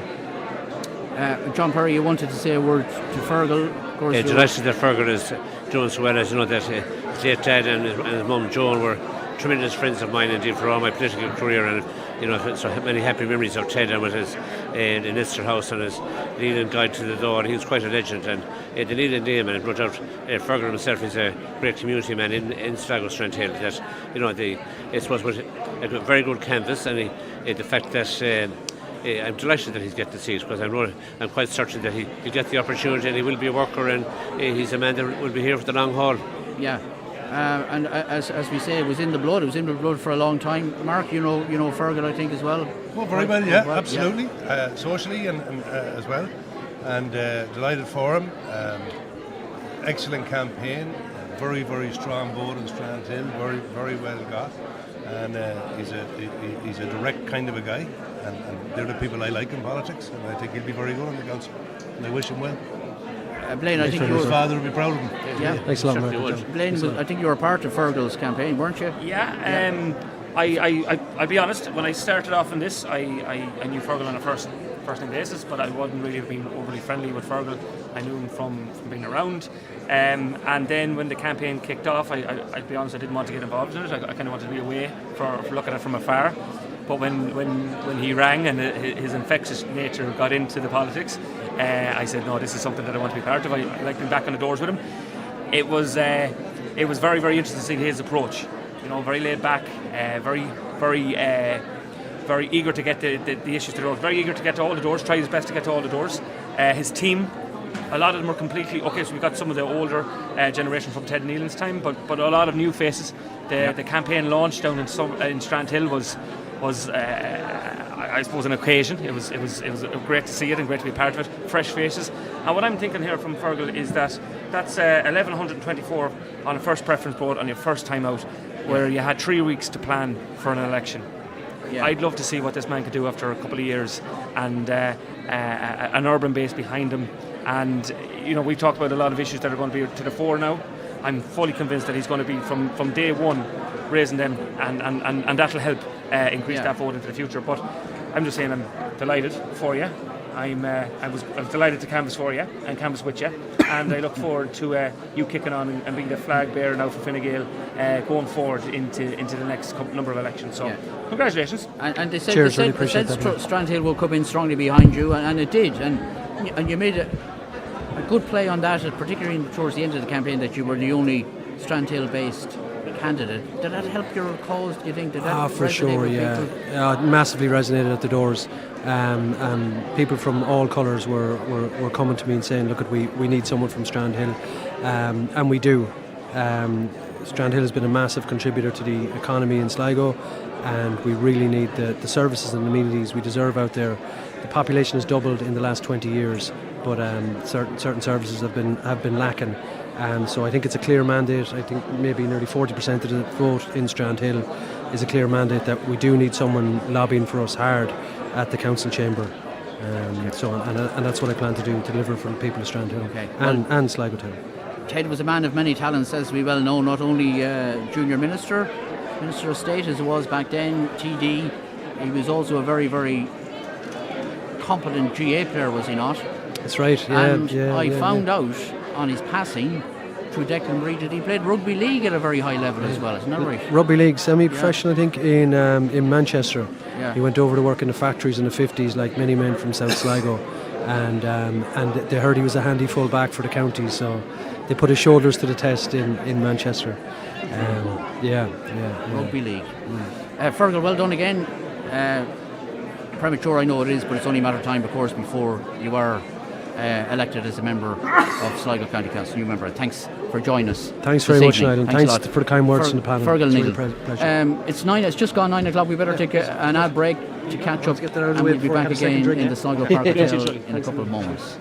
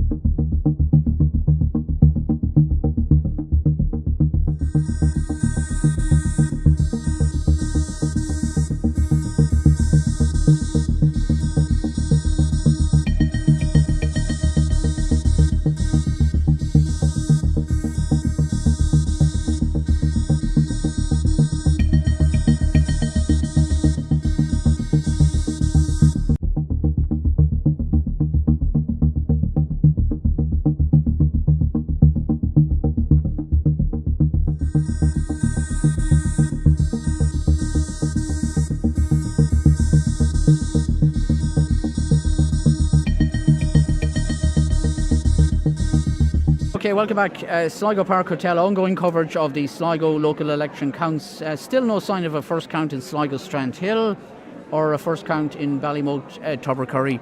And we are, as Pádraig Hart said earlier, we'll definitely be getting 2 first counts before we adjourn for the night, and definitely 1 second count in Sligo Strandhill and maybe a second count in Ballymote, Tubbercurry. But that's as far as we know. It is taking a long time. We don't know why, but it is taking a long time, isn't it? It's definitely longer than the 2019 counts. We're a lot further back. And we know not why. With the number of candidates, no. I don't think that the number of candidates were particularly. There were more. I don't think there were, to be honest. I need to check that. Paul Taylor joins us for a moment. Paul Taylor, good evening, and thank you for coming by at the moment. It's been a long day for you and your supporters and family. I think it is. We're delighted with the support that we got. Yeah, Paul Topper, of course. Myself and my family very, very, very delighted with it. And first of all, I want to thank my family and my team who went out canvassing, and all those people who supported me and came out and voted for me in South East and West Sligo. And look, as I say, we're delighted. Very, very happy here tonight, but there's still, there's still a lot of counting to be done here. So, look, there's a lot of things that can happen before the end of the night. Yeah, but you're not going to quite make it on the first count, but you're not far off, apparently. No, not far off. Not far off. I'd be probably 100 votes short or something if you go by the tally. So, not going to make it on the first count, but sure, hopefully on the third or fourth count we'll get over the line. I don't think it matters when you get over the line as long as you get over the line. Yeah, it was Taylor time 2 years ago, you will remember. It was Taylor time 2 years ago. It was 10 years ago. 10 years ago. It was Trust Taylor. It was Trust Taylor this time. And there was a young lad out there when we were having something to eat out in the bar earlier, and I think he done a poster, and if he had done it a couple of weeks before the campaign started, Paul's on the ball. He done a poster with Paul's on the ball, so maybe we might see something like that in the future. You don't know. Yeah, all right, okay. But again, it's a great achievement, and I'm sure it's a proud achievement for you. Absolutely, to be returned again in such numbers. I'm very proud, and as I said, I want to thank my campaign team and Louise and my family and friends and again everyone who voted for me. Like, I've always been passionate about where I was from. I've always said that. I love it in Sligo. I've never left it. I never will leave it. So I'm very, very happy. And people would say to me at different times, what have you got out of the GE and what have you got out of things like that? And I think it's days like these or days like yesterday that show you that. But so I'm very proud to be from where I am from. And look at the support, just makes it all that so much better. Well, your campaign manager, Louise Kilban, is with us. Louise, you're welcome. Thanks very much, Niall. How are you? Not too bad at all. So tell us a bit about the campaign and why it was obviously so successful and why Paul returned with such huge numbers. Well, look, Paul has been there now for the last 10 years, so this is his third election, and he certainly has done the work. Out on the doorsteps, people were very happy. They knew who Paul was, but a lot of them had said, yeah, we know Paul, he's helped us out and we're going to help him out. Yeah, and no shortage of willing participants to help out, was there? No, there's no shortage of willing participants. When you ask people to give Paul a hand, they very much came forward in large numbers, and Paul has a great team, he's a great family who are very much supporting him and around, and they certainly, I know his brother Tony, I don't think he missed a day on the campaign trail, and his dad and his mum and his sisters, they were all there, so they're very much, it's a tight unit, the Taylor team, and all the friends as well, and of course the football helps, when you see, I think we'd Ross Donovan a couple of times, with a few of the footballers out as well, so listen, it brings a bit of fun to the campaign as well, lots of stories past been told, some missed points and goals might have been talked about, but it's certainly it's enjoyable. Yeah, is there an organisation involved in planning the campaign? There is, Niall, absolutely, and I think I told Paul 2 days ago, in 5 years' time, when you're considering running again, please don't call me. It wasn't that bad. Look, there's an awful lot to it, and the area itself is a large area. We're covering a huge area geographically. A lot of doors to knock on, and people want to talk to Paul or a member of Paul's, family. So there is a lot of footwork, a lot of steps have been counted up. So there is a huge amount of work to it. Right, okay. Mark, a word on Paul Taylor. Yeah. Colossus of a performance. Absolutely fantastic. Down to pure work rate. Doesn't happen by mistake. And as Louise said clearly, and I know the Taylor of Louise helped me on campaigns indeed in the past, as did Paul. So no surprise, absolutely delighted for him and Naomi and the family, his mum and dad, and all the people in Gertrude and the home area there, and all over South Sligo. He's a great one on the football field and on the political field, and he'll be around for a long time, and he'll be going further, no doubt. And I wish him every well and congratulations, and hope he enjoys what's a worthy success. Thank you, Mark. John? Likewise, I think I would congratulate Paul and indeed the whole extended family and Louise's and the whole campaign delivering such a massive vote. I think it's a huge endorsement of the calibre of and the commitment that Paul has to his job as an elected councillor. I suppose it's all about delivering the job, and I suppose his connection with from the Gaelic football, and he's equally from his business and his political context. They're very evident here in that result. And I think that I met Paul on the campaign, and I know that it was a forensic campaign. There was nothing missed, and he took nothing for granted. And I think that's really it pays dividends. I met his dad as well out down the lower side of Ballymote, and an extraordinary man, and the whole Taylor unit were out supporting him. And when the family is out in block, and you have a good director of elections and a good team of supporters of campaigners. I met them as well, and they were totally Paul Taylor. There was nothing else was discussed. Gentlemen, they were just he was the man, and that was it. And they were doing the job. And when you have those people delivering votes, they certainly don't miss a trick now. Yeah, and well done. Yeah, the football has helped as well. Absolutely, Paul, there's no doubt about that. Name recognition and people that know you, it definitely helps. And I've always said that. Since I started out in politics, I could walk into any room and I'd always know somebody there, and people will know me as well. And it did help from that point of view. And look at again, I'm sitting here today, and I wouldn't be sitting here today if it wasn't for Joe Shannon. And Joe isn't here with us now, but I wouldn't be sitting here today only for him.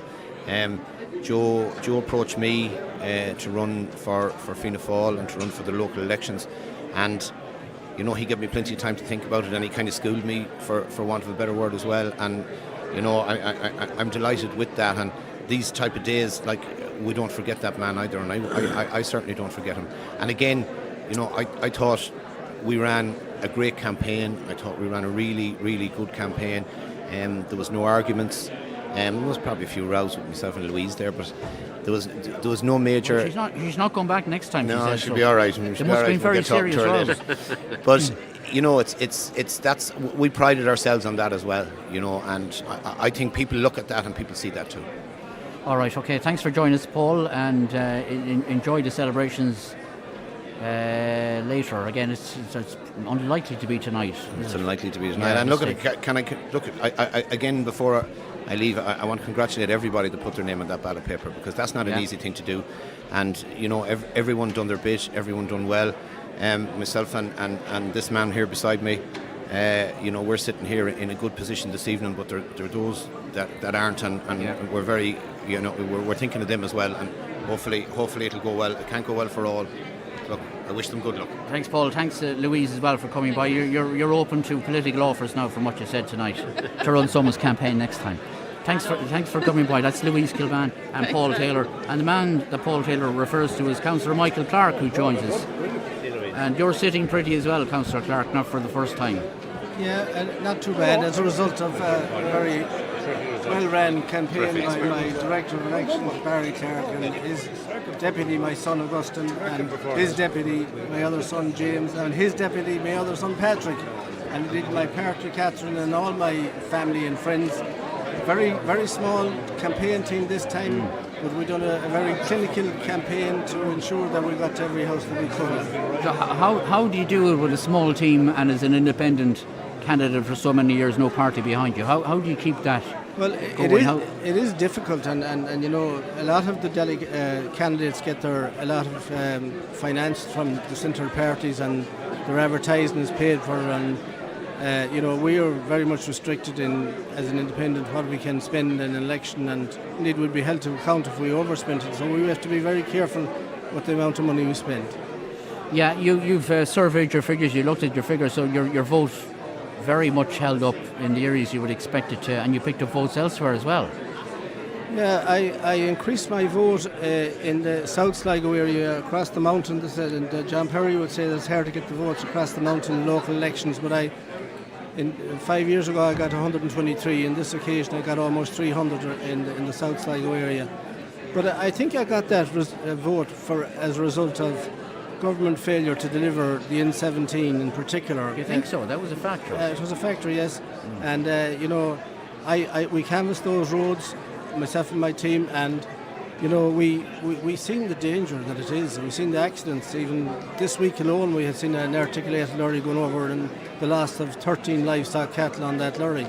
And this is because, and Ballycarra, the people of Ballycarra are living in fear of this road. And you know, I was challenged during the debate in relation to the commitments that the Independent. Well, Shane Ross brought the N17 to the stage where it was route selection, and it was Leal Martin and the Fine Gael team that didn't finance it. I mean, and you know, the Northwest are struggling as a result of government policy.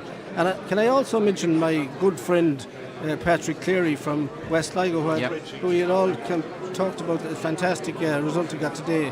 But the fact of the matter is, government policy ensures that Patrick Cleary hasn't been elected today. We have to get 2,003 votes here in our municipal area, where in Sligo Town 1190 will get you a council seat. So that's a direct result of the Fine Gael and Fianna Fáil parties in government to draw the electorate to the core, which is totally unfair. We have a huge land base to cover. Yeah, you're not the first candidate to have mentioned that today. It needs to be looked at again. Boundaries need to be redrawn, you feel? I absolutely think that we need to have 3 councillors for the workload that's involved in West Sligo alone. And I think that if government policy addressed this, Patrick Cleary would be going home a happy man tonight, because I would have a surplus. Joe Queenan would be elected, and we'd have a third councillor going back to West Sligo, and we'd have another councillor as well. We need to have 10 councillors where there's 7 in our area, to be fair to the rural party. And this is what I'm saying again. Central government are neglecting rural Ireland at every chance they get. We have bad roads, we have little representation, and it's very unfair to rural Ireland. Okay. But you enjoy all this. You enjoy being a councillor. You do.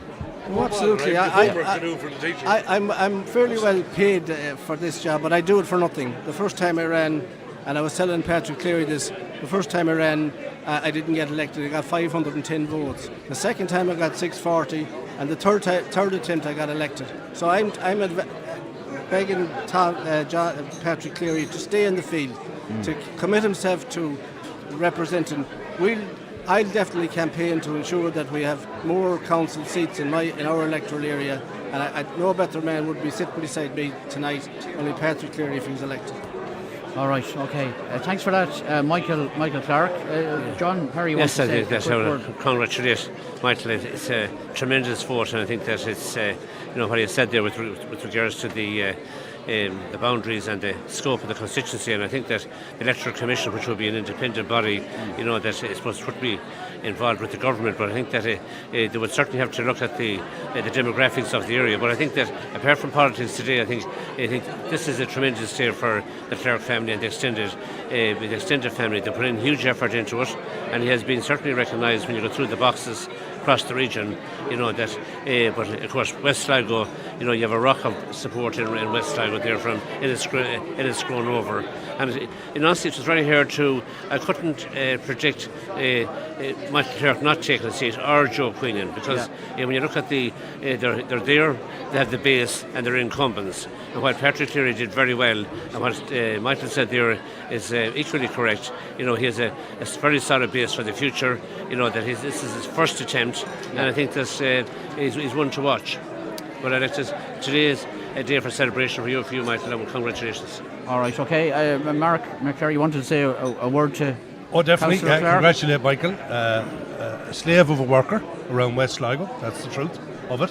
And the vote was garnered through that hard work over many years, and I congratulate him and his partner and all the family. I know we're still early days and we still have to wait to get people elected, but there is a little bit of trivia for your listeners there. Michael is from a town land called Lismacbrine, and his mother was Tessie Clark, who would be a grand aunt of Tom McSharry and Edel McSharry. So I know there's a Facebook page of the Lismacbrine descendants. So it would look likely that the Lismacbrine descendants will have a councillor in each electoral area. They'll nearly have to have a council meeting at some stage out in the house in Lismacbrine, which is still there, and the house that Michael himself lives in. Just an interesting bit of trivia for people. Okay, so you're related. I didn't know that. There you go. Michael, thanks for coming. I just want to say... Sorry, Jerry. Yeah, go ahead. Yeah, go ahead. Can I Niall? Yeah, go ahead, Jerry. Can I tell you, there's one in each constituency, one in each area, and then Mark as the TD, there'll be a Jackie Healy Way party here yet in Sligo. No, it won't. Can I say before I leave you, I want to thank everybody that had come out to vote for me, of course, and I will continue to represent them as best I can, and for the election in 5 years' time, the campaign starts tonight for me. I want to particularly thank Mary and Mark.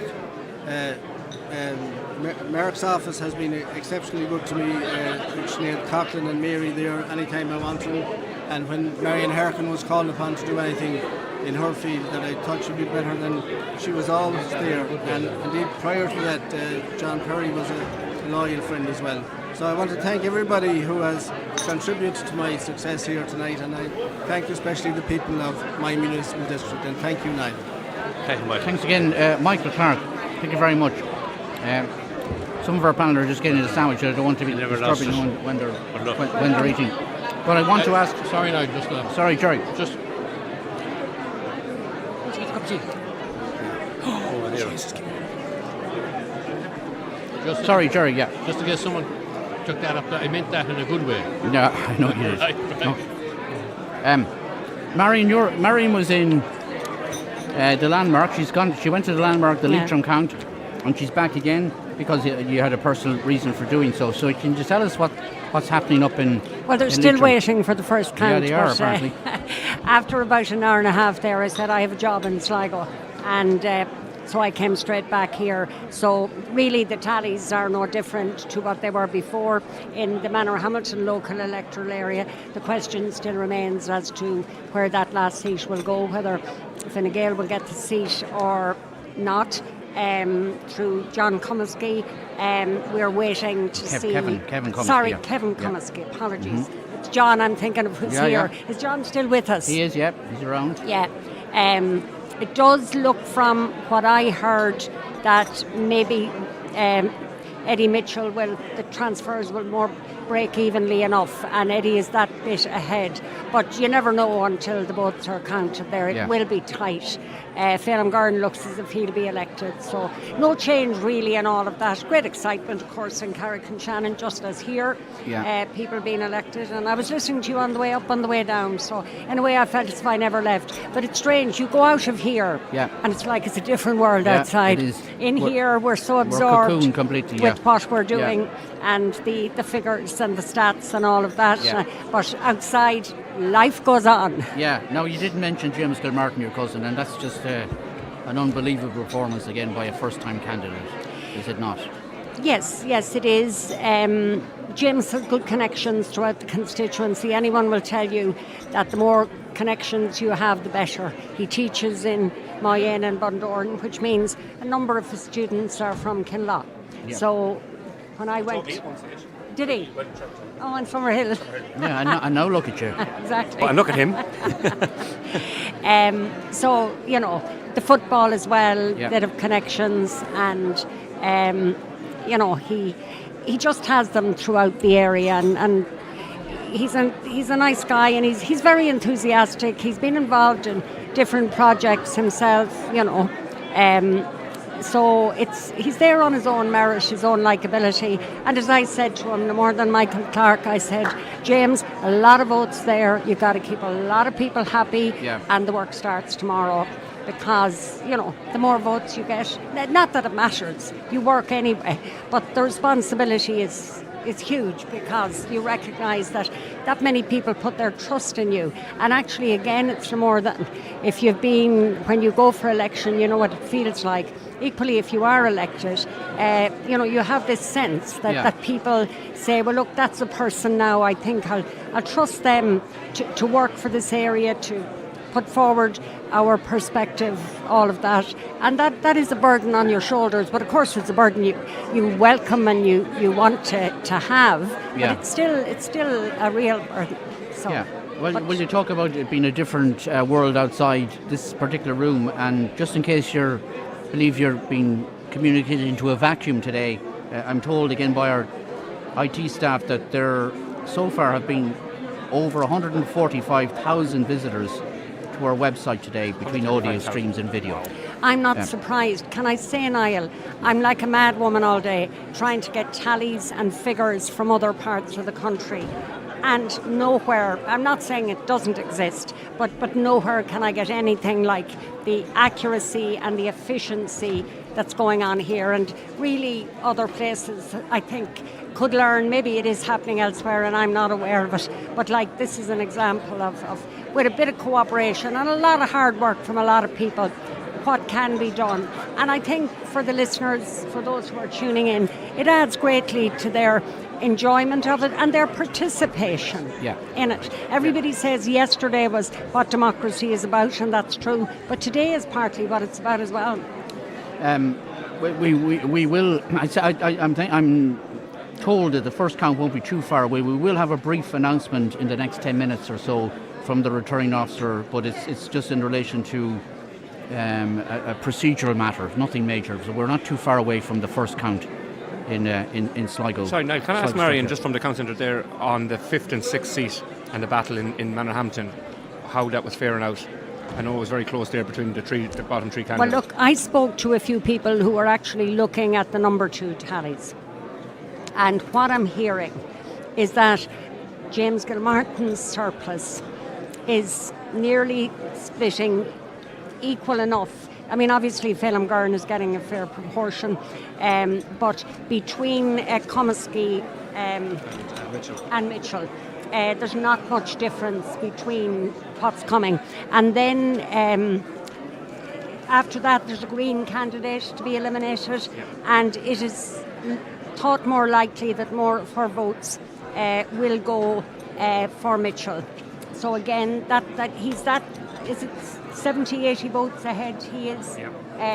You know, But the Bergen vote to come to Comiskey. Now again, I've heard that the Bergen vote is splitting. You know, more of it is going to Comiskey, but will enough of it go? So it's not over at all. But the word I'm getting from those people who are looking at the number twos, including Bergen's, is that Mitchell is more likely. Just to share. Propose to adjudicate on the doubtful ballot papers for the Sligo Strandhill electorate area in 15 minutes' time. So I'd ask the agents who wish to attend to make their way to the Hazelwood Suite for 15 minutes' time. Thank you. Okay, they're the spoiled votes, are they not? We talked about earlier. Yeah, the ones they invalid can't. votes, They can't decide on them. So the elections agents will be called to. The elections agents will be called to oversee what the returning officer sees as spoiled votes. Right. Okay. And incidentally, the first count in Manorhamilton is due any moment, we're told. So we'll update you on that. Okay. Right. Okay. And just to update people again, we're still waiting for a very, very first count here. We've been at it since 9 o'clock this morning. We still don't have a first count in any of the 3 electoral areas. So the latest information we have is that there will be one count in Sligo Strandhill, and there'll be one count in Ballymote, Tubbercurry, and possibly a second count in Sligo Strandhill, and that will probably be it for the night, and we'll resume again early in the morning. So it's going to be a long day tomorrow, as it has been all day today as well. Okay. Jerry, any more thoughts at this stage? It is taking a long time. A long time, Yeah. and it's supposed to be the count, maybe come out around 10 o'clock. And it's hard to know whether they're going to break or will they continue. They're talking about going to 12 o'clock, but usually they would only keep going if they were going to finish it. And obviously they're not going to finish any area tonight. But there's talk about them doing Declan Breeze surplus before they finish in Sligo Strandhill. Okay. Which will take a long time as well, I think. John Comiskey said it. Yeah. Good. The surplus will have to add up through them all again. Yeah, right through the whole lot, 1,500. That'll take some time. Right, okay. We'll take a quick break at this stage. It is 24 minutes now to 10 o'clock. Back in a moment.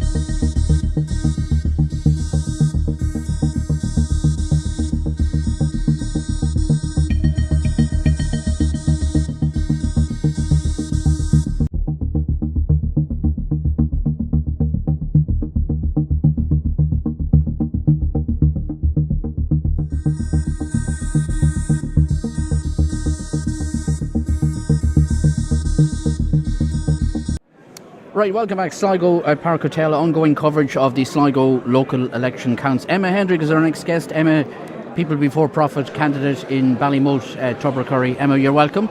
Thanks, Niall. Thanks for joining us. Well, how was your first experience? Well, it's not your first experience, because as we'll explain in a moment, you were a former councillor yourself, so I was. What was the campaign like in Sligo? Well, I didn't get to have much of a campaign in Sligo due to my partner running in the Europeans, and I have two small children. Yeah, we spoke to Brian earlier, yeah. So I think I did really well for having a very low level campaign. I want to thank everyone who came out and voted for me. I really appreciate it. And I suppose the only disappointment I would have, aside myself not getting elected, is it doesn't like there will be any female candidate in the Ballymote Tubbercurry area. I think overall in Sligo there might only be 3 women elected. I could be wrong on that. 3, yeah. Yeah. Yeah, you're right. Yeah. So, I think we need to work harder at getting more women involved in politics. Yeah. We really, really do. Yeah, I know that some of the government parties, for example, didn't reach the quota of female candidates, and that's very disappointing. Yeah, and they should be held to account for that, you feel as well, perhaps. I do think that, we have got these organisations now, like See Her Elected. I know they've been on your show, and Women for Election, and they're doing really, really good, positive work. But I do think it's up to parties to maybe push women forward a little bit. Yeah. I'm sure Marion will agree that, we really do need, 50% of the population is women. We need female representation at the decision-making table. Yeah. Now, it is the case, and you mentioned See Her Elected, there, and again, I don't like bringing it because we talked about this area, we shouldn't have to be referring to this. There are more female candidates nationally than there have ever been. Now, I don't know how things are going elsewhere, but the hope is that obviously more are elected. Absolutely. But 3 out of 18 on Sligo County Council, I think it's probably going to be the same at Leitrim or even less, maybe. It's not a huge percentage, is it? Absolutely not. Now, I don't know. I'm not one for gender quotas. It wouldn't be the road that I would ideally want to go down. But I do think we should be pushing parties to do a little bit more to encourage women, even to get active locally, even just to make that first step and get active locally. There is a lot of barriers there. I know myself, we had a barrier obviously regarding childcare. It's you can't get childcare, but again, if there were more women at the decision-making tables, there might be, more solutions to the childcare problem. Yeah. Now, I was saying earlier, you were a councillor on was it South Dublin? South Dublin County Council, yeah. Well, how different was that? Can you remember campaigning? How different was that campaign to a campaign down in a more rural-based area? I didn't think it was that much of a difference. I think everywhere you go has its own local issues. A general election is obviously far different to a local election, and people are the same across the board.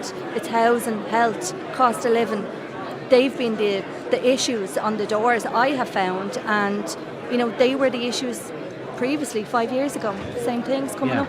And we also had this discussion that it's I suppose it is it harder for a People Before Profit candidate in a more rural area than an urban area? Absolutely. Yeah. I think we say things that aren't popular, that people don't want to hear. One of the reasons I wanted to run in the Ballymote Tubbercurry area was because there was no women running, but also because I felt it was important to have a strong anti-racist voice. Yeah, I was just going to come to that point, and it's something you indicated very, very strongly on our election debate a couple of weeks ago. Yeah. You feel it was important to speak out? I feel it's absolutely important to speak out, because I do think there are parties out there that have created this immigration issue, made it into a political issue. There's parties out there that we have seen that fortunately haven't made gains in Sligo this weekend, that have taken that issue and turned it into an anti-immigrant campaign, which is despicable and disgusting. And we're supposed to be the land of Céad Míle Fáilte, Sligo is known for having people. I'm from Dublin. I chose to make Sligo my home, and I think we need to be welcoming to people, and we can't flip-flop on the issue either. I don't think you can ride two horses. You have to take a hard stance. Either you're going to be pro-immigration and, show the country what immigrants bring to the country, or you're going to be anti-immigration and blame them for the crisis we have. And the crisis we've had for the last 10 years. Would you run again? Is it something you would like to do again? Yeah, I do, absolutely. I think, there's a base there of people who have voted for me, who decided to give me their vote. And, I think it's an opportunity there for me to start to build campaigns. Yeah, as you know, Marion, always very difficult. Yeah. Young woman like Emma, and the challenges and obstacles that are put in their way. It's and not also, when you're from an area, Yeah. it does make it a lot easier. Because you have connections. I spoke to you earlier about James and the connections he had. And people know who you are. And if they don't know you, they know your sister or your mother-in-law or your granduncle or somebody who worked somewhere that was related to you. And it's a great conversation starter. It gets you, in conversation mode on the door, and then people are more willing to listen. So for you as somebody, even with your experience, to come into an area where you weren't born and reared, as they say, and with a party that in that part of Sligo would not have, a high vote. No. That's a massive challenge, and anybody who takes it on, is to be congratulated for doing it. That's just to do that in itself. And I'm not saying that to make you feel good. I'm not sure it's a challenge I could take on. I think it's a big one. But you see, it's like everything else. If you believe, and in this job, you have to believe. Absolutely. And if somebody asked me who is actually running in this election, I won't say when or where, and they said, Marion, have you any advice to give me? And I said 4 words: you have to believe. And if you do, people hear it, people know it, and if you can persuade them to that, then enough of them might vote for you. Yeah. But your challenge was a big one. Okay. Big one. Also good, Blaine, and I'm referring to yourself in this as well, to see younger candidates in the field, isn't it? Yeah, I suppose, look, candidates can be from different parties, they can be from different opinions, they can have different viewpoints on politics, as I'm sure everybody across this table has different views on things. But I do commend anybody who puts their name on the ballot paper. It just seems to be disproportionately, the outcomes are disproportionately not in favour of younger candidates as they are older candidates. It's been happening for some time in Sligo Strandhill, in Sligo Leitrim, and it's continuing a trend here today. But as Emma said here today, look, nothing lost, nothing gained. Very happy to hear today you'd do it again in the morning if it was on. Can you imagine a household with 2 campaigns being run from it? Yeah. A European campaign and an area where you're not familiar in. I think it needs to be commended. And look, you're in a new area. Best of luck for again. Thank you. I'm sure we'll see you again. I'm sure. Yeah. A worthwhile experience anyway, so Emma.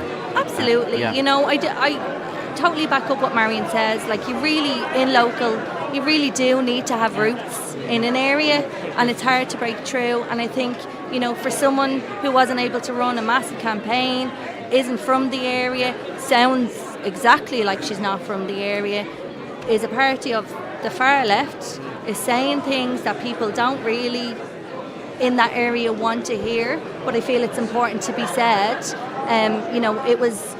It was never really going to be my day, and I kind of accepted that, but I wanted to throw my name in the hat, and I felt it was important to have that anti-racist voice, but also have that female voice, because we do need to have a serious conversation after the local elections, and probably after general elections as well, about what can we do. Would you take courage from the fact that Nessa Cosgrove's first time out was, I think 400 votes in her first election, competed for a general, got her name known.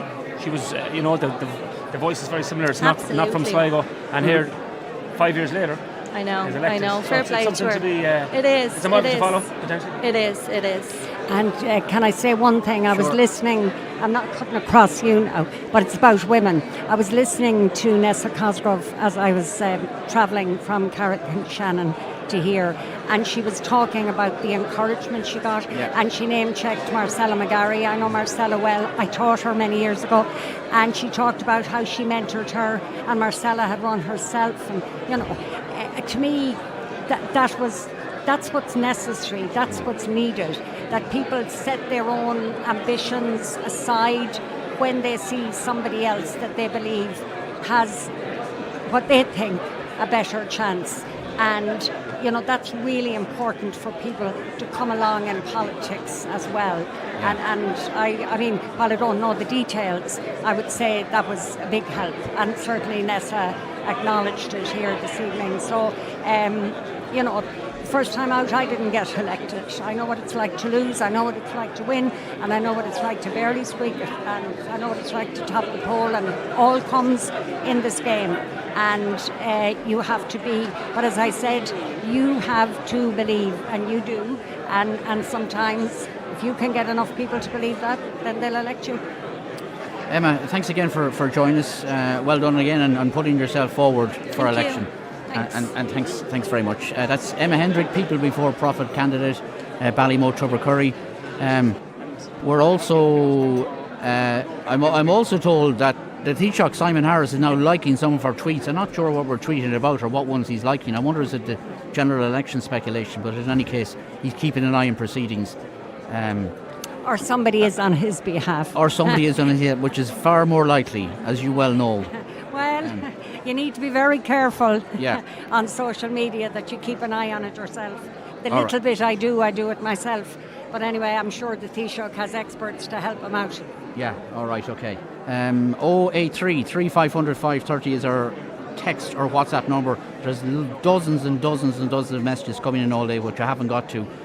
Huge well done to Thomas Walsh and his support on a fantastic campaign. The only councillor who knocked on my door, the only councillor who has downed mountains for the county. Well done. And that's something that's coming across from our listeners, is that they actually appreciated those candidates who called to their door and took time to engage with them.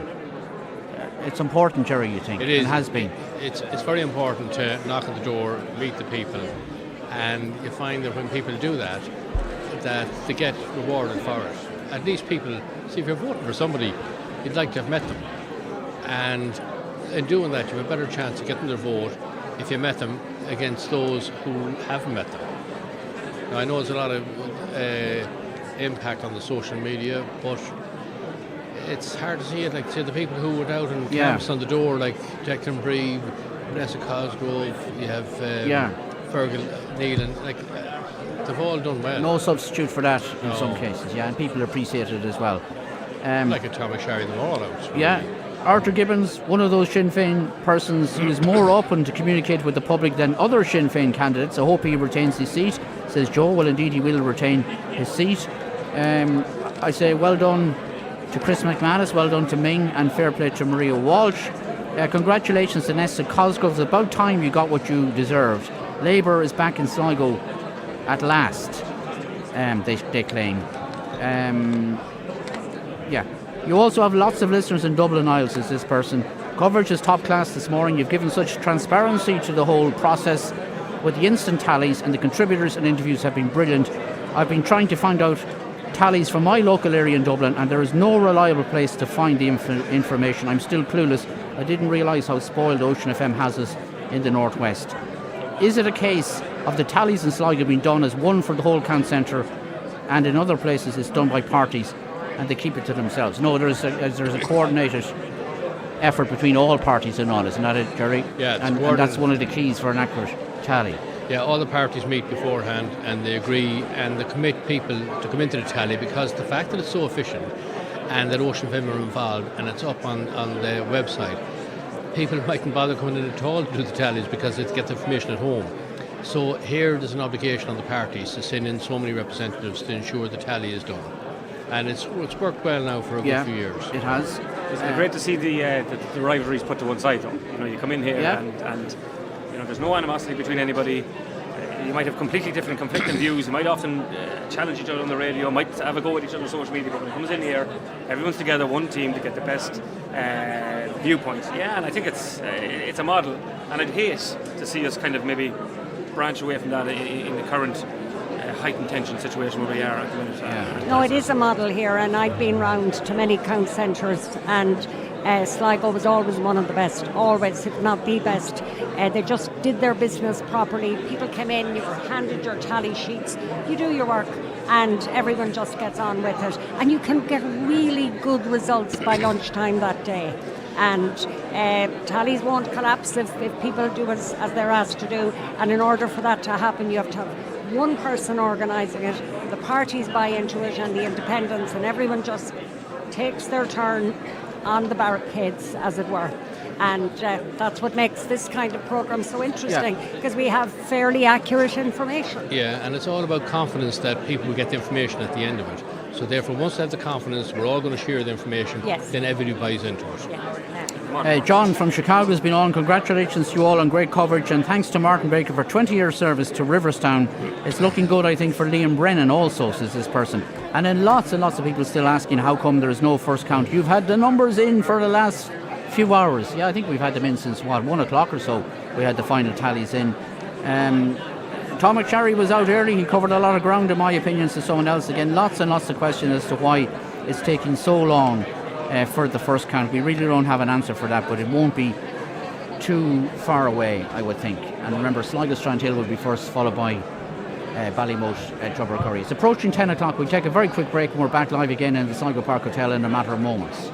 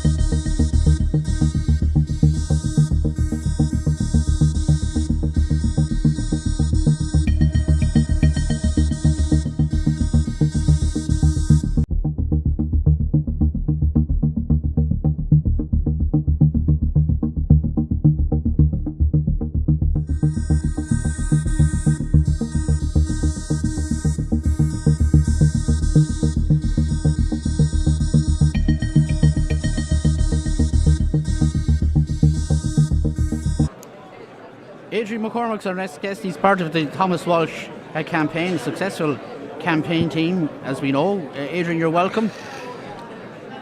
And I saw you on Facebook. You were out nearly every night with Thomas and his crew. Well, I wasn't out every night with him now. You know, you can only do so much. Yeah. So why do you think he has done so well on this occasion? Well, I think Thomas has proven himself over the last 5 years in Sligo County Council. Like, Thomas is campaign didn't start 12 weeks ago on the doors. Thomas is working since he got into Sligo County Council, and I think he's proven that.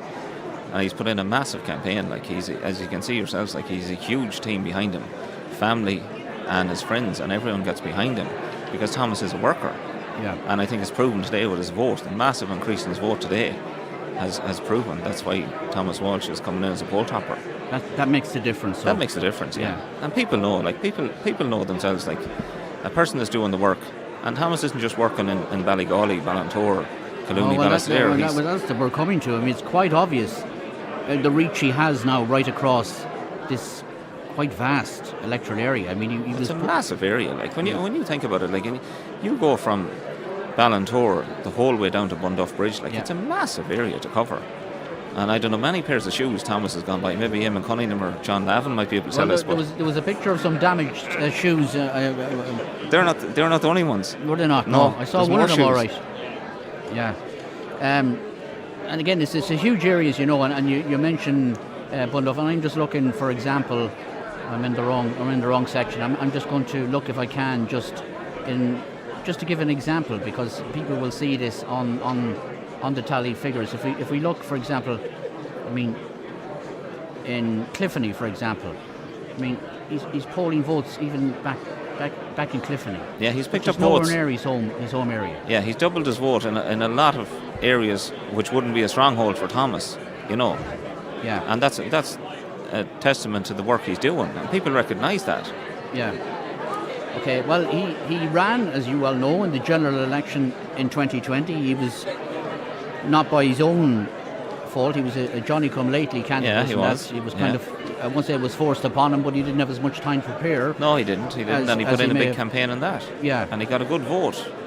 So is it all pointing to another successful or another I don't know. General election? No, I there's a lot of hurdles to cross before that. Yeah, there's a lot of hurdles to cross before that, but I suppose he's putting down a serious marker here today on his vote today. But Thomas is fully focused on Sligo County Council and his work in the next 5 years on Sligo County Council, and that's where he's focused. So if something comes up in the meantime, it does, but Thomas will cross that bridge when he comes to it. Yeah, and aside from the politics, you know him through the community for a long time. Yeah, Thomas is a good friend of mine, and he's a great person in the community. Like, he does massive work for all areas, like, not just Ballygawley, like, but the whole area. Like, he is a great worker, and that, as I said to you, that was proven today in his vote. Yeah. Some of us are old enough to remember Whitey running. I remember Whitey running myself. Yeah. Was it 92? Was it? 91, 90? I know it was a long time ago. Yeah, he ran twice. He did, was independent and he was Fine Gael. He ran a good campaign too. He wasn't that far away the second time now. Yeah, and again, it all stands to Thomas himself, I suppose. That experience, he probably remembers it well. I'm sure he does. Yeah. Of course he was. Well, I heard. Oh, he's not here now. I heard John saying earlier on today that he trained him well, but I don't know. Was there much training needed with Thomas? What do you think, Blaine?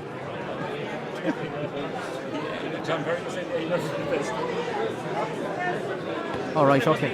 If you go into the doors for somebody who's worked hard on the ground, must be easier going to the doors for somebody who's delivered. Yeah. Well, look, I wouldn't say it's easy now. Easier. But people recognise him. And he's known out there now, and the Walsh brand is known. And as you know yourself, like, Thomas has a massive social media presence, like, you know. Yeah. And he's known now, and he's into a second term as Sligo County Council, hopefully. Adrian, thanks for popping by. Thanks very much, Niall. Member of the Thomas Walsh campaign team. Pádraig, have you any news? Pádraig Carter, have you any news or indication as to the procedure for the rest of the evening? Times and first counts. How many counts will there be tonight? They're adjudicating on the spoiled votes at the moment, and we're expecting that to be coming in the next 10 minutes, unless there's a very concerted argument over something. And we expect the first count to be in by 10:30. 10:30? Yeah, because everything is ready for, once they decide that the spoiled votes, everything is ready. They're going to take a few minutes then to complete the calculations. So 10:30 for the first count. Check them again. Right. Okay. And again, you told us the last time the thought process was two first counts and maybe one second count from Sligo Strandhill.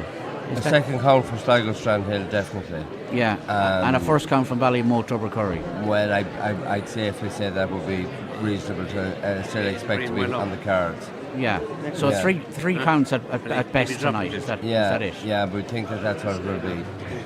So it just all depends now, because the spoiled votes, some of them might be contentious, and therefore if there's arguments over the contentious ones, that could elongate the process. But normally a half hour would resolve the spoiled votes, and 20 minutes to 25 minutes after that we should have the first count in then. Just here on the grapevine that there's 50 votes found from Gerald Mulvey in Germany's tallies. Is that right? No, I haven't heard that. It's about to be. Pardon? They're checking the figures again. But that wouldn't be from the tallies. The tallies are the tallies. Those votes might be votes that were incorrectly brought down as a bundle to Milani, but the tallies are just the tallies. They're now going through the actual vote, so that won't affect the tallies, and the real results are coming from the count people. So that might just be a bundle that came down, and that bundle is heading back again and wouldn't have been counted. It won't change the figures, no. It won't affect the figures in any way. No. What happens in a situation like that, John, is a bundle of votes might come down and be left down, and then the counter will pick them up and say, no, they shouldn't have been left at this box. They should go back up to that other box there. Yes. Yeah. So it's not like that they've been counted or anything like that. No, uncounted. A bunch of 50s would be nice, wouldn't it? Yeah. It would have made a difference.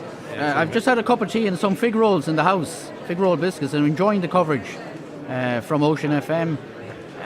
Somebody else, and again we've touched on that area, will we ever get to a stage where there will be electronic voting in this country, as in the people doing the count input and what's on the papers and then the surplus? It'll never happen in this country, will it? Well, it's funny, but I was just talking to an election official who will be officiating at the US presidential elections. Yep. And it takes approximately a half an hour in their box to vote because of the electronic voting. So the speed of the calculations afterwards are greatly undone by the amount of time it actually takes to actually go and vote. Okay. So you can expect, if you want electronic voting US style, you can expect to spend a half an hour in the polling station before you'll actually be able to submit your vote. Yeah. Be careful what you wish for. Yeah. Can't see it happening, Jerry. You don't think it's ever going to happen? No, because not in this country, especially with the hacking and all that kind of thing going on. They tried it and it backfired. We all know the voting. They cost a couple of $100 million.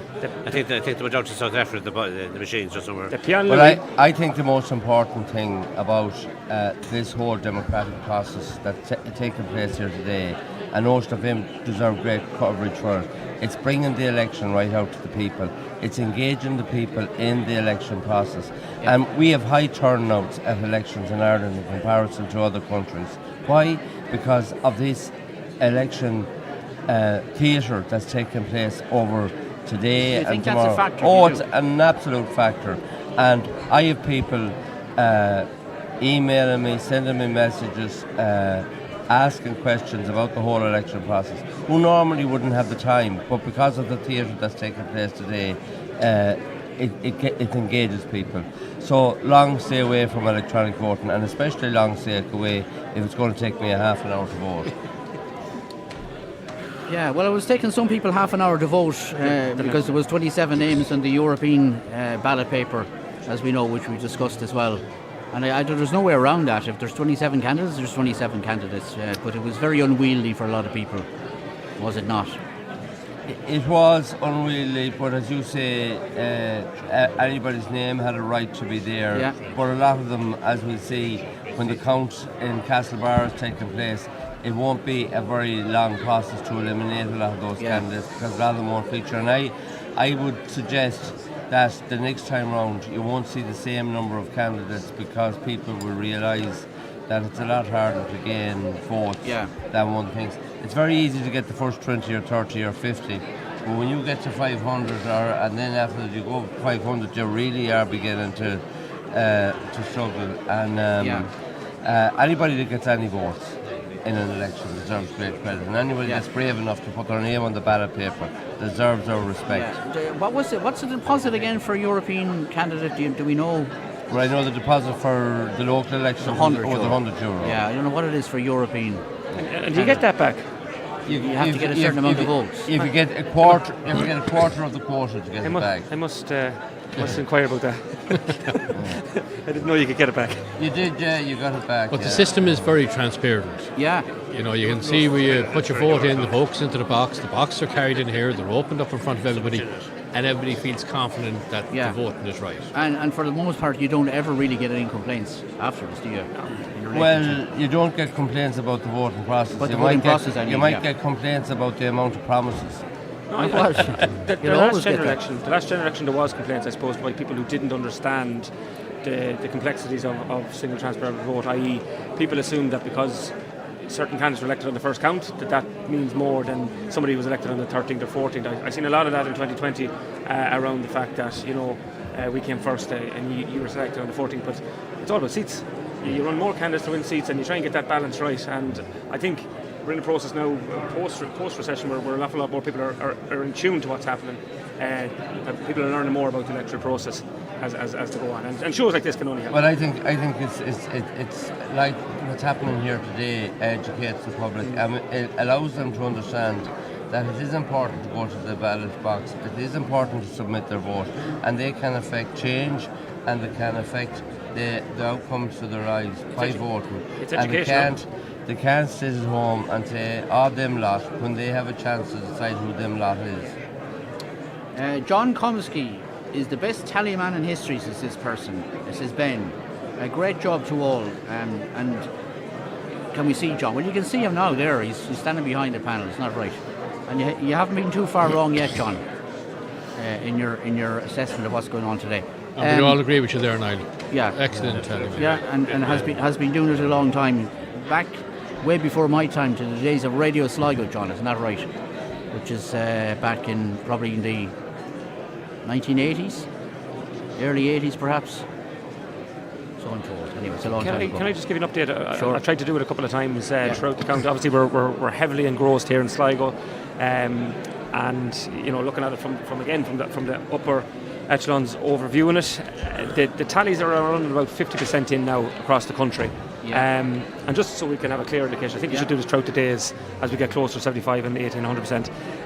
With 49% of the boxes done, we have Sinn Féin on 12%, Fine Gael on 24.7%, and Fianna Fáil on 22.5%, Independents on 17%, and Greens on 3%, and Labour on 5%. So,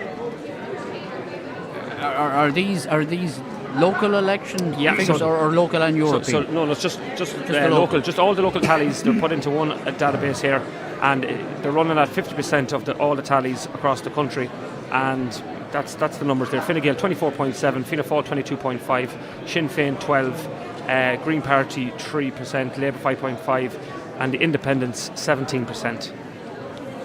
Yeah. Okay. Well, that's worrying for Sinn Féin, is it not? Certainly is. It's a big, John, that's it. If that's carried through on the remainder of 50%, it'd be a very poor day for Sinn Féin. That would be a disaster, really, to be honest. And Fine Gael should be very pleased with that polling figures, and Fianna Fáil as well. Well, here in Sligo and the Euros now, I'm just looking there, and Maria Walsh is on 17%. And Tina Carberry is on 4%, so that's 21% for Fine Gael, 21% for Fine Gael here in Sligo in the Euros. What was that figure you had there? No, so these are the local tallies. These are just no engagement with the European, but 24.7. Right. For Fine Gael. At Europe, it's 21%. Yeah. Now we've seen an interesting stat from Manor Hamilton earlier on, where there was more votes for the two Fine Gael election candidates in that area than there was for the local election candidates running. So, see, Eddie Mitchell there would have been Fine Gael links there, but there was more Fine Gael votes for the European candidates that didn't come down then to the local election candidates in that area. So did you get a sort of a selection process wrong there in Manor Hamilton? Too early to go into that. Right, okay, let's hear from a different guest. Aisling Kelly joins us from the Sligo Oyster Experience in Sligo, and I'm always fascinated by the various people who have an interest in counts and turn up at the counts. Have you any political affiliations at all, Aisling, first of all? Or you don't have to tell us that if you don't want to. Oh, no, I don't mind telling you. So I grew up beside Fergal Nealon, and Tom McSherry is also a good neighbour. And I've also been watching the campaign of everybody the last number of months. And as a business person, I've just got really interested in it. Yeah. And you like the whole procedure and... I'm not sure about the procedure. It's going on a very long time. But yeah, it is, yeah. But no, I do. I think it's very exciting, and I think it's an exciting time for Sligo. I think the enthusiasm and the effort that the candidates have put in for real change and listening to people, I've really enjoyed that. Yeah, and the role that local politicians play in encouraging and supporting local business is very, very important, you feel, and maybe underestimated at times. Absolutely, and that's really what I've noticed is I would like a better working relationship with the councillors, with businesses in town, and build up that relationship that I don't think has really been there, and we need our voices heard so that we can get our concerns met. Okay, and do you enjoy the count process and seeing what's happening and how it plays out? It's exciting, and if you're safe, you're lucky. But the ones who are on the edge, it's like, even I'm not part of it or running for it, but like I can feel the nervous energy. Yeah, so it's good fun. Yeah, and as you see, you're just here because you're interested in the process and you're interested in what politicians have to offer. Absolutely, those in business. And I think it's important to be here because I'm 10 years in business now. My dad started in 1968, the Punch Bowl, and we have a long history of business, and I'm 10 years. It's hard going, but there's a bright future for us all, but we do need, it's like anything, when you work together, you're better. Yeah, a lot of us remember the Punch Bowl, I can tell you. Yeah. A lot of us remember it well. Blaine, you're in business as well, so you can see where Aisling is coming from. Yeah, absolutely. I mean, business, it's never been as hard. Well, in my 7 years, it's never been as hard in terms of cost of increases. I'll be honest, an awful lot of government policy has impacted business very, very, very, very badly. And we want our council and our councillors to be accessible, contactable, and at least willing to hear us out. And I think what's exciting about today is that we're going to get 2 new councillors. They're going to join the team that's already there. And that's all you can hope for, is that somebody will listen to you, hear you out, and seek to make changes. We work on the same street, so there's a lot of projects we work on similarly to try and promote business, and might send football to you, and you might send football to us. Yeah. But yeah, you would have been. Was this your first election campaign where you were out kind of knocking on doors? Yes. As such. My first. How did you find the art of actually, certain things that you do on the door? Certain things you have to do with the literature, certain things you have to, like, yes. how did you just... And picking up on who likes who, and hearing people's points of view. I thought it was really interesting, like a road or speed or something that's happening right now that you can actually make a change. I was like, this is actually really good. Because before, politics was just over my head, but now I'm like, an active interest in it and being part of it, you can actually make change. So I thought it was really cool. Yeah. Yeah. All right, okay, so you'll continue on. You'll go out canvassing again, Aisling, will you? Absolutely. Okay. You'll be held to that now. Don't call me. I'll change my number. Aisling, thanks. That's an interesting perspective. Aisling Kelly there of the Sligo Oyster Experience. And your business is going well, of course. It's going great. And WB's Coffee House, don't forget. No, don't forget WB. And just to mention, Sligo Oyster Experience, we were on PBS, an American, it was a documentary called Ireland Made with Love, and they're up for an Emmy tomorrow. Oh. Yes. All right, okay. Yes. So it could be 2 celebrations tomorrow. Yes, 2 celebrations. Interesting. I watch PBS all the time. Yes, so there it's you called go. Ireland Made with Love. Right, I must look out for that. Yeah. Aisling, thanks for coming in. Thanks Thank very you. much. Thanks Thanks, a lot. Niall. Aisling Kelly there. Did we give, just turning to Leitrim for a moment, did we give the first count in Leitrim, or were we just giving tallies? I can't remember with Marion, but in any case, the first count is in. For those who are not tuned to our Leitrim audio feed, the first count is in Manor Hamilton, the official count, and James Gilmartin tops the poll, independent candidate, 1,335 votes, He's a first-time candidate, 21% share of the vote. Mary Bohan of Fianna Fáil, 835, 13.2%. Pádraig Fallon, Sinn Féin councillor, 779, 12.3% of the vote of the first count share. Justin Warnock of Fianna Fáil, 758, 11.9%. Phelim Gurn, independent councillor, 734 on 11.6%. Eddie Mitchell, the independent, on 512 on 8.1%. Then Kevin Comiskey of Fine Gael on 459, 7.2%. Michelle Brennan Shabo of Sinn Féin is on 398, 6.3%. Katrina Bergen of Fine Gael on 277, 4.4%. Blauhin Gallagher of the Green Party, 122, 1.9%. Burley Lenan of the Labour Party, 103, 1.6%. And Gerard McConville, who of course is also standing in the Sligo Strandhill area, 34 votes, 0.5%. And again, Marion, I don't think that is the official first count in Manorhamlin. I don't think it's official. That's the first count is now in. And it's up on our website if anybody needs to check it. Sorry. That the Green vote has gone down, quite a bit. But then both Eddie Mitchell and James would, I'd say have got some of that vote. But interesting. But is that the actual first count? That's the actual first count, which is now in. It's been called now. Yeah, it's been called, yeah. I see. And are they going to distribute James's surplus, or you don't know what's happening next? I don't, but the quota was 907 and he polled 1,335. Oh yeah, he's so he's elected on the first votes, the first count. Yeah. 7 votes difference in the top. So well done to James Gilmartin. The share for each party, well, we look at maybe the comparison.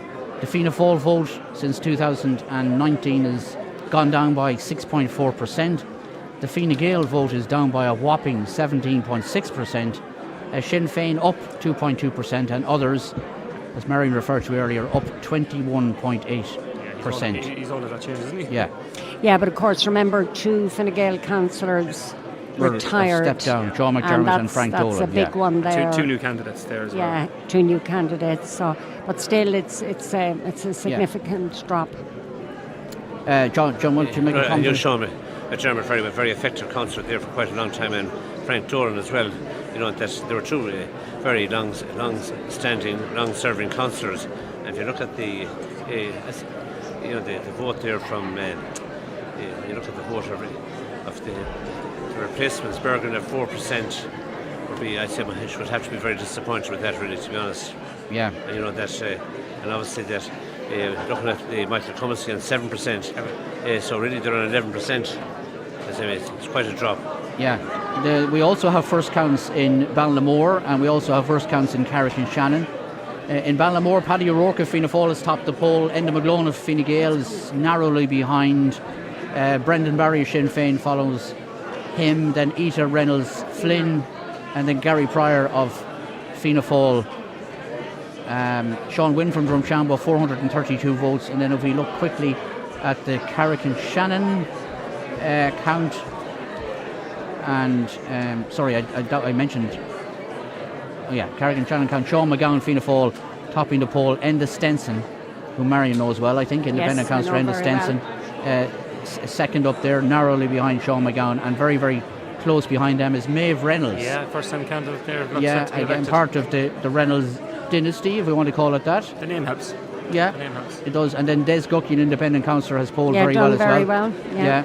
And followed by Paddy Farrell, Fianna Fáil. So anyway, they're just a sample. I see the Green Party. The Green Party polled very lowly in Carrick and Shannon as well. Leslie O'Hara, who was a former general election candidate, just 50 votes there in Carrick and Shannon. There you go. And a lot of you know Enda McGlone as well, I know. So he's going to retain his seat. He'll be delighted, and you know what? Delighted to see that. He lost the seat in previous elections, and I think for him to come back and be back so strongly, he's helped Drumshanbo receive an awful lot of state funding and investment, and I think he'll be very, very happy with that return. Works closely there with Frank Feehan, obviously, as a parliamentary assistant. Okay, so you were there, Marion, you were in Manorhamilton, and you know how close it's going to be. So it's Fine Gael are up against it to retain even one seat. They are. I'm just looking at the first count. Comiskey got a few more votes. Can you bring it up there? He got a few more votes on the first count than the tallies. Our tallies had him at 400 and was it 30? He's on 459. Is that correct? I haven't. So who's Comiskey's on 459. Yeah. Yes, that's a bit higher than we had him. And Eddie Mitchell is on 512. He's higher too. Yeah. Yeah, so the difference between them still remains significant, but it's not a huge difference, and there's going to be a battle there. Yeah. You know, there's nothing definite. Thanks, John. Nothing definite there. Yeah. Okay, well, you'd be well familiar with the Fine Gael state of play, John, in North Leitrim. Yeah, I would, yes, indeed. I think that's, it's disappointing result for them at the moment. Yeah. Very much so. You know that. Obviously, Kevin Comiskey and Eddie Mitchell. How do you call it, Marion? Yeah, well, if you look, there's 41 and 12. There's 53 votes between them. It's a bit less than I thought it might be. And with Katrina Bergen coming there behind him on, I'm not sure what vote she has. Did she end up on? 277. The Bergen vote. Where was the Bergen vote? 277. The Bergen vote. Well, more of it will have to go to Comiskey than anyone else. But again, you know, there's a green vote, and I'd look carefully at that. And again, if Comiskey can take marginally more of James's surplus, he does close that gap. You know, that gap is not too wide to be closed. What surplus will James have? He has 400, I think. That's a fair surplus, yeah? Yeah, over 400. Yeah, and if you look at the boxes where he did especially well, one of the Drumahair boxes, the Differing box, in other words, Glencar, and others as well, but you'd imagine Comiskey might pull in a bit more from there, especially the Drumahair box. So it's just too hard to know. I was in contact with Kevin, and they're fighting. They're not throwing in the towel on that yet. Now I spoke to John Ellis about it, and John would be up there. He'd have a fair nose for it, as they say, and he thought Eddie Mitchell might shed it. But I think on the first count they're a small bit closer than we thought they were originally, and 20 votes at this stage is really important. But Comiskey is still looking for them. But I think we might get the distribution of James's surplus 53 tonight. votes of the difference. I think James told me they hope to do that. So that might give us, we might be in a slightly better position to make some sort of judgment on it after that. Well, I know when our guys met with council officials in Leitrim last week or the week before, they were hopeful that they would get the entire count finished by today or the early hours of the morning, but that's not going to happen now. No. Yeah. No. All right, okay.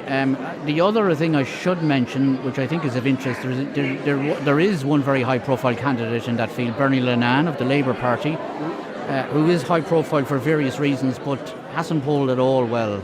Drumahair-based candidate, 103 votes. No, very, very, very small. 105 votes. Yeah. Yeah, it's a poor vote. Bernie is quite high profile. Yeah. I mean, she herself obviously knocked on the door, spoke to people.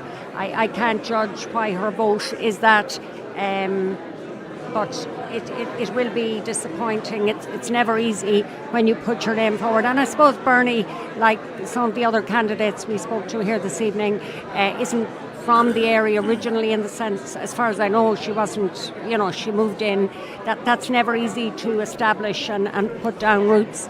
But I'm sure it's a disappointment for her and her supporters. But I also think with that, this has given Bernie an opportunity. I was listening to the campaign and the debates. It's given Bernie an opportunity to highlight some of the issues that she's passionate about. That she cares about, and she cares about, and to voice her opinion on some of the stuff that was going on, in and around Drumahair. And I think, obviously, it's not going to be Bernie's day this time, but she will definitely have taken strong encouragement from the fact that she could raise those issues that she feels so passionate about. So.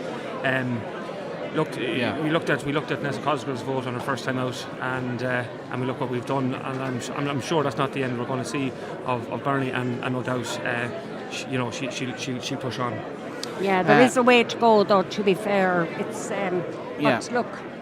The best of luck to everybody who puts their name forward. I'm not making any judgments, but it does. It takes real courage. The Limerick race, I see John Moore is tipped to be the new CEO of the new Mayor of Limerick. What was he with the Department of Finance? Secretary General. Department of Finance. He worked in the finance all his life. Quite outspoken for a civil servant, was he not in his day? He was appointed by Michael Noonan at that time. Was he? Yeah. Were you in the department when he was there? Oh, I was, yeah. He toured the country there for SMEs and small business. Yeah, would you know him, so? Or I know him very well, yeah. Yeah, and a very bright guy now. Yeah. Yeah, very bright. Yeah, he's that all right. Wasn't he involved in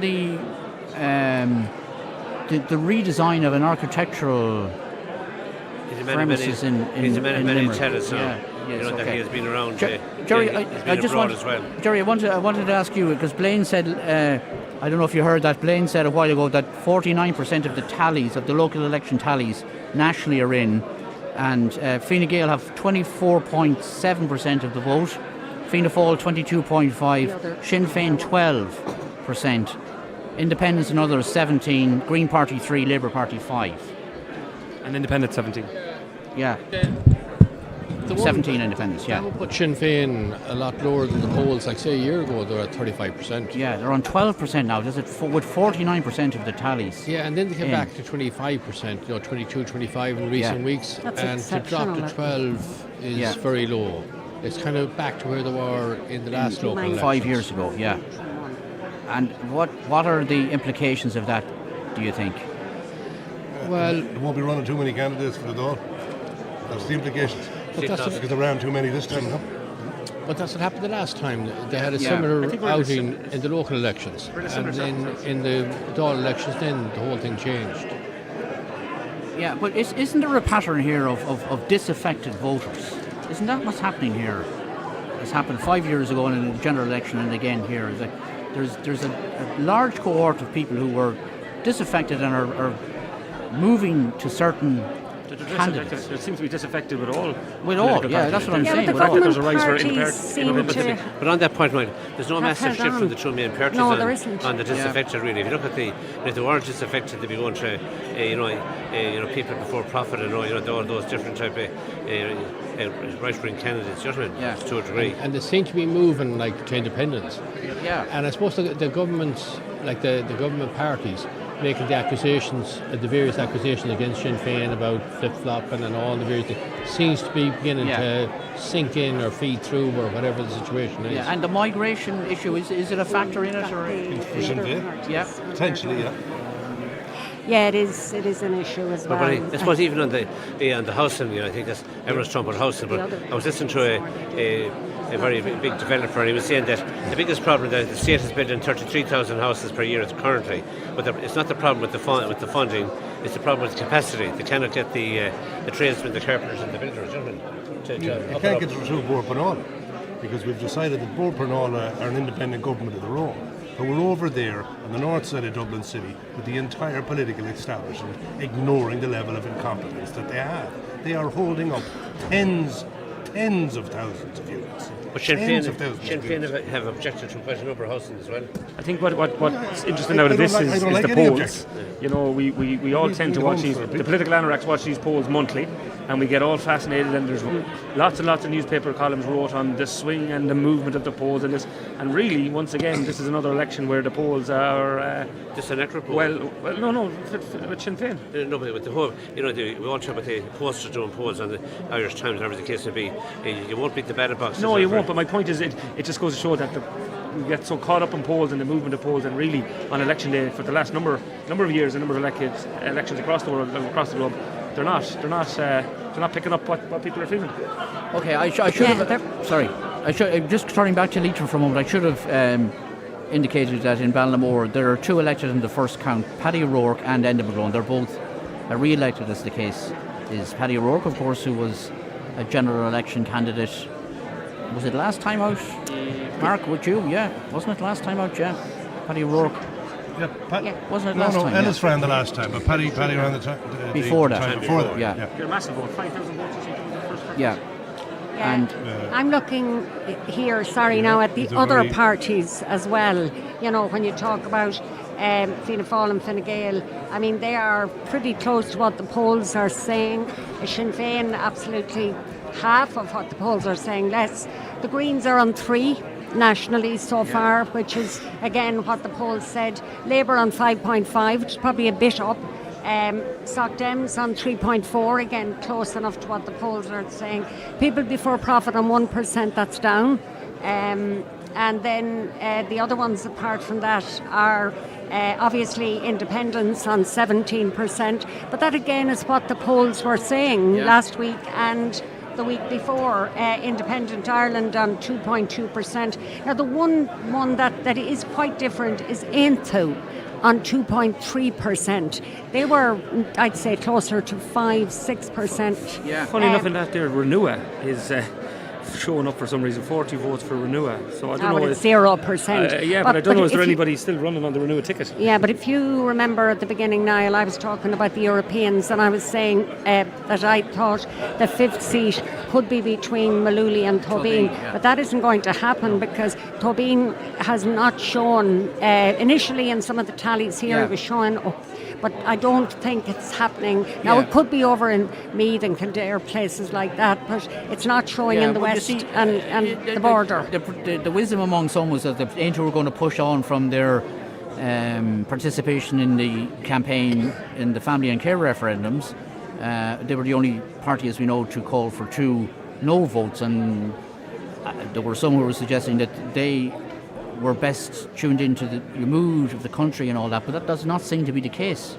And here by at the all. way, the National Party, I didn't say it, they're on 3%, so it's, that's higher than some of the other smaller parties. But you're right, they haven't pushed on.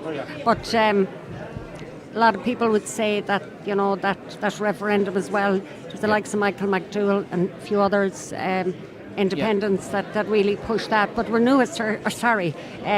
Aintu certainly were the only party to go against it. But 50%, but it's not going to change much. But I see there that I was looking at the election the last time, the local elections, and Fianna Fáil had 27% of the vote, and Fine Gael had 25% of the vote, and Sinn Féin had 9% of the vote. Now, Sinn Féin ended up at 81 seats, a drop of 80 seats. But then you wonder then, of those 81 seats that they won, they put a lot of them, a good few of them, on for general election, and they became TDs, and a lot of the ones that were left were co-options. You could be right. So they mightn't have had as strong of candidates at the base level. Like every candidate that ran here, I think, except Arthur Gibbons, was all new, isn't it? Yeah. And Thomas Healy, of course. Yeah. But I would suspect these votes here include European. I presume it's local and European election. No, it was just local. The ones, these are just and local. the ones I quoted you from 2019 are just local. Yeah. Okay. Can I ask you a question? Like, obviously, when your party doesn't perform, obviously there's questions. I've started to see it on Twitter, and maybe obviously, we don't take that as judgment. But is the leadership of Sinn Féin, have they something to answer for now if they don't arrive at the numbers that they were talking about beforehand? Well, I've just seen what Piers Doherty has said to RTÉ News today. He said Sinn Féin will dust themselves down and look at the lessons that can be learned after the election. It was not the result the party had hoped for in the local elections. Don't know if Mary Lou MacDonald has spoken yet, but This is a very interesting figure in from the Irish Times now, and it's actually 50% of the vote, and this is for local elections. Sinn Féin on 10.15%, Fianna Fáil on 24.37%, Fine Gael on 26.03%, the Greens on 5% Labour on 5.2%, and Social Democrats. That'd be counts that are completed, would they? Yeah. So that these numbers I'm quoting are tallies. So they'd be a bit further on than the actual counts. Yeah. Okay. But they're not too dissimilar. All right, we'll get a quick ad break out of the way because we don't want to miss. I was going to say any of the counts. We don't want to miss a count, which we expect very, very shortly. But I just would say before we go for the break, I mean, if you go back 6-9 months, Sinn Féin were at 36. 35 and 36%. Yeah, but I think they're only counts the I know there are 12 on that. Obviously, I'm not going to ask the questions, but they'll have to ask them themselves. You said about dusting down. Yeah. They dusted themselves down after the last local election situation as this, and they came back, and they were the biggest party, and they should have had the most seats. So I've no doubt they will look at this again. But there is questions to answer here from Mary Lou. You know, they've had 4 years as opposition, as the leading opposition party. They have not made gains expected here. It looks as though they're not going to kick on from when they lost 80 seats the last time. And you'd have to look and say, well, you know, if that is the opposition, that is the alternative government. You know, I don't see. Well, we might talk about the polls when we come back after the break. They've taken a bit of a battering in recent years, but they seem to be pretty much accurate on this occasion. Well, not for Sinn Féin now, but the rest of them. Okay. You know, right, they're back not too in far a out. moment.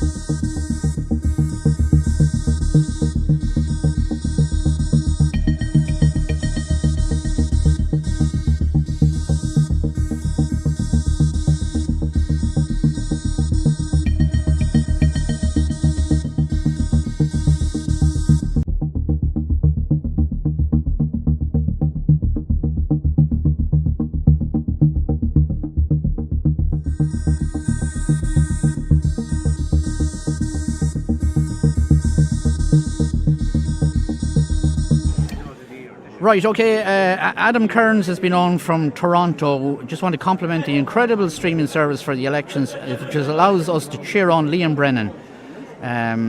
Well done to the panel, doing superb work all day, keeping us up to date with all the counts. Thanks to Blaine for getting us some information on how the rest of the country is doing as regards local elections. Someone else says, first past the post is best. PR is bullshit. Most people do not understand the PR system, and it's carried out differently everywhere depending on the returning officer. So there you go. Sorry, Mark. Yeah. It's list systems. Yeah. So it's probably the least democratic system in the world. They all have flaws, and we touched on some of the flaws of PR here. But I mean, you could how do you become a Labour candidate in England? You want to be performing fairly well in the trade union at a senior level, or you won't be running. or the same for the Tories, or the same for thing. It's like, the chosen get to run, whereas in the PR system, anybody can run and anybody can make it. But even at that point on the PR system, I think if you look at smaller parties and independents and whatever as proportional representation, I think it's a fairer system because, there was a referendum in Ireland. I think David brought in a referendum in Ireland, went to the people, and I think he had hoped that it would come in first past the system, but it was thrown out. I think we're lucky to have the system we have. Yeah, proportional representation, they say, is the most.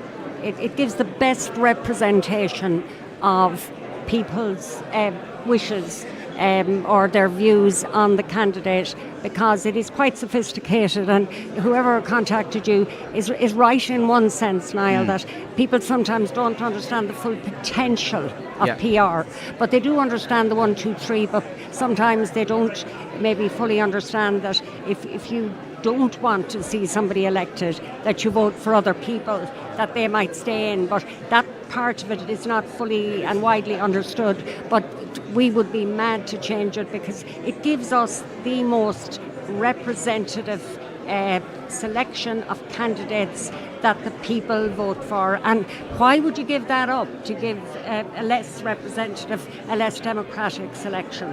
And anyway, as you said, when Dev tried to bring it in, the people threw it out. And of course it would have been good for Fianna Fáil at the time because they were one of the biggest parties, if not the biggest party, and it might have just copper fastened it. So because that didn't happen, you now are in a different situation. Are the European votes transferred to Castlebar once they're tallied, and do tallies only do first preferences?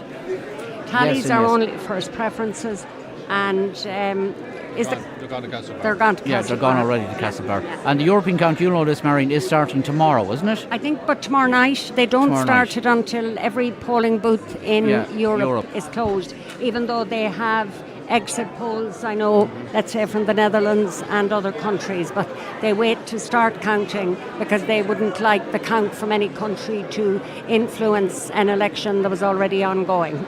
Okay, Richard's been on to say shalom, so we can only assume he's out in Israel or there. Well, shalom is peace, I think, isn't it? Yeah. I'm not up to date with my Hebrew. Yeah, great coverage to almighty coverage. Hebrew in school. Very, very proud that polling stations bring people together, they get people talking. I'm having tea and sandwiches, he says. Right, okay, your coverage is outstanding. Can you please ask the panel, my daughter lives in Dublin at the moment, was hoping to be home to vote, but circumstances predicted otherwise, which means she didn't get to vote because as much as she wanted to. My question is, will there ever come a time where, with your polling card, you could submit your vote at any polling station countrywide? That's a very good question, actually. The Election Commission is supposed to be looking at ways to upgrade how we vote. Yeah. There's a number of things that the outgoing chair of that commission said that going forward in the next couple of years they're going to look at ways we vote, how we manage to register. But I don't know would it ever be that liberal. And I don't know what I really like it to be that liberal, to be honest with you. Yeah, and we got a lot of questions yesterday, and we're getting them again today. And we were talking, Thomas Walsh was talking about the absolute legitimacy of the Ukrainian refugees being allowed to vote, because that was something that was introduced a couple of years ago, I think he said. Many years ago. Yeah. 99, there was a referendum. Yeah, but there are a lot of people who are not from Ireland, who live here and have been living here for some time and have not been registered to vote. So where is the fairness there? They're asking. No, but anybody can it's up register to themselves to register. Anybody can register. If they're living in Ireland, if a PPS number, they're working here, they're entitled to vote. I think that's only fair. Yeah, it seems a lot of people aren't aware. And that's the same throughout the European Union. Also, if somebody else is if we're in another European country, we're entitled to vote there. For local elections. Local elections. And European. Yeah. Yeah, but I think what people are talking about are non-Europeans, those from Ukraine. Yeah. And the Indian doctors and people who work there. I'm just saying to vote here for the last number of years. Yeah, but we had a referendum in 99. Martin Cullen was the minister. Yeah. I think with Sinn Féin, listening to your discussion, I think with Sinn Féin, they keep talking about the shortage of housing and still object to various planning decisions. Maybe if they had a different leader and stopped talking about a border poll and a united Ireland at present, the party would do a lot better. I don't know, just one person's observation. Sorry, Pádraig, you wanted to give us come in and give us an update. Pádraig Hart, an update on hopefully some movement with the count. We've been waiting a long, long time. We're on air now for what, 16 hours? Wow. Okay, I see the returning officers coming back in, so the spoiled votes have been decided on. So I'd say 10 to 15 minutes from them coming back in. I can expect something in the next 15 minutes on the first count from the Sligo Strandhill. Okay, and it will then be after 11 o'clock, so that's me would suggest we're not going to get much further than that, are we, tonight? Pre-surplus then would be. Well, I think that they'll do pre-surplus, yeah, and they probably should have the Ballymore Tubbercurry first count done at that stage as well. Okay. All right, okay. So you still think we'll get a Ballymore Tubbercurry first count tonight? Yeah, you're not sure. Not 100%, but I can't see them stopping at this stage when they're that near finishing. Yeah. In any case, there won't be anybody elected on that first count in Ballymore Tubbercurry. No. Yeah. Okay. Manus Bree is with us. Manus, good evening to you. Thanks for joining us. Declan Bree's son, we should say. I never like introducing anybody as somebody's son or daughter or whatever, but you must be very proud of Declan. Absolutely, yeah. I mean, I suppose he's 50 years now with it. Yeah, you know, he's like long before I was incredibly born. so. Yeah. So I've been at Counts all my life. We've had our ups and downs, and yeah, it's great. I mean, I know the work he puts in, and the amount of effort and the care and the respect for the people of Sligo he has. Yeah. So he's a diligent worker and councillor. Yeah. What are your memories at the council? What do you remember when he was elected as a TD, for example? I do indeed. Yeah. I'm not trying to ask you your age, Manus, or anything. All I can remember the council in the early days, they were a bit chaotic, you know. Yeah. There was throngs of people, you know. It's a bit subdued now, you know, compared to what it used to be. 92 was a highlight, you know, in fairness, because he'd already been elected councillor for many years before that, and had gone to a number of general elections and had lost, and it was quite close in 89. So yeah. And as you well know more than most, he has always stuck to his principles down the years, hasn't he? Absolutely, you know, and I think people who may not agree with his politics would always recognise that it's important. You know, he's been honest, and he always stands by his word. And yeah, his principles.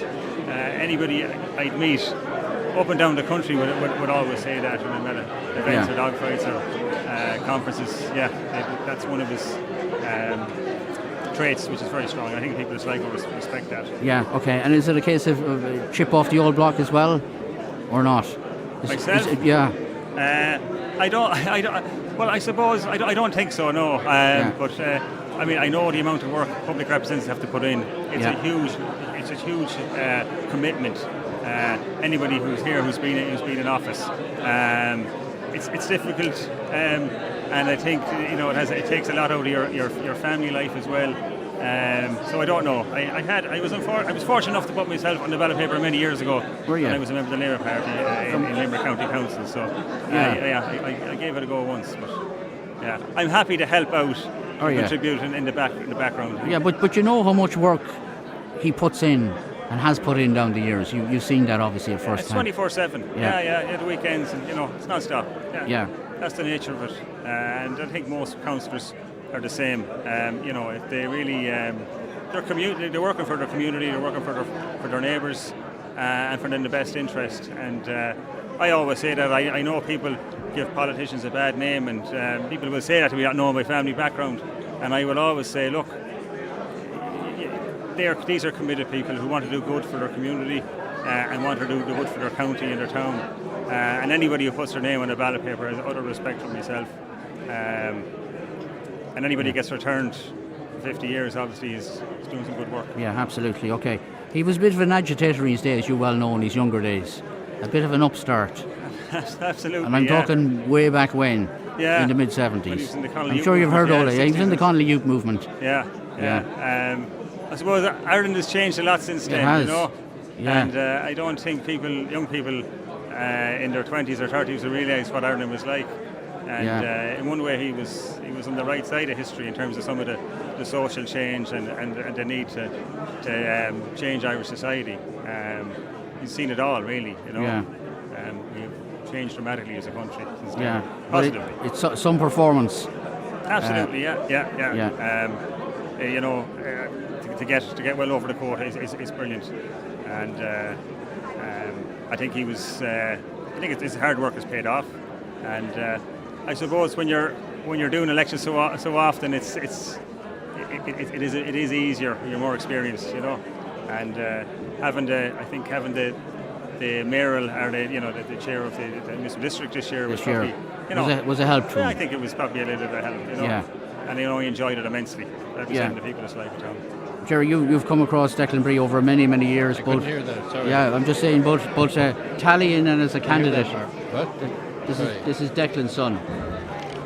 This is Manus Bree. This is Declan's son. So I'm saying you've come across Declan many times down the years, even your role as a tally man and on the election front as well.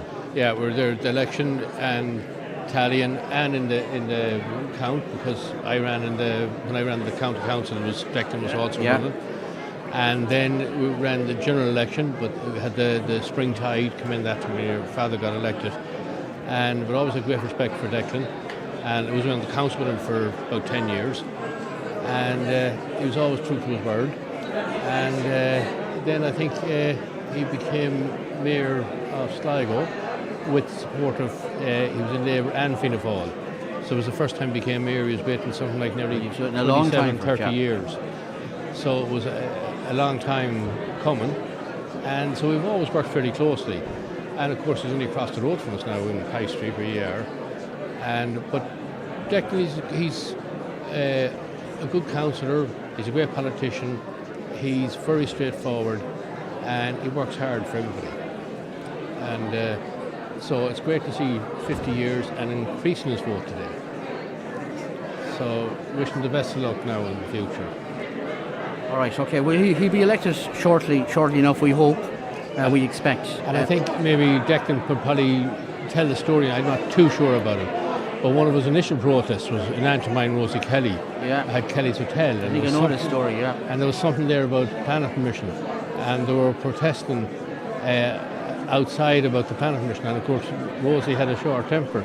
And I think she went upstairs and opened the first floor window and threw a bucket of water out on them. That's true, Was it? Yeah, I heard that story. I never checked it with Declan to see was that correct or not. Yeah, and I think a former colleague of yours as well, Paddy Conway from Enniscrone, who was a Fianna Fáil councillor, I think he gave him a kick up the backside one time when he was he in a sit-in in the town hall back in the 70s, And I think it was that kick up the backside that encouraged him to go into politics, and that was Paddy's advice. Anyway. Good advice. Yeah, it was. Manus, thanks for joining us, and we'll let you back to Declan and his supporters. It's a hard job trying to fill in this evening waiting for the count. Yeah, it's been a long day because we knew from an early stage that Declan Bree would be re-elected. Okay, we're still awaiting the first count. Any first count, it'll be Sligo Strand Hill first, but our sources tell us we are very near a first count because they have now checked the spoil votes, so we're almost in the position where we will have the first count announcement, which, as I say, will see Declan Bree elected and Tom McSherry elected as well. Just looking at Twitter here, Gavin Riley, he's usually fairly reliable, just a small straw in the wind. He said, with first counts now in Cabra Glasnevin, confirmation that Fine Gael has outpolled Sinn Féin in what is Mary Lou MacDonald's home turf. So in her backyard, actually. So it's just a little vignette there, and also it says not a great day for Dublin's Lord Mayor, the Haider Ushta, Fianna Fáil. Tally's put him fifth in a 5-seater. And then he said, as a respite from the count, he went to Croke Park to see the Dubs beaten by 16 points. Not a good day there, but they don't know yet. That's still just the tallies. But those are just one or two little vignettes. People can see this themselves anyway. They don't need me to read it out. But Gavin is surely accurate with what he says and with his overall perspective. Okay, we'll still be interested to hear any updates that you have on the European situation in the Midlands Northwest, but it's very hard to get a perspective when there's so many counties involved, as you know. And the tallies are just not coming in, you know. Yeah. Earlier I told you what I'd heard. I heard that in Galway City, Maria Walsh doing very well, and in Galway County, Malooly. It seems to me that Cowan is polling very steadily in this part of the world at around the 10%. If that's the case in the other part of the constituency, he has to be polling higher, which might make him maybe, I won't say top the poll, but he's doing well. And Carberry picking up votes in lots of boxes here. Maria Walsh, of course, is doing well, but you wouldn't expect Carberry to pick up many, and I believe in this part of the world, and she's really polling well elsewhere. Ming in this part doing well in Donegal, in Roscommon, in Sligo and Leitrim, but I have no picture for Mayo, Galway, and I'm still waiting for Meath and Kildare and Louth. Some of those counties have huge populations. Gildernew is doing well in border counties, so I don't know about McManus, I just haven't heard. Right, okay, 083 3500 530 if you want any questions answered or points made, and you're still doing that. Somebody asking about postal votes. Do we ever, just on that, but do we never know how postal votes goes? Isn't that right? We do. Or do we? We got tallies on them here today. Did we? I do remember the tally on the postal vote showed Maria Walsh and Blaney. No, I'm doing talking well. about the local boxes. No, I didn't see them up on the locals. No. Maybe not. No. Right, okay, and we're asked to say hello to all watching us live out in the Innisfree in Ballintoher. Today they're watching us on the screen. A big wave to Ballintoher there. Yeah, probably having a few drinks while you're having doing people so out as there. And again, big celebrations. Again, lots and lots of questions as to why it's taking so long to count even one area. Did Martin Cullen bring in a machine 20 years ago? And it only lasted a couple of counts. It just wasn't safe. Yeah. That was the only problem with that. Yeah, and someone else says, congratulations to all for a successful World Ocean Day, which it is today, World Ocean Day. Keep up the good work. What's happening is keeping the process fair, which is true as well, I think. Did you see that message from Pádraig McKeown? Niall sent it on to you. On the way back up the M8 to Dublin from a meeting in Cork, and happy out getting blow-by-blow reports from outstanding Ocean FM team. So he was driving from Cork up to Dublin listening to the coverage. Yeah, good friend of ours, Pádraig, and a good ambassador for County Sligo, that's for sure. Please tell Tom McSherry, please tell Tom McSherry congratulations to him from a supporter in Riverstown, and lots of good wishes coming the way of the panel for their informative contributions all day since we started at 9 o'clock this morning. So we're nearly at a stage where we get the first count in Sligo's Strand Hill. And again, it's impossible to predict the procedure, but it'll be Bree Surplus will be second count. So how many counts are we thinking then, Sligo Strand Hill, can we predict? I have an inkling that while we've been waiting for the official first count, they've prepared themselves for the second count. Second. That they've done some of the work along the way. And that might be the sort of particularly lengthy today for the first count that some of that work may have been done. Yeah. Okay. I'm trying to remember way back now. What quota? What was? Yeah, the quota was. Which for Sligo Strand Hill. We think it's about 1,200. 1,200. Okay. 1192. Yeah. Now it might be a slight change when the full count comes in. Well, it's 1192 at the moment. Yeah. And the reason I ask is I'm trying to look ahead here, and on the second count, the possibility of anyone being elected on the second count. The possibility of anyone being elected on the second count is Sligo Strand Hill. No, it won't happen. It won't happen. And then that's just to give people a perspective, because it's unlikely we're going to go past the second count. Did you say 1192 for the quota? To your right, Fergal Neelan. Good. 1192 for the quota. Yeah, based on the tab. Oh yes, Fergal Neelan would, but that be that's down on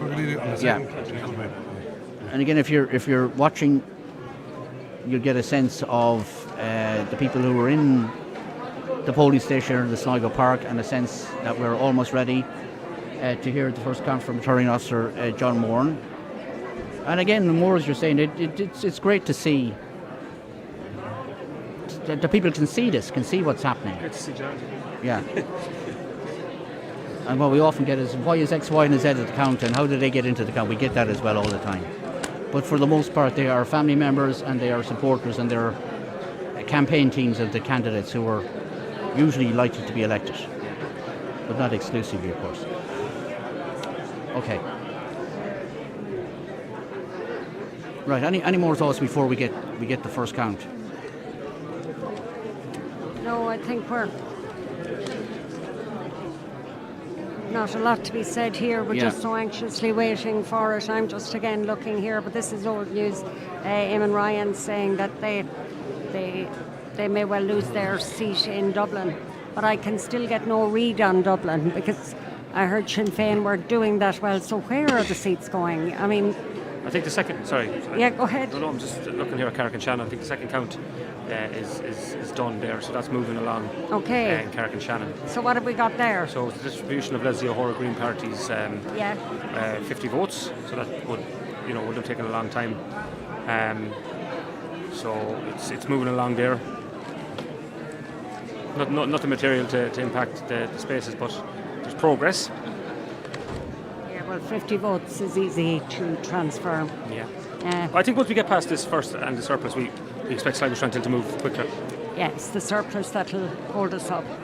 But as you say, Mark, they're probably preparing for that now. So that when we get our first count, then the distribution of Breeze surplus, and of course we have Tom McSharry's as well. Yeah. That they might proceed pretty quickly. Yeah, and now we're getting loads of texts about the postal votes. We don't tally the postal votes, isn't that right? Or there are no records of postal votes? For general elections, they're normally open the night before. You can go along if you want. You can, that's right, Mark, yeah. Okay. Right, okay. Nothing and there's significant in where those votes went from Leslie. No. All over the place. Yeah. Yep, okay. If a candidate is over, we might have asked this before, if a candidate is over quota, which of his or her ballot papers do they choose to transfer, or do they take a percentage of all the second preferences? And the first count is the percentage of the total. Yeah, and it's evened out then. Okay. All right, but on the first count, it's percentage of the total, but on subsequent counts, it's if somebody's votes help to put them over. The parcel. Yeah. The last parcels that put them over. Selection from that parcel. Yeah, but those are the votes that elect to them. It put them over the quota, and it's a random selection from that. So there is a little bit of luck there. Yeah, little bit. Yeah. I was waiting to see if anyone would ever mention Rosie Kelly from Kelly's Hotel on Bridge Street. Declan Bree was lucky; he didn't end up being thrown over the bridge. Funny times with good times. Who sent that? I don't know. Anonymous. We were talking about that, actually. Yeah, I know. That's what I'm saying. There's another story. It's in response. Which was the one I thought that Jerry was going to say. Listen, it's up to Declan to tell those stories. Lord have mercy on poor Rosie. But. Yeah. And there's a couple of texts and messages coming in relation to Blaine and his future. I hope Blaine runs in the future. He'll get my number one vote. And someone else says, listen since 10 o'clock. Fantastic coverage. Well done to the whole panel. It's a shame Blaine isn't on the ballot. He'd be a great addition to the council, says Dave. Well, a pity they weren't saying that 5 years ago, and that's what you're thinking. Well, I'm just looking. I see people here celebrating with 700 votes and 800 votes, and I look at. I unfortunately have this history whereby I was the highest percentage candidate not to take a seat in an election in Sligo Strantil with 10.8%. But look, it is what it is. Elections are different. I've made my decision. I have a second baby on the way. I have a new job. Congratulations! Yeah, sorry. Danielle told me not to talk about it, so I'm not going to talk about it too much. You only said it on the radio. Yeah, I know. Maybe put it on Twitter just to make sure everyone knows. But no, I have a second baby on the way. I have a new job, I have a new career. I've done enough in politics to come back to it when I wanted to do it. I've no doubt I will. But for right now, everything is just rosy. I'm really looking forward to my family growing, and I do love hearing messages like that. And I still do work for people, and I still can get things done. So. Shows like this help keep you close to it, and you have a big smile on your face saying all of that. But the vote was very close. Like, only a swing of 30 votes made the difference. I know it took me about 3 years to get over that. I know. Yeah, so you counted all those 30 votes. I know who they were too. Well, no, it's nice to hear those things, and thanks very much to people who texted. You did very well, and it was a great count. Somebody else says it was mentioned earlier, suggested earlier, that the Labour Party are on the comeback in Sligo. Did the panel think that's the case, or was this more a personal vote for Nessa Cosgrove? Well, there's a question and a half. I don't know. But Nessa now is the Labour Party in Sligo. Yeah. What I did notice in the campaign, and that there was a lot of personnel out and active on her team that I hadn't seen maybe for a while. Yeah. There was a lot of enthusiasm. You mean Labour Party personnel? A lot of enthusiasm. Yeah, I do. And I think, I have no doubt that there will be a return in the fortunes of Labour into the future, and it'll be the Nessa Cosgroves, as I've said earlier, who will be to the fore of making that happen, and people like her throughout the there country. was huge enthusiasm from her team. A lot of women on it as well, who are well experienced and in canvassing and know how to convince, and they really believed, and she was a really good candidate, plenty of experience, and her name was out there, and as you say, she is the Labour Party in Sligo. These are, and so credit to the team here who've been here all day. These are fantastic pictures, aren't they? Where they're scanning the polling station. You get a real sense of the anticipation and the expectancy and the tension. Yeah, the tension. And there's a big crowd here now as well. There's Gino. Obviously, we haven't spoke to Gino yet. But, no, he was in earlier on. I missed him. We talked to him, and we see Pat Fallon there. There's Marcella McGarry, I see her. Yeah. Your star pupil, isn't that right? That's right. We'll have to double check that later Murphy, on. obviously, from the account staff there, making sure things are. Yeah. Pat Fallon's great man for Declanbree. He told me he's over 40 years canvassing. Say that again, sorry. Pat Fallon. Oh, Pat Fallon, yeah, he's with Declanbree a long time. 40 years we celebrate. Yeah.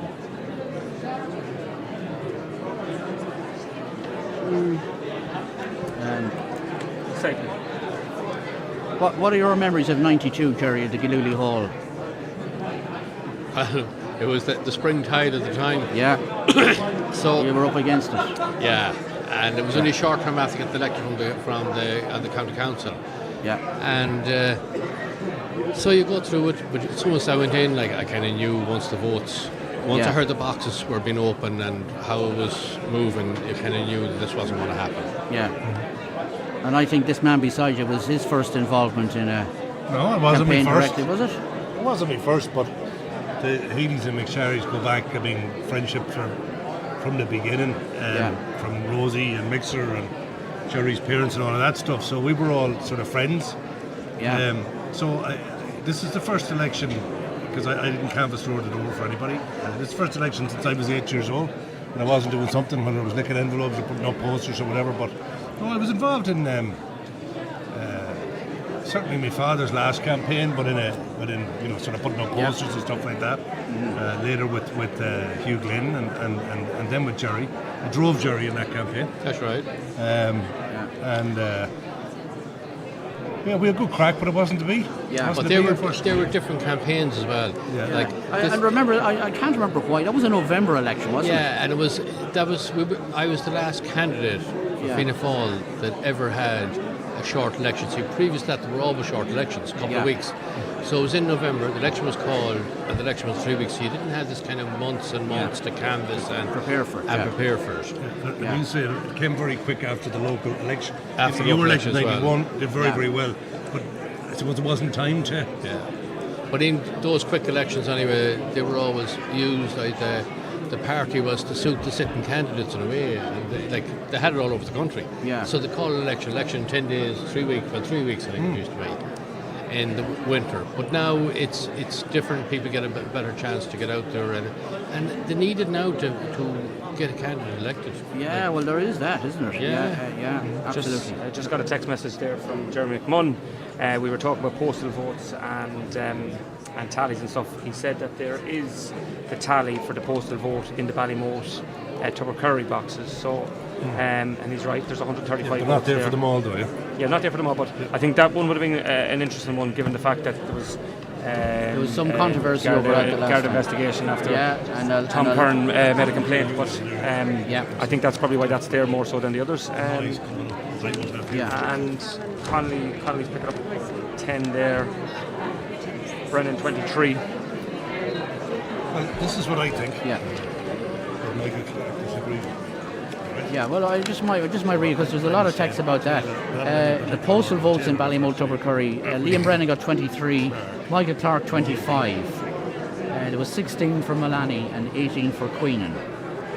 10 for Martin Conley. They're the bigger percentages of the postal votes there in Ballymote, Tubbercurry.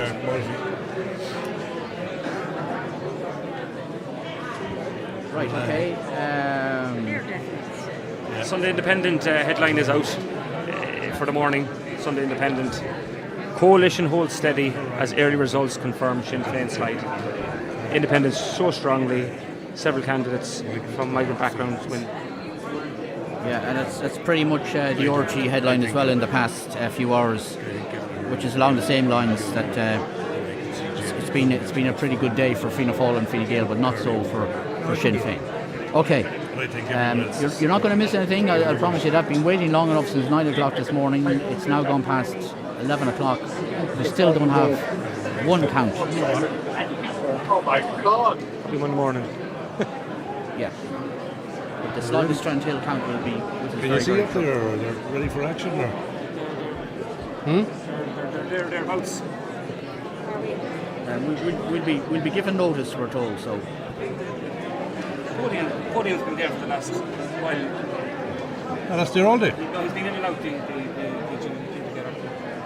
We're doing some calculations there.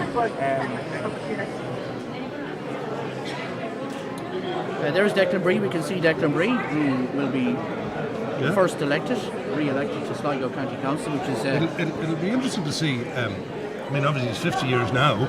Yeah. It'll be another 5 years, 55, more power to him. And incredible performance. Not that there was any doubt. I mean, he has huge respect that goes across the political divide, in my opinion, anyway. And you'd see that across all the boxes, you know, whether it was Strandhill or Sligo Town or wherever. But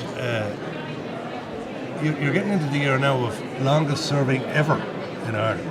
I wonder how far, because he's going to be 55. I know Bernard McGlinchey in Donegal, the late Bernard McGlinchey, he served over 50 years, all right. Yeah.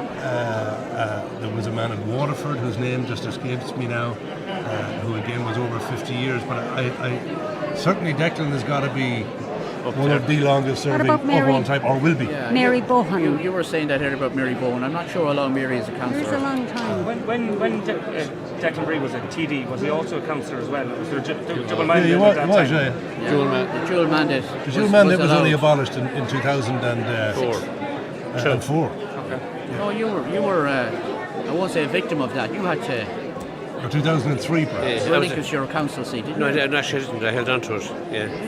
I had it from 1999 to 2004. You had to go then, was it? Or? That's correct. Yeah. Okay. Right. Yeah. I managed it.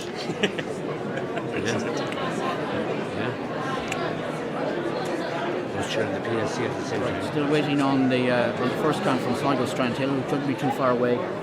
Hopefully we can get some immediate reaction, because we have reporters down in the hall to get the immediate reaction when we see the election of Declan Bree and Tom McSharry as well. And again, as we said many hours ago, there is going to be no surprise here. We know we pretty much well know the 6 candidates to be elected here in Sligo Strandhill. Definitely. And there was quite a divide, wasn't there, between the top candidates and all the rest. Yeah. We're not unique. I'm sticking with my original predictions. Yeah, which was a long time ago. We're not unique waiting on the first count. The other two, but there are variables that can come into play differently. That's from Cliff, is it? No, I have a view on South Sligo that I gave, and I have a view on Drumcliff as well, which I said, but there are swings and roundabouts that could intervene yet, you know. Sure. Prove me wrong. Somebody else tells us that in situations where a small number of votes are in a box, be they postal votes or in the St John's Hospital box or in islands, returning officers will not allow tallying, but will release the numbers of votes cast. Yeah, if it's within below a certain number, they don't tally them. They don't allow them, because they could identify the votes of the people. We got that question to the show on was it Thursday or Wednesday, could you ever be identified as having not voted for a candidate? And I said you could because. Technically you could. You say you had 5 members in your family who were voters, and you only got 5 votes in that. I have a good story. Right, go ahead with your. But I'm not going to identify the box. No. Okay. There was a particular person, and actually John Perry had known him well, who had. This was in 2016. Yeah. So I didn't make it. I got back into the Senate, obviously, and this person was. Definitely voted. I said, no. I said, don't worry about it. I said, the next time, maybe. The next time. No, I definitely voted. You didn't. I said, but don't worry about it. The next time. And eventually they got quite irate. And so it was one of the, even though I didn't make it, it was one of the sort of few boxes. There was no vote for me. But you have to be careful too, though, because I remember Michael Ring was told a great story that one time he was going through the registers, as you do, you check the mark register and see who had voted, who hadn't, and he spotted a name that had been in his office many times, and he was so disappointed that he didn't see the person's name, the woman's name, as being marked off as having voted. So he waited for about 4 months, and next thing, the lady came in, as she normally would every so often, looking for help, and he says, no, you come in here, and he tore, lost the plot. He said, look, all the years I've been here, all the years you didn't vote for me. I did, Michael, you didn't. And she went out in tears and was very upset. And anyways, when he continued to look on this over the coming weeks, he realised that she was actually registered in 2 different areas, and she actually had voted for him in the area where she said she had done for him, and ultimately he got it wrong. So you have to be careful of those things as well. Yeah, and there's also the possibility that the tat mightn't pick up the vote. Yeah. Somebody there mightn't pick up that vote. Yes. So you don't really know 110%. I remember in 2002 when I was elected to Resolve first in the FINA boxes. I got votes in every box, but my lowest number of votes was one of the FINA boxes. I got 2 votes. I remember John Ellis coming up to me and saying, I know who gave you those 2 votes. So I still don't know who they were, but John Ellis did. Yeah. Well, the only story, I never ran for election, obviously. The story I remember was from a very staunch Albert Reynolds campaigner, and those were the days when and I'm sure they still do it, where they transport people to polling stations, elderly people mostly, who need transport. And a member of Albert Reynolds' team transported this particular woman to the polling station and said, whatever you do now, make sure you give Albert number 1. I will, no problem. You give me a lift to the polling station, that's fine. Albert now number 1, oh yeah, no problem. So in she went. And she came out, and the supporter said, did you look after Albert now? Oh, I did. She says, Abbott won, Abbott Henry won. There was a guy called Henry Abbott. Oh, yes. Who was running for Fianna Fáil in Longford Westmeath. And she thought Abbott was Abbott Reynolds, so Albert didn't get his vote anyway. It didn't make any difference. But does that still happen? The transportation to polling stations. This is what Thomas was talking about yesterday. I know, for example, in 2019, I had Jim Byrne was helping out with going to help people, people who were disabled, people who didn't have access to cars, and it does happen. And I think it's actually a nice thing that people go out of the way to help people vote. You don't know what they're going to do when they get in there. You hope that they vote for you. You wouldn't want to see bringing somebody else down and they wouldn't, but. There's no guarantee you get the vote. There's no guarantees. There's no guarantees in anything. Or no proof. When I went on the local elections that time in 91, we put in a card in the door last minute at night, offering to bring them to the polling booth the next morning who didn't have a car, and also a babysitting service if they couldn't get out of the house with the children. But again, it was the done thing, was it not? Yeah. Not so much. Let's make it easy for on someone from to the vote. colleges as well. Yeah. UCD and BCG, you best say that. Get people home. I said there was many a student who took the lift home and didn't vote at all. Yeah. You've never had to resort to anything like that, John? Certainly in 1997 it was quite a first time election, my first campaign actually. But standing out in the middle of the road giving out key rings. We election morning. We have an update there. We have an update on Carrick and Shannon. It's gone to count 3. Oh, good man. We had the the distribution of Michael McManus's vote.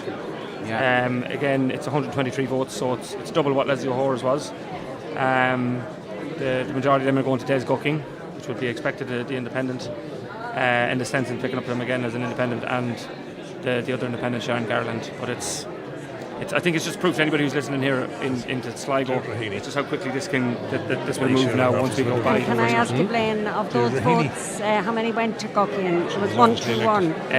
There was 31 that went to Guckin. And Garland? Of 123 was what was... Go down and we'll see the week. And Garland?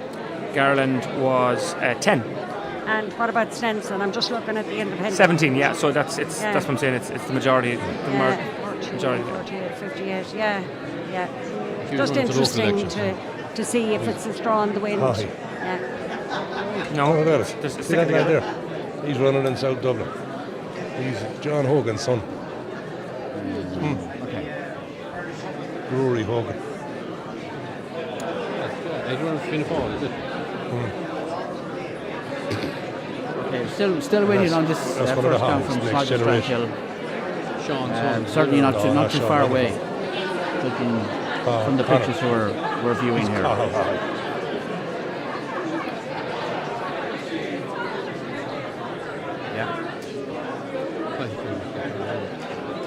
Now you're talking there about Charlie Haughey's grandson, is that right? Yeah, Mark. Charlie Haughey's grandson. Is Charlie Haughey's grandson? I see him. I don't know whether he's elected yet. Cathal Haughey? Yeah. This guy here in this picture, that we're just looking at a picture here from the Irish Times website. That's Deirdre Heaney being elected with Cartarfleet. All right, okay, I think we have a count. We have action here. And that's John Hogan's son, he said. John Hogan of Finnisglyn and Sligo, that's his son in the picture. He's also a candidate in South Dublin County Council, I think, for Fianna Fáil. And that's Cathal Haughey to the left. I don't know how they're faring now, I haven't looked. Not happy enough. Deirdre Heaney, she run for TD, was she? She did. Or she used to always keep her down. But she did really hard work. Right, it's coming up to 11:30 and we're hopefully not too far away from the very, very first count of the entire day at Sligo Strandhill. It will be delivered by returning officer John Moran. And it will confirm that Declan Bree has topped the poll and is elected on the first count, and Tom McSherry will follow him in on the first count. So we'll have the first two councillors elected to Sligo County Council. Right. Are we picking up anything else anywhere else? Are you hearing anything from any of your colleagues today? Just it's not too uncommon. I know we're here waiting on a first count, but I'm seeing a number of count centres closing for the night with no first count. The only difference would be that they would be constituencies like Dunleary, where there's an awful lot more votes to count and tallies to complete. So, in fact, we've 18 councillors here, and there's 40 and other ones would indicate we're a little bit behind, but it's not rare. About 80 of the 166 have been moving from the tally point. All right. What was the story about the key rings, John? Before we were talking about yes, it was quite a revolutionary campaign at that time. It was with very good point of sale material at the time. And I suppose then it wasn't GDPR. We put in a whole call centre at that time. Yeah, I do remember that. Yeah. In 1997 now. Yeah, and just rang around. Well, we ran in a very sensitive areas, but we certainly made a difference. Yeah. And what do you do in a case like that? You literally get the phone book, is it, and just ring? We had technology to get our numbers that time. Yeah. Okay. It was a feature always in Dublin campaigns. Yeah. On the phone. Just ringing around. There's an interesting tweet in there. It seems to be the highest election the highest number of votes in an election in the country. Seamus McGrath, brother of Finance Minister Michael McGrath, elected in Carrigaline with 5,191 votes, 36% of the total 2.5 quotas. Yeah, that's two elections where he's been the highest vote winner nationwide. So there's the by-election candidate, Michael McGrath, goes to Europe. Yeah, absolutely. Yeah.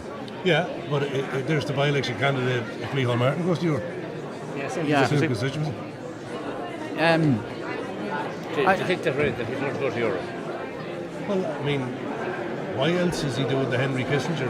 He's not building any houses here, running around the world. It's about opportunity to be a Taoiseach again. Huh? Yeah. To be a Taoiseach again. No, I mean, I know the man. It is all about position. Yeah. But being Taoiseach and Commissioner, I'd say he's up for Taoiseach. Yeah, Well, I mean, for somebody who intends to be Taoiseach, I mean, the focus has been very much on anything but housing and health. Just a quick second, just as it just came to me here, I just think it'd be, from my own point of view, and I know his family will be listening, but there's a man who should have been here with us today, who was here with us at the last Count Centre in 2019. He was our tally man, Aidan Moffat. Oh yes, he would have been really prominent here today, and you know, somebody who could have been a candidate for us. I just think now that we're here and he's here with us, I think in our memory, and I just think it would be very important just to mention Aidan. And he would love this process, wouldn't he? And all. He would, yeah. All that went with it.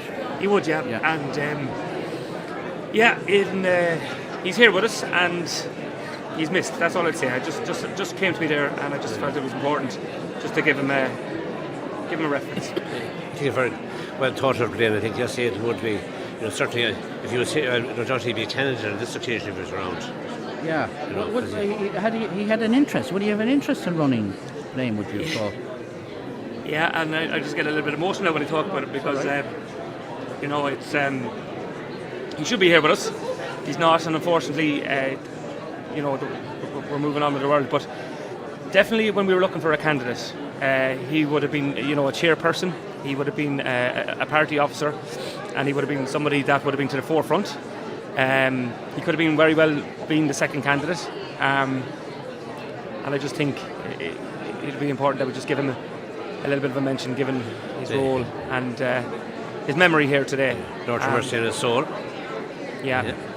Absolutely, decent fella. That's interesting. Could have been the second candidate. Certainly would have had an interest in it, or certainly would have the capabilities. No, his mum and his sister and family and all that wouldn't have allowed him, or wouldn't have wanted him to go. As I learned after his death, that they were very worried that that's the path that he was going to go. But definitely somebody that would have been there, and I think could have well been our second candidate if he was still on this world with us. Okay, I'm now informed we'll have this count any second now. So we'll just keep watching pictures as we await. Just cut out. Yeah, it's all right. It's just somebody needs to press a remote control. We get the picture back. Okay. This is the result of the first count for the local electoral area of Sligo Strand Hill. Total electorate 17,646, 17646. Valid poll 8,315, 8315. Total poll 8,415, 8415. Number of seats to be filled 6. Invalid ballot papers 100. Quota 1,188. The following is the result of count 1. Bree Declan, non-party, 1,537, 1537. Cosgrove Nessa, Labour, 841, 841. Donnelly Pauline, Sinn Féin, 323, 323. Phelan Finbar, non-party, 406, 406. Gibbons Arthur, Sinn Féin, 741, 741. Gogan Johnny, Green Party, 213, 213. Kelly Michael, the Irish Party, 182, 182. Kilgannon Seamus, Fianna Fáil, 458, 458. Lawler Jim, non-party, 127, 127. McConville Dermot, non-party, 32, 32. McSharry Tom, Fianna Fáil, 1,374, 1374. Monaghan Graham, N2, 186, 186. Neelan Fergal, Fine Gael, 1,158, 1158. O'Boyle Gino, People Before Profit, 737, 737. As the votes of Declan Bree and Tom McSharry exceed the quota, I deem them to be elected.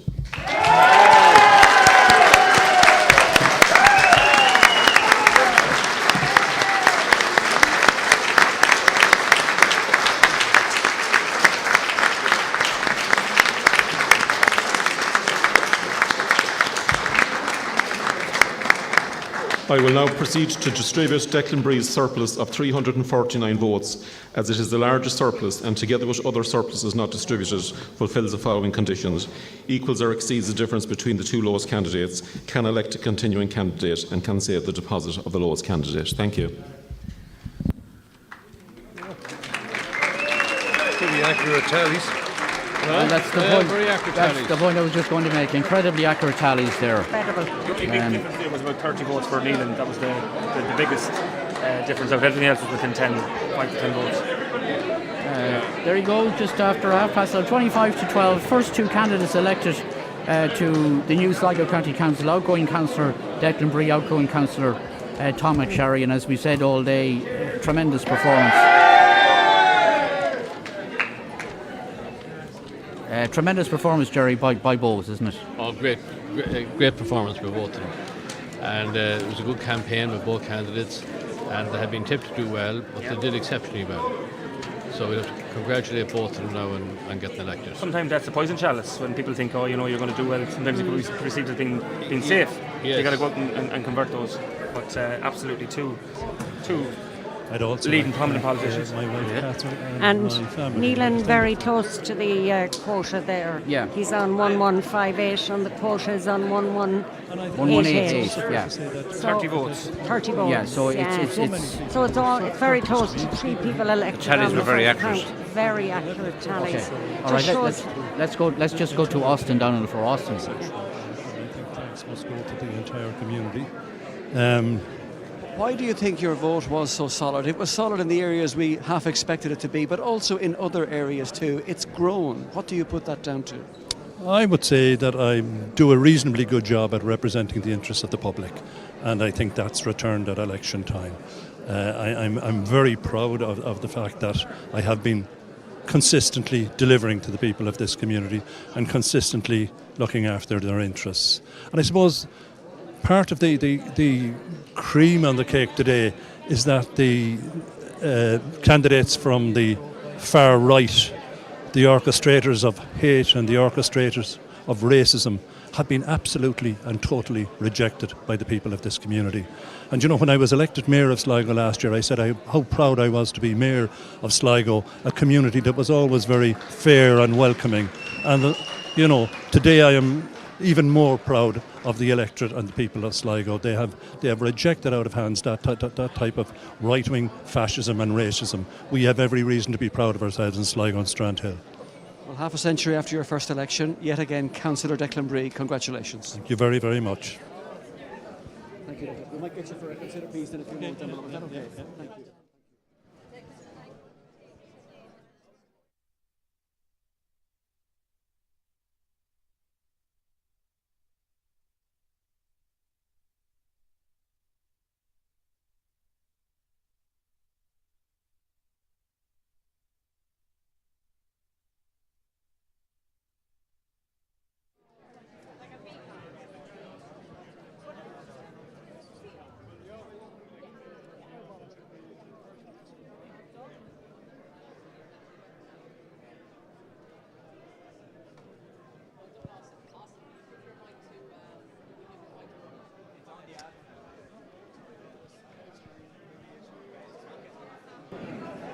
Take an ad break. We're joined now by Tom McSherry. Tom, I suppose getting elected, it never gets old. Yeah, it's been a long campaign. Great result after a great campaign.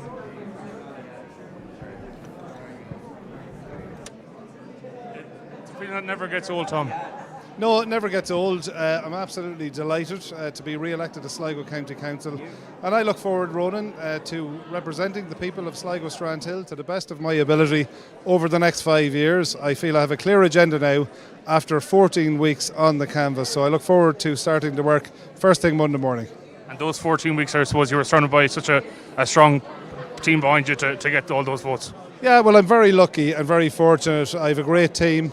My lovely wife Louise, my brother Stephen, my mother Etna, and I have a very loyal and excellent team from various parts of the constituency who came out with me night after night, rain, hail, sunshine, But in fairness, we put in a very, very strong campaign, and I was so delighted and so fortunate to meet so many people who gave me great advice, great encouragement, but most importantly, engage with me on the issues that concern us all here in Sligo Strandhill. And finally, Councillor Declan Bree was alongside you. I suppose you were neck and neck kind of going for the top position there. It's great to see Declan back in the council as well. Yeah, absolutely. I'm so proud, honoured and privileged to be elected with Declan Bree on the first count. Declan is an excellent councillor. I think he's 50 years now in the council, and he's starting his term for the next 5 years. So I look forward to working with Declan, but I look forward to working with all councillors, because the great thing about Sligo County Council, I've always found, is that once we're all elected, the work starts. We have great relationships, we all work well together, and we leave the jerseys at the door and work closely together, unified, for the best for the people we represent. Thank you. Cheers. Hey, that was Tom McSharing. Before that, Declan Bree, re-elected to Sligo County Council. Interesting what Councillor Bree said there. He was talking about consistently delivering for the people of Sligo whom he represents, and he also spoke very strongly in relation to what he sees as a rejection of far-right candidates. Those, he said, who spread hatred and racism have been totally rejected by the electorate in Sligo. Strong words, but you can't disagree with him, Blaine. It just seems that that's the case across the country. To be honest, I don't like getting into the labelling of far right and right, and I just. If you look at the party vote of certain parties, there's been certain parties that have been rejected, and that's democracy. To reckon that. All right. I think that looking at Neil in there, he's very, very close at the end to being elected on the first count, which he'll be happy with. Probably would have liked to get in on the first count and get home and get celebrated, but very, very close to being elected on the first count on his first election. I think he should be extremely happy with that. Yeah. I was saying there what Declan Bree said about that there's been rejection of far-right candidates today. The candidates, he said, were spreading fear, hatred and racism in the community, and there was a flat rejection of them today in Sligo. Did you see it like that? Or? Well, I don't think he was just referring to Sligo, but in general. I mean, I said earlier on in the day that I'm not really a left, right and centre sort of person. I believe in right and wrong. There's a way of campaigning. There are issues around how the government have handled immigration. But yes, there are some candidates who have employed extreme tactics that don't sit well with the Irish people.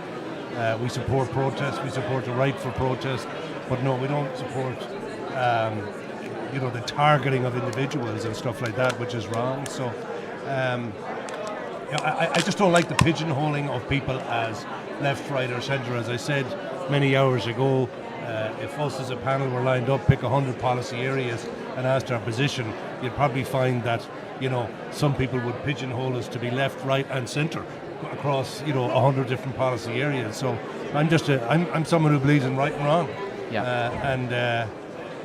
There are issues around our immigration policy, and the government are going to have to deal with them. Right, okay, we'll take a quick break. We have a break to take, but just before, I tell you, we'll talk about the next process, what happens in count 2 and what's likely to happen, and we do think that Fergal Neelan will be elected on the second count on Bree surplus. We'll explain more about that after a short break. And the Ballymore box there, is that box going to be open this evening? I'm not the authority on this, but my understanding was they were going to go ahead with a first count in Ballymore Tubbercurry. We'll try and find out some more information on that after a quick break.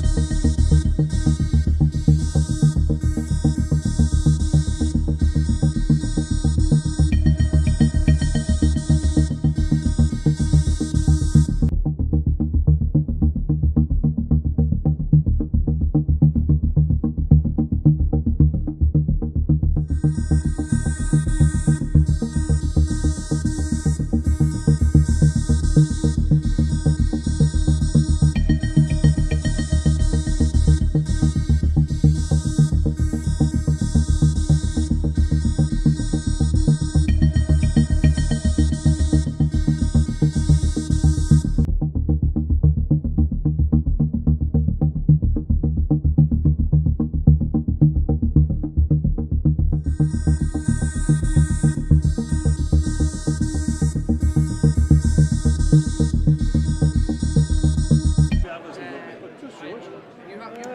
okay, welcome back. We heard from Declan Bree a moment ago with Austin, just an immediate reaction on his re-election to Sligo County Council.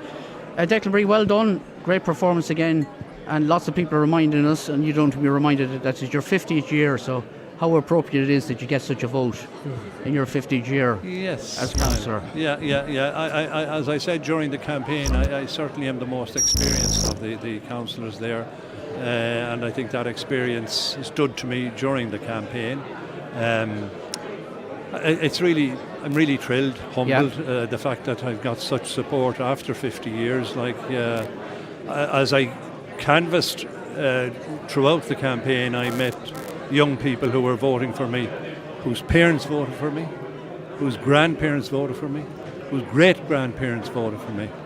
And you know, and I have colleagues, as I mentioned, Brenda Barr, who was my director of elections. She has been with me on every election since 1974, and we certainly reminisced as we went into some of the older working class areas when we talked about those who had passed on. And I also think, you know, at times like this, it brings back to mind all those guys who campaigned with me over the decades and who have passed on to the Return Reward. And I'm sure they're somewhere up there tonight, very pleased and very happy wherever they may be, and we do think of them at special occasions like this. So what is the secret to your long success? Can you tell us, Declan? I mean, I think any public representative will tell you. You know, I think once you do the work, and some of it is thankless, but nonetheless, it does result in getting a reasonably good vote. And as you know, over the years, most sitting councillors, once they do the work, they retain their seats. And the reason we have a number of vacancies in the Sligo Strandhill area is because two of my colleagues have decided to retire. So therefore we're going to have two new councillors. But I have to speak about all of the councillors. The 5 other councillors who sat with me on the Sligo Strandhill municipal district, all of them were significantly hard workers. And had Sinead and Rosaleen decided to stand again, I have no doubt that both of them would have been re-elected. But it was their decision to retire, and I respect that, and I will pay tribute to them tonight. They did an excellent job during their last term, and indeed Rosaleen was there for quite some time, 25 years. She was an exceptional representative of the people of Sligo, and I certainly will miss her. We had different politics, but we respected each other, and we worked very closely together on many, many issues. You spoke with some fervour there a moment ago in relation to the message coming out. I don't know if you're referring to County Sligo or the election in general, about the far right candidates and the spread of what you called hatred and racism. These candidates, you feel, have I been, cannot speak about. I don't know what's happening nationally. Niall, I think when we're in here, we're in a bit of a bubble. But certainly in terms of Sligo, I am exceptionally pleased that the far right they've been told where to get off. They've been rejected overwhelmingly by the people of this community. And you know, the fact that for months and for the last year or two, they've been orchestrating or attempting to orchestrate a campaign of hatred and a campaign of racism. And I'm so proud of the people of Sligo that we wouldn't tolerate that, the people of Sligo. And having said that, there are people out there who have genuine concerns about immigration and about migrants. And that's because of the failure of the government to communicate. But certainly those people are not far right. And we can see that. The ballot box showed that today, that people may have had concerns, but they certainly weren't going to put their stroke in support of far right and racist candidates. Okay, it's been some year for you, not only marking your 50th year as a councillor, and that's set to continue, but you're Mayor of Sligo, and you got married a couple of weeks ago as well. Yes, it's been an eventful year so far. Yes, Margaret and I tied the knot, and I have to thank Margaret and pay tribute to Margaret. She's been a solid supporter of mine over the years, and I couldn't imagine myself continuing to work in politics and continuing to contest elections if Margaret and the family weren't supporting me. She has been exceptionally solid, And I think anyone involved in politics knows that the difficulty it is for spouses and for the children of those involved in politics. They certainly recognise the time and energy that any political representative puts into the job, and yet they're prepared to tolerate it. All right, okay. Mark Sherry wants to say a few words to you. No Declan all my life. A great Sligo man, and the vote didn't happen by accident. Really, is the work done, exceptionally well known, always obliging for anybody of any politics at any time who would approach him. And I'm delighted for myself and Margaret, and congrats on the recent nuptials as well, and to Manus and Declan and all the family. I was saying earlier, Declan, you're definitely headed to be among the longest serving councillors in the history of the state. I think we need to do a little bit of research on that. I know Bernard McGlinchey, who you would have served with indeed on the health board over many years, got to her 50-something. You're definitely headed for 55, please God. I wish you continued health and success, and thanks for all you do for all of us in our community. Best wishes. Marion. Huge congratulations, Declan. 50 years and your vote keeps increasing. It says a great deal for your commitment. And as you say, straight talking, you say what you believe, and then you act on it. And people obviously appreciate that and appreciate you for doing it. And congratulations to you and Margaret on your recent wedding. Happy days, Declan. Happy days. Right, okay. Jerry? Yeah, I'd like to congratulate Declan on such a great win again today, and show you the extent of the work you do over the last 50 years to keep getting elected one term after the next term. And during my term in the council working with Declan, I always found him very good, honest, easy to deal with, and we always had the same outlook on a lot of issues. And once you agreed something with Declan, it stayed agreed. And that's why I think that Declan has always been doing well, and of course he's a great team around him. And wish him every success and the best luck. And again, congratulations on your marriage. I'm not too sure if I ran into you or not. I ran into Margaret all right during the week. And wish you every success now for the next term as well. All right, Declan, fair day here. Frank Feehan is there as well. He's joined us again, Deputy Feehan.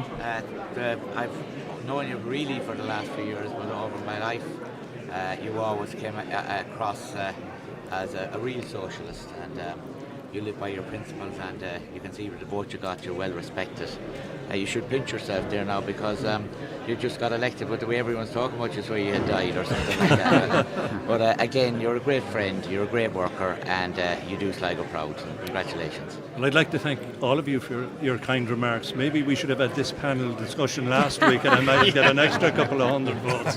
But nonetheless, no, thank you very much. And I'm really conscious of the fact that I wouldn't be topping the poll, I wouldn't be elected if the people didn't support me. And I'm really grateful to all of those who gave me their number one vote. And I also realise that, and the people said it to me on the doorstep, some people gave me number twos and number threes, but I respect that too. And again, I'd just like to thank all of the people for the courtesy shown. And I gather that was across the board for all of the candidates. Yeah. You know, that coming across very was strongly suggested today, that people would be abused at the doorstep or whatever, but courtesy was the message we received every other evening, and the public, I would just like to acknowledge that fact. Yeah, okay. You wouldn't have heard it, I'm sure. You're busy looking at your own votes, but your experiences with Rosie Kelly and Paddy Conway propped up, both of whom I think had some small role in your political career at an early stage, isn't that right? Yes. But at the end of the day, we all ended up as friends. And, you know, it just shows you politics, despite the rows and difficulties. Oh God, we could tell stories, and like people like Brenda. Brenda, who's just after leaving some of the comrades home, she could certainly tell stories of the early days in politics, exciting days. Yeah. And talk about the early days of the counts in the Galooli Hall and the Town Hall. The Galooli Hall was where the County Council count took place, and the Town Hall was where the Corporation count took place. Yeah. And I was just saying to some of the counters today that 1974, when I stood first for the Corporation, there were 31 candidates on the ballot paper. Were there? 31. Because we were saying that, I think somebody was saying last week, they've never seen the 27 on the European, and they've never seen that. 31, no photographs, and I think there was a 31. handful of spoiled papers. And if my recollection in the corporation yes, election? in Sligo Corporation, yeah. Yeah. And I'm not sure, but I think there was an excess of 20 on the county council, and that was the North Sligo area. And I was elected 7th of 12 on the corporation, and I managed to get the last seat on the county council at the time, which we weren't expecting. There was the icing on the cake. But we still reminisce about those days, exciting times. And some of your supporters back then are still in your camp today, is that right? Yes. But I suppose most of the people who voted for me back then, or many of them, would have passed on, unfortunately. Yeah. All right, well done again. First man elected on Sligo. Well, again, you wouldn't have heard it earlier, and it's not for today, but at least one councillor who will be returned is going to nominate you as Cahirlock of the council. You may not have heard that, but... No, I didn't hear that. Yeah. No. And I have to say, like Councillor O'Grady at her final meeting in the council chamber, she did say and she did announce that she had canvassed all her colleagues to consider giving me the Cahirlockshire following the election if I was re-elected. But that's a matter for the other councillors. 20th of June, but it would be a great honour for you, I'm sure, if that was... It would. I was Cahirlock in the past on one occasion, and it was an honour, and certainly I wouldn't reject it if it was offered to me. Or if I'm sure you wouldn't. No. Okay. Declan Bree, thanks for joining us, and well done again. Very much. On your Niall, re-election. can I just say thank you to Ocean FM? I haven't been listening a lot of the day because we're here in this bubble, but I'm just hearing it from people who phone me and text me to say that they're getting all the information, including my daughter who's in New York. People throughout the planet are listening in. Sligo people in all parts of the world are listening in to Ocean FM. So well done to you and your team. It's a wonderful contribution to the election. Can I add to that? Ocean FM have without doubt the best website, without doubt the best Twitter account, and it's the one to follow. So, and the coverage you're giving is absolutely brilliant. So thank you. Well, that's down to the whole team here and back at base, as I said earlier. But we do appreciate your kind comments and the kind comments of everybody throughout the day. Well done again, Declan Bree, and congratulations to you. It is approaching midnight. We have a quick break to take, and then we will talk about the next procedure, the distribution of Declan surplus in the second count. We try and get a handle on whether there is going to be a first count in Ballymote, Tubbercurry.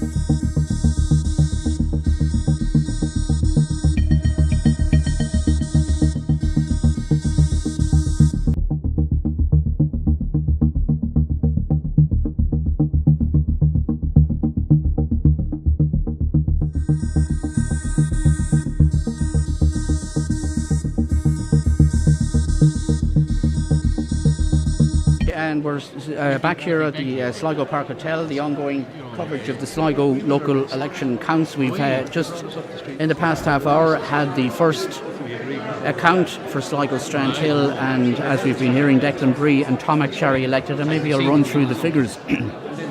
Again, the first count figures, official first count figures in Sligo Strandhill. Total poll was 8,415. The quota is 1,188. So the first count, Declan Bree, 1,537 votes and elected in the first count. Nessa Cosgrove of Labour, 841. Pauline Donnelly of Sinn Féin, 323. Finbar Filan, Independent, 406. Arthur Gibbons of Sinn Féin, 741. Johnny Gogan of the Green Party, 213. Michael Kelly, 182 votes. Seamus Kilgannon, Fianna Fáil, 458. Jim Lawler, Independent, 127. Diarmuid McConville, Independent candidate, 32. Tom McSherry of Fianna Fáil, 1,374, and he too elected on the first count. Graham Monaghan of Aintu, 186. Fine Gael's Fergan Neelan, 1,158. And Gino Boyle, People Before Profit Solidarity, 737. And as I say, Bree and McSherry elected. The second count is underway, distribution of Bree's surplus. And we still, at least I don't have any clarification yet on what happens next, and we're trying to get some clarification on that. Are we going to the second count in Sligo Strandhill, or are we going to a first count in Ballymote Tubbercurry? Have you heard? I just see them that they're quickly getting through Bree's count. Yeah. So they have to count all his votes and then distribute the percentage to the surplus that's there. So they're well underway with that. Yeah. If I was betting on it, I'd say that would happen before Ballymote Tubbercurry, and you're going to go straight to an update now where that's not the case. But I would think that would be the next step, and that would elect Neelan, and then a first count, and we can all go home to bed, I think, for the night. You think there still will be a first count in Ballymote Tubbercurry? You not think so? I think yeah. We'll get clarification if we see Pádraig Carty may have an update for us. Okay. So for those people who are staying up, and and there are still some people out there. What time is it in Hong Kong?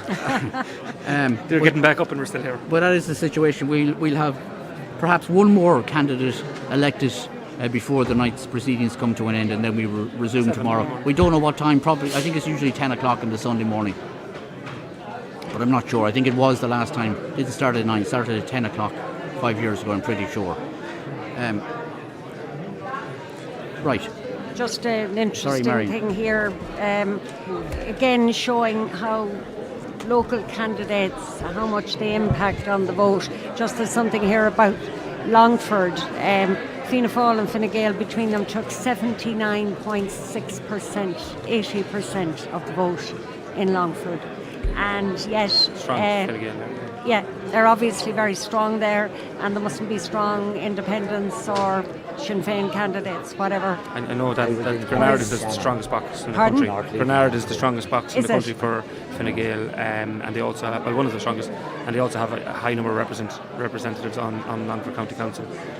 So that wouldn't surprise me. But it's just interesting to show, like if you look at Sligo and Leitrim would be about 26%.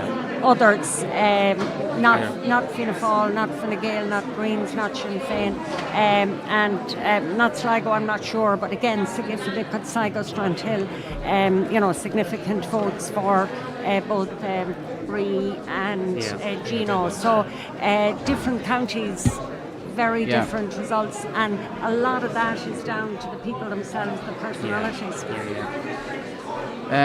Frank Feeney was asking me there about the Manor Hamilton count, where the count 3 is finished. Count 3? Yeah. I'm coming from Carrick and Shannon. Yeah. Carrick and Shannon, yeah.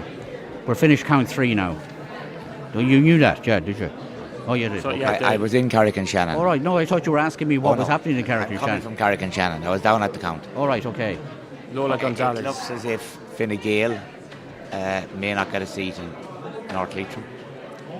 That's a possibility. I think there's going to be a contest between Kevin Comiskey and Eddie Mitchell, the Independent. That's what you're hearing as well. Well, I think the tallies, what I understand from the tallies, that the twos were 17% going to Eddie Mitchell and 10% going to Kevin Comiskey. Whose tallies? They were tallies that were done on But the whose twos. votes, Frank? They were the twos from James Gilmartin. The twos are the surplus from James Gilmartin. Yeah, I didn't hear that. Which now. didn't augur too well for. But surely a lot of them would have gone to Gurn as well. Gurn would have Yeah, got but them too. I think just talking, it's coming down really between the last seat between Kevin Comiskey and Eddie. Oh, absolutely. And Eddie, and I just think that the transfers aren't suiting the Fine Gael candidate. I think you're right, but we were looking here at the final count, and actually they were a bit closer than we thought they would be on the tallies, Comiskey and Eddie Mitchell. But you're right, I think, James. Frank, sorry. They've done a kind of forensic on the tallies, on the transfers. Well, they did Drumahair, they did a few more, and Comiskey, but just wasn't getting enough. Okay, and you said you were in Carrick-on-Shannon, so you were in Carrick-on-Shannon. I was, Frank, and indeed, James Gilmartin got a huge vote, and Enda McGloin and Paddy O'Rourke were deemed elected in the Ballinamore electoral area, and so I've been in Carrick-on-Shannon twice and back here today. So. Right. Okay. As I said, we're still trying to get just clarification on how many counts we'll have tonight. While we're waiting, that an interesting thing from the count in Sligo Strandhill was, although we were very accurate with the tallies, there was a 34 of a difference for Neelan, and if you look at that 34, we say in around 40 votes. If those 40 votes were to go, to go towards Tom Fox or Martin Connolly in the other areas, they'll help close that gap a little bit. Not saying that they'll make substantial difference, but just goes to show that's the guts of 40 votes there that we mightn't be picking up in the tallies that could close that a little bit closer in those nail-biting finishes. It could be in the other and areas. it could be in the other direction. And it could be in the other direction. Yeah. Absolutely, yeah. But the tallies were very accurate. All right, so more of your text and messages coming in. I'm so delighted Declan Bree was elected on the first count. I was on many protests with Declan and was also at the count when he was first elected at the age of 22. I was only 13 back then, back in 1974. Up Declan. All credit to you and the Ocean FM panel for excellent coverage as always. Great insight from the panel today. The rest of the country is at a loss. It must be said that Porrick and the Tally people are quiet professionals and very accurate, and they work efficiently as a team. Sligo Kaboo. Fair play to Blaine for mentioning Ed Moffat, RIP. Well done to all today for top class broadcasting. And I got to be careful with this one. Listener claims in relation to the Clark-McSharry relationship. Correct me if I'm wrong here, Mark. In 1930, Annie Clark left Liz McBride and went to Sligo and married a McSharry, and that's Raymond McSharry's mother. Is that it? Correct, yeah. Okay. Well, that's someone that knows the connection. There you go. There's connections everywhere. Right, okay.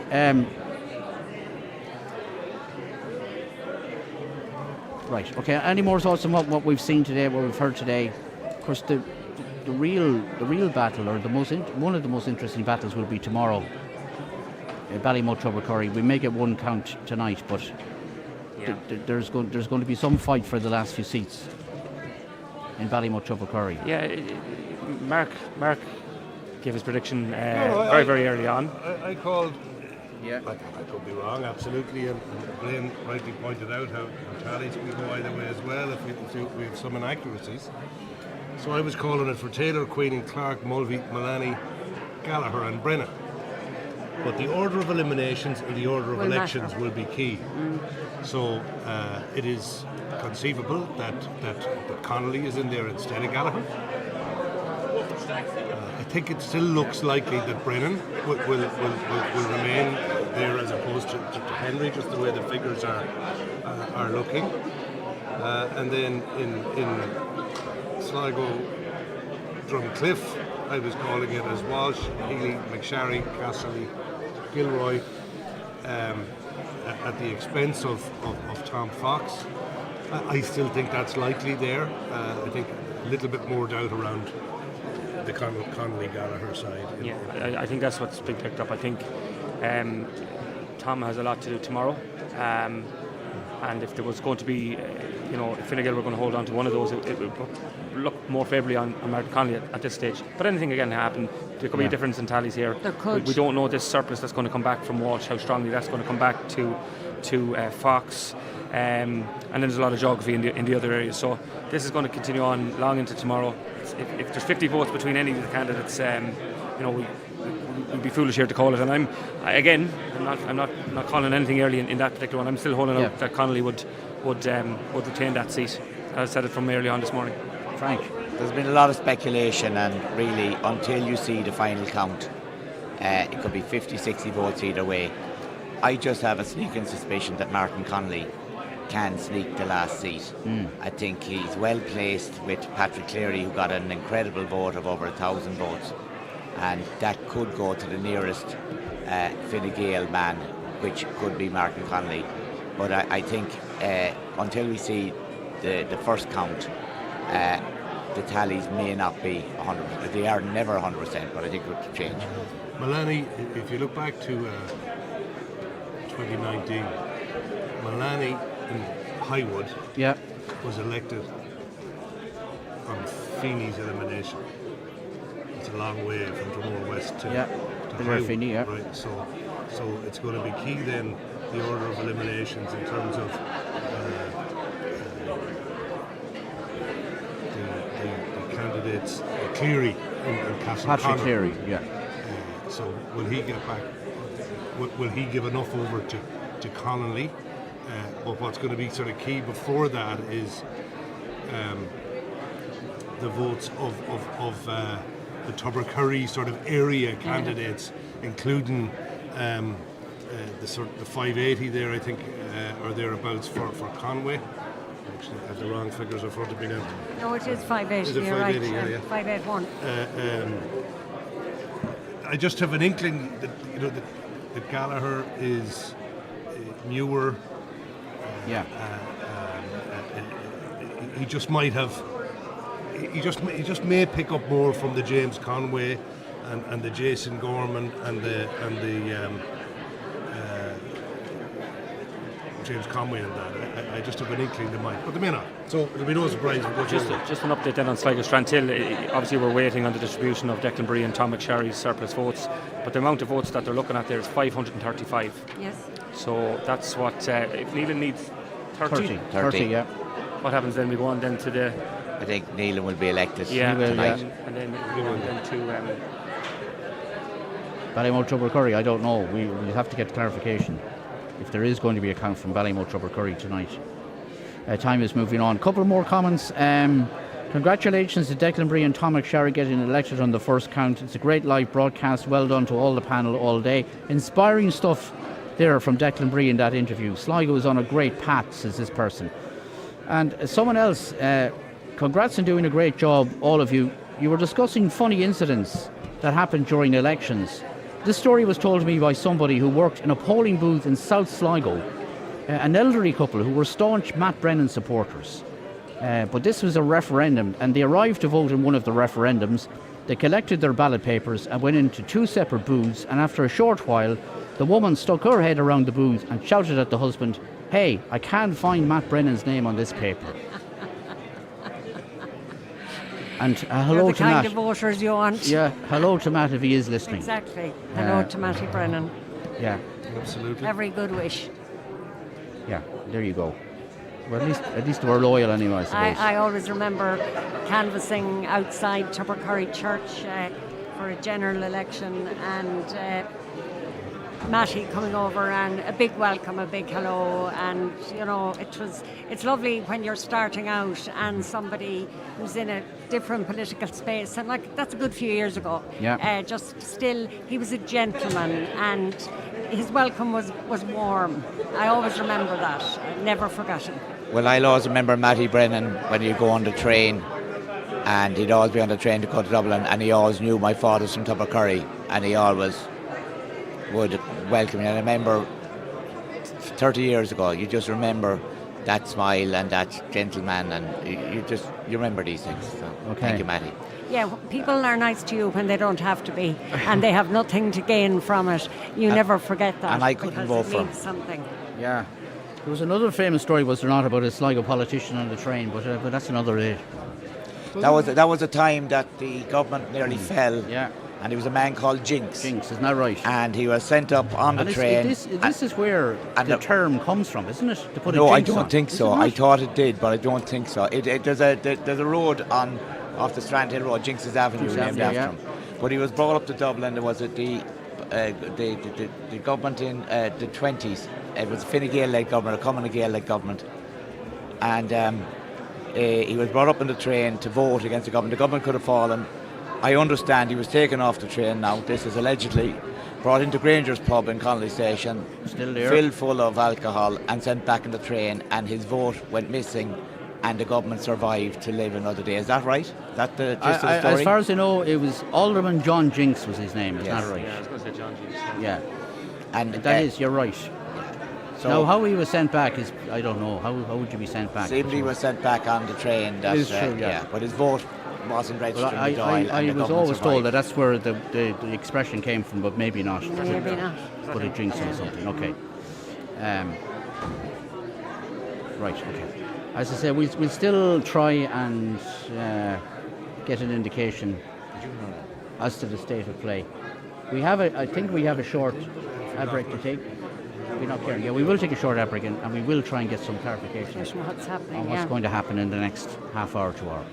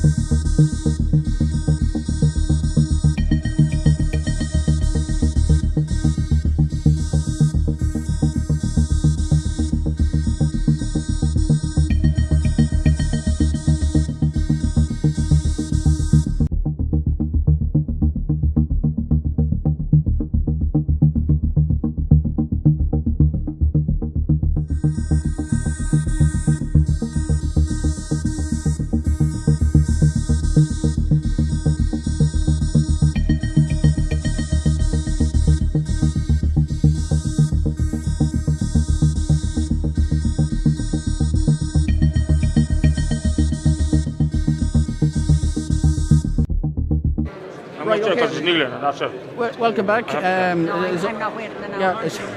There's all sorts of questions coming in relation Very to... late tomorrow night. I'm in Dublin, you see, tomorrow night. Okay, as I say, we're just timing out our plans for the rest of the evening and indeed for tomorrow, because tomorrow is going to be a long day as it has been today. And we'll make work on Monday. Yeah. Okay. Jerry, can you enlighten us as no? There's going to be no Ballymote announcement. No, so I'm told. Yeah.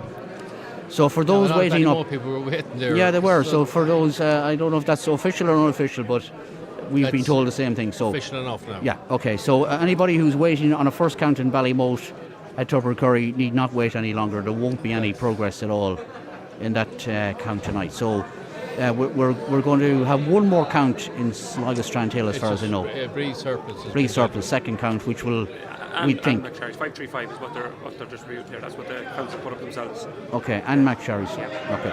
And this we assume will elect Fergal Nealon. Yep. And that'll be it for the night. So we're in for a potentially longer day tomorrow. Yeah. Than today. Oh yeah, she wants to get to Ballymote. Yeah. They'll be doing well now to be pulling it out tomorrow. Hope we don't go into Monday. That's what I'm saying. Will we make work on Monday? I've been on 2 weeks holidays. Yeah, I can't take another day. All right. No, that's it.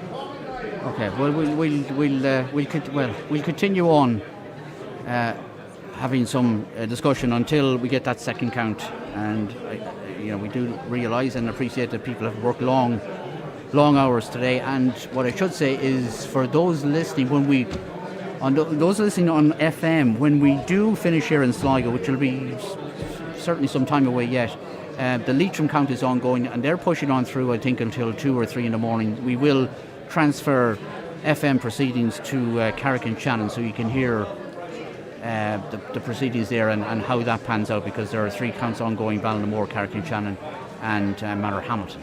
So they're pushing on for a little bit longer than we are here. Yeah, because they're closer to finishing. Yeah, okay. Kevin Cunningham, the prominent lecturer in politics, has just tweeted only 2 years ago support for Sinn Féin was getting close to Fianna Fáil and Fine Gael combined. In the locals, they're back right down to 2016 general election levels. It's an indication of how seismic the result is looking like it's going to be today across the country for Sinn Féin. Right, okay. Again, there's questions on female candidates, and only 9 women have held seats on Sligo County Council since the foundation of the state. We need to find a better balance. I'm taking that at face value. Maybe that's the case. I don't know. Countess Markovic was the first woman elected from Sligo to Dáil Éireann, and I was the second from Sligo. Yeah. There were others, Reynolds' mother, but she was from Leitrim, but there was no other Sligo woman elected to the Dáil. That took a very long time. So it just shows that, representation of women still has a long way to go.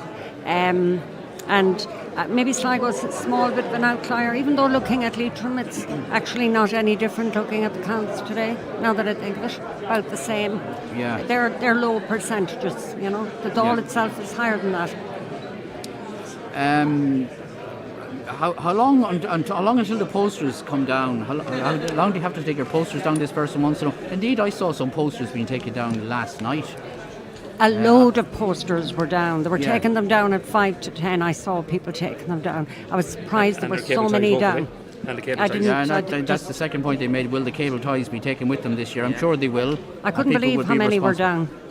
I actually just a lot of the European ones came down, I noticed yesterday, for whatever reason, but we shouldn't be complaining, I Posters suppose. must be removed within 7 days 7 after days. polling day under election law. Any breach of these provisions may result in €150 on the spot fine. So hopefully they'll be down all cleared and cable ties gone with them. Talking about Europeans, I was speaking to Michael Fitzmaurice earlier, Yeah. and he's trying to get a handle of tallies. And as he said himself, they are all over the place. But it does seem that Cowan doing solidly this part of the world and better, the other side of the Shannon. He's a definite. Lupin Flanagan seems to be definite also. And Carberry doing well. There's 2 other seats left. Malooly is in, it seems, with a very good shout. And you have Sinn Féin, you have Maria Walsh. So you have those 3 for 2 seats. Yeah. But it's just madness to guess where they'll go. Yeah, and Carberry Carberry in the mix as well, yeah. Oh, Carberry will probably take the Fine Gael seat. Carberry will. It seems because she's doing really well, east of the Shannon. East, and you look, she was still polling in the booths here. You wouldn't expect it, but she was. I think you said earlier she got over 1,000 votes in County Sligo, didn't she? Yeah. That's one third of what Marie Walsh was getting. Does that mean Fine Gael are still on for the second season in Midlands North West? I think they're certainly in there already shout, but because the tallies are so poor, it's really hard to know. But I would say that when Lisa Chambers is eliminated, I don't see she will remain on long enough. Though again, it depends on how Blaney transfers to her. But I think he'll transfer to Cowan too. That probably will be a big lift for Maria Walsh. Because geography will play a role in women. If they hold that second, or if they hold a second seat, it'll be astonishing. It'll be a massive result for Fine Gael for Simon Harris. But I think Irish people take European politics very seriously. We've got a strong affinity to Europe. In the Eurobarometer, we consistently poll that we're favourable towards the European Union. So the Party of Europe is a message that stands, and Fine Gael bucked the trend in 2019 in Europe. If they can do it again on this occasion, I think it's... But it is astonishing that Carberry is doing as well as she is, in the context that I didn't see her feature in the debates. Yeah. And I did see Maria Walsh, and, to be fair to her, there was a lot of stuff coming at her because she was a government rep, and she held up well under severe questioning at times. But I suppose, in fairness to RT were very selective and they had a methodology on how they chose who could participate on the main television debate. Yeah, but Carberry was not seen on any debate, any main debate. She was mostly always surrounded by senior members of Fine Gael, was she not, on the campaign trail? Now, she may have participated in local debates, whatever, but in national debates, and yet her name recognition, her visibility from television is huge. And you see, you look at the 29 names on a list, people look to see who do I know. Yeah. And that is part of it. And Maria was down there at the very end, can't have helped her. But it's still, look, you can't judge this, but they are in with a shout. But how much of a shout, I can't say. It could be a really big one, and there might be no chance. But you mightn't have reckoned that beforehand, but it's certainly, and again, Gilder knew. I'm not getting a proper feel for. Of course, she's doing well in Monaghan, but not in Donegal. I mean, I was told that Blaney did very well in Donegal. I heard 17,000 votes. Luke Ming on 11. Sinn Féin somewhere between them. You'd expect Sinn Féin to be ahead of Blaney, but they weren't. So, is their seat? I couldn't see it wouldn't be there, but where is it? Is it 4? Is it 5? Are they fighting for 5? Yeah. Without better tallies, you just can't tell. But well, just on the tally, how is it that a county like Sligo can have the most up-to-date and accurate European tallies, and that can't be replicated all over the country? Surely there's an interest. There's only the one Ocean of M, I think. Well, no, it's nothing to do with us now. No, but in fairness, it is. If you look at the the system that you have with the ATU, with Porrick's team. Yeah.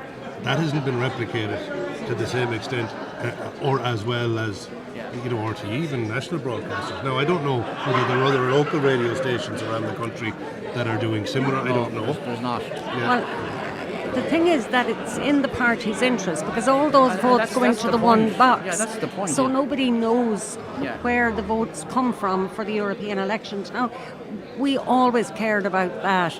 And, at one time, we were able to send people to every county centre of 15 counties. An interesting tweet came in there from a friend of mine, Stephen Hone, just to say with the amount of money Nina Carberry made people when she was riding horses have had an effect on her polling strongly. The fact that she's a prominent champion of hockey. Yeah. Strong opinion. But it really is down to the main parties in the county centres to organise the tallies. And we found that some places they were good at it and other places they just didn't have the interest. I know that we would have gone to some county centres, maybe 4 people, and we were the only ones doing the tallies. So you would have thought it's in the bigger party's interest to do tallies and have that information. Just to let you know where we are at.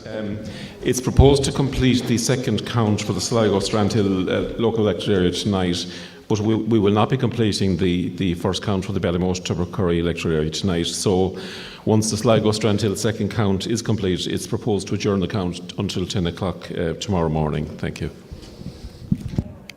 Yeah, okay, that's as expected. As Jerry told us, only one more count, second count, and it is 10 o'clock tomorrow. Sunday hours. We get an hour more.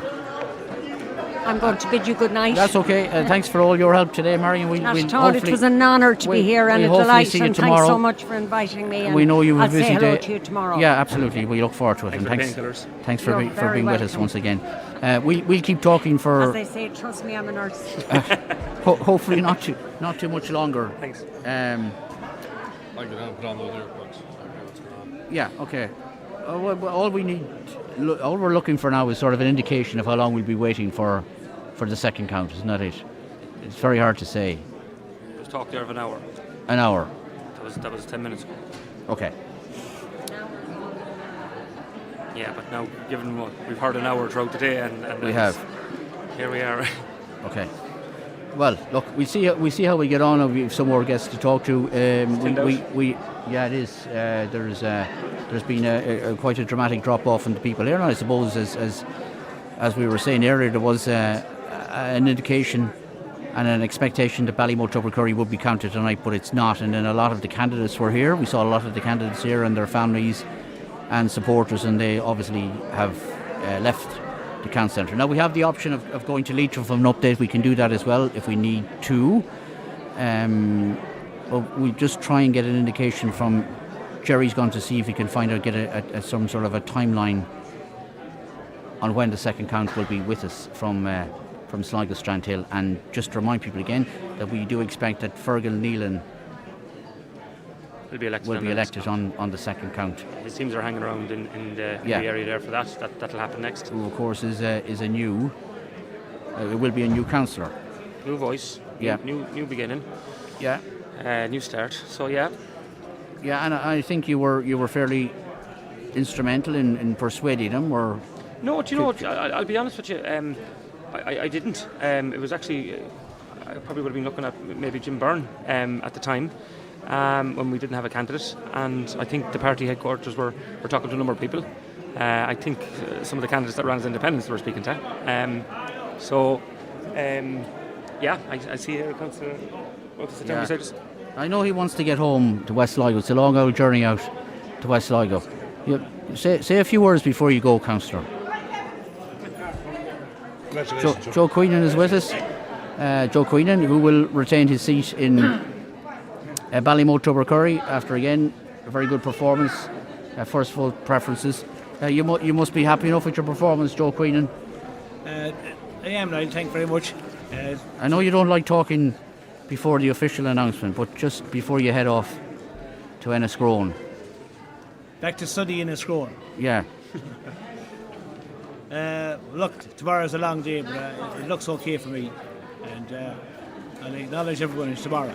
Yeah. An interesting campaign, as always. Yeah, why was it interesting, or is it always interesting, or was it particularly interesting? Well, the Conway vote, now we'll talk about it tomorrow. You can see it's a sizable vote. Yeah, there are a lot of people who thought it would be more sizable. Yeah, and you can see it on the door. People are angry. I'm surprised actually how well Fianna Fáil and Fine Gael have done nationally. Yeah. Because on the door, they were getting plenty of stick. Were they? Yeah, but fair play to them. They've done well. They've held their seats here. There might be a switch of one, but apart from that, it's the same as ever. The independents have got their seats. There's no change there that I can see. And well done to Labour, back in the fold again. Yeah. I'm 25 years as you know, councillor, second longest after Declan Bree, and I've never worked with a Labour councillor in my 25 years. So well done to Labour. They're making a comeback, and that's good because they're one of the oldest political party in the country. Yeah. And what comes around goes around. It's a good while ago, Niall, since we met for the first time. We won't go back on that again. 1999. 13th of June, my birthday. Yeah, how many years is that? I can't even. Yeah, 20, okay. 25 next week. Yeah, but you were a celebrity candidate back then, councillor, were you not? I'm still a celebrity candidate. Yeah, were you not drafted in because of your prowess on the GA scene, from the official side of things? No. That's 25 years ago. I forget what happened 25 years ago. Yeah. Well, you're not chairman of the county board or secretary of the county board. I was chairman. Yeah. Is that how you were recruited? I think it was. Not really. Came a little bit later. Did it? He was the chairman of the county board and went up to Croke Park and got it open for all the sports. That's right. We made history. Yeah. I think you served with one Labour councillor. Did I? Sorry. Did it? Brian Scanlon. I did. I apologise. Brian, sorry, Brian. If you listen to me, I apologise. Yeah. I did. First term, yeah. Right. Okay. So, there was never any doubt, was there, in West Sligo? But well, you see, we'll talk about it again. Yeah, we'll talk about it again. We'll do more detail tomorrow. Yeah, but West Sligo has two independents. We work well together. Except for Michael Clark. Yeah. We come from the one team, even though he says he's independent, but of course he. No, I think you're 25 years ago, he was a Fianna Fáil candidate with me. Yeah. So, but anyway, that's history. Yeah. But we worked well together, and West Sligo is unfortunate we're sort of in with South Sligo. We lost our identity, as you know, it's the Ballymore Tubbercurry area. That's come up time and time again tonight. Yeah. Nothing has happened. Yeah. But the people of West Sligo have voted for West Sligo candidates, and you'll see tomorrow in transfers that it'll elect two people in West Sligo. Yeah. From what you're saying, would you not have been better off in Fianna Fáil this time, considering how well they seem to have done? I was asked that question a couple of times tonight. Were you? I was. How do you respond to that? Well, my heart is in Fianna Fáil. Still? Oh, absolutely. Yeah, absolutely. And I'd never have got the things I got in my political career only for Fianna Fáil. I made no apology in that. I was chairman of IT Sligo, I was chairman of the county council, I was in SPCs and all that over my 25 years, and most of them was through in my time in Fianna Fáil. Yeah. So I have no ills at all with Fianna Fáil. I might have at headquarters, but the people that are voting for me and supporting me are from the Fianna Fáil gene pool, and that's quite clear on the ground. And is that a call on me, Hal Martin, to give you a call? Well, Deputy McSharry knows, and he made a call several times, and so did other eminent Fianna Fáil ministers, and the call never came back. It didn't come back for Mark either. Isn't that fair to say, Mark? Well, you won't I get think it's a involved. much deeper one. I would argue that the Fianna Fáil that I stood for, and Jerry Healy stood for, and you stood for, and even those that are being elected for Fianna Fáil locally stand for, doesn't exist at national level, and we've touched on it many times today. You know, it very much revolves around one personality, and that one personality determines policy on a very casual and instantaneous basis rather than based on any principle, and you know, that's where it sort of started and finished for me. But look, 30 years ago, you were one or the other. So, you're in one gene pool or the other if you want to go back that far for any of us, really, aren't we, you know? Well, I got involved in politics because of the great former Neil T. Blaney, who I voted, the very first time I ever voted for was for Neil Blaney and Ray McSharry. They were the people that inspired me to get involved in politics way back, 35 years ago. Yeah. And I was chairman of Ógra Fianna Fáil, I've done it all. And then what happened with the RT investigate, that changed all for me. But at the same time, I'm still working on the ground for everybody. At local level, it's completely different. You work for the people on the ground in your own area. And that's what I continue to do. And that's what we'll do again, please God, if I get elected tomorrow.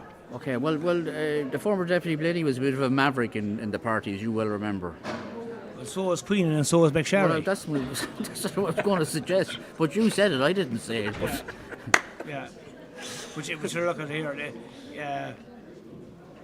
there's a challenge between grassroots and headquarters, and there'll always be a challenge in any political party. Yeah. But I do think, looking outside, there's a big work to be done to get the organisation working again at grassroots level, in my opinion. I'm sad to see the Commons are in poor state. I'm not critical. I really am disappointed in many ways to see what has happened.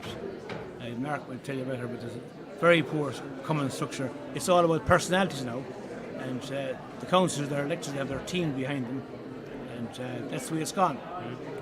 And I don't know, is the one member, one vote being a good thing in the long term? Mark might have a comment on that. Look, I think one of the issues with politics nationally across all the parties is it's very much from the top down rather than the bottom up. I mean, it's the reason I've decided really to get out of politics. Fianna Fáil, Fine Gael, Sinn Féin will elect very fine candidates all over the constituencies, all over the country, and especially here, as we've been seeing in the tallies, we get a very good indication who's going to be elected. They're all fine people. How good are their national organisations going to be, and their leaderships going to be at listening to their voices and developing policies that are representative of the needs of those communities? And I think there's a big detachment there, and I think that's shown where you have such a fragmented society. So fine, Sinn Féin are there, Fianna Fáil are there, Fine Gael are there, and now independents are going to be there. They'll be there at a very real block in the next general election.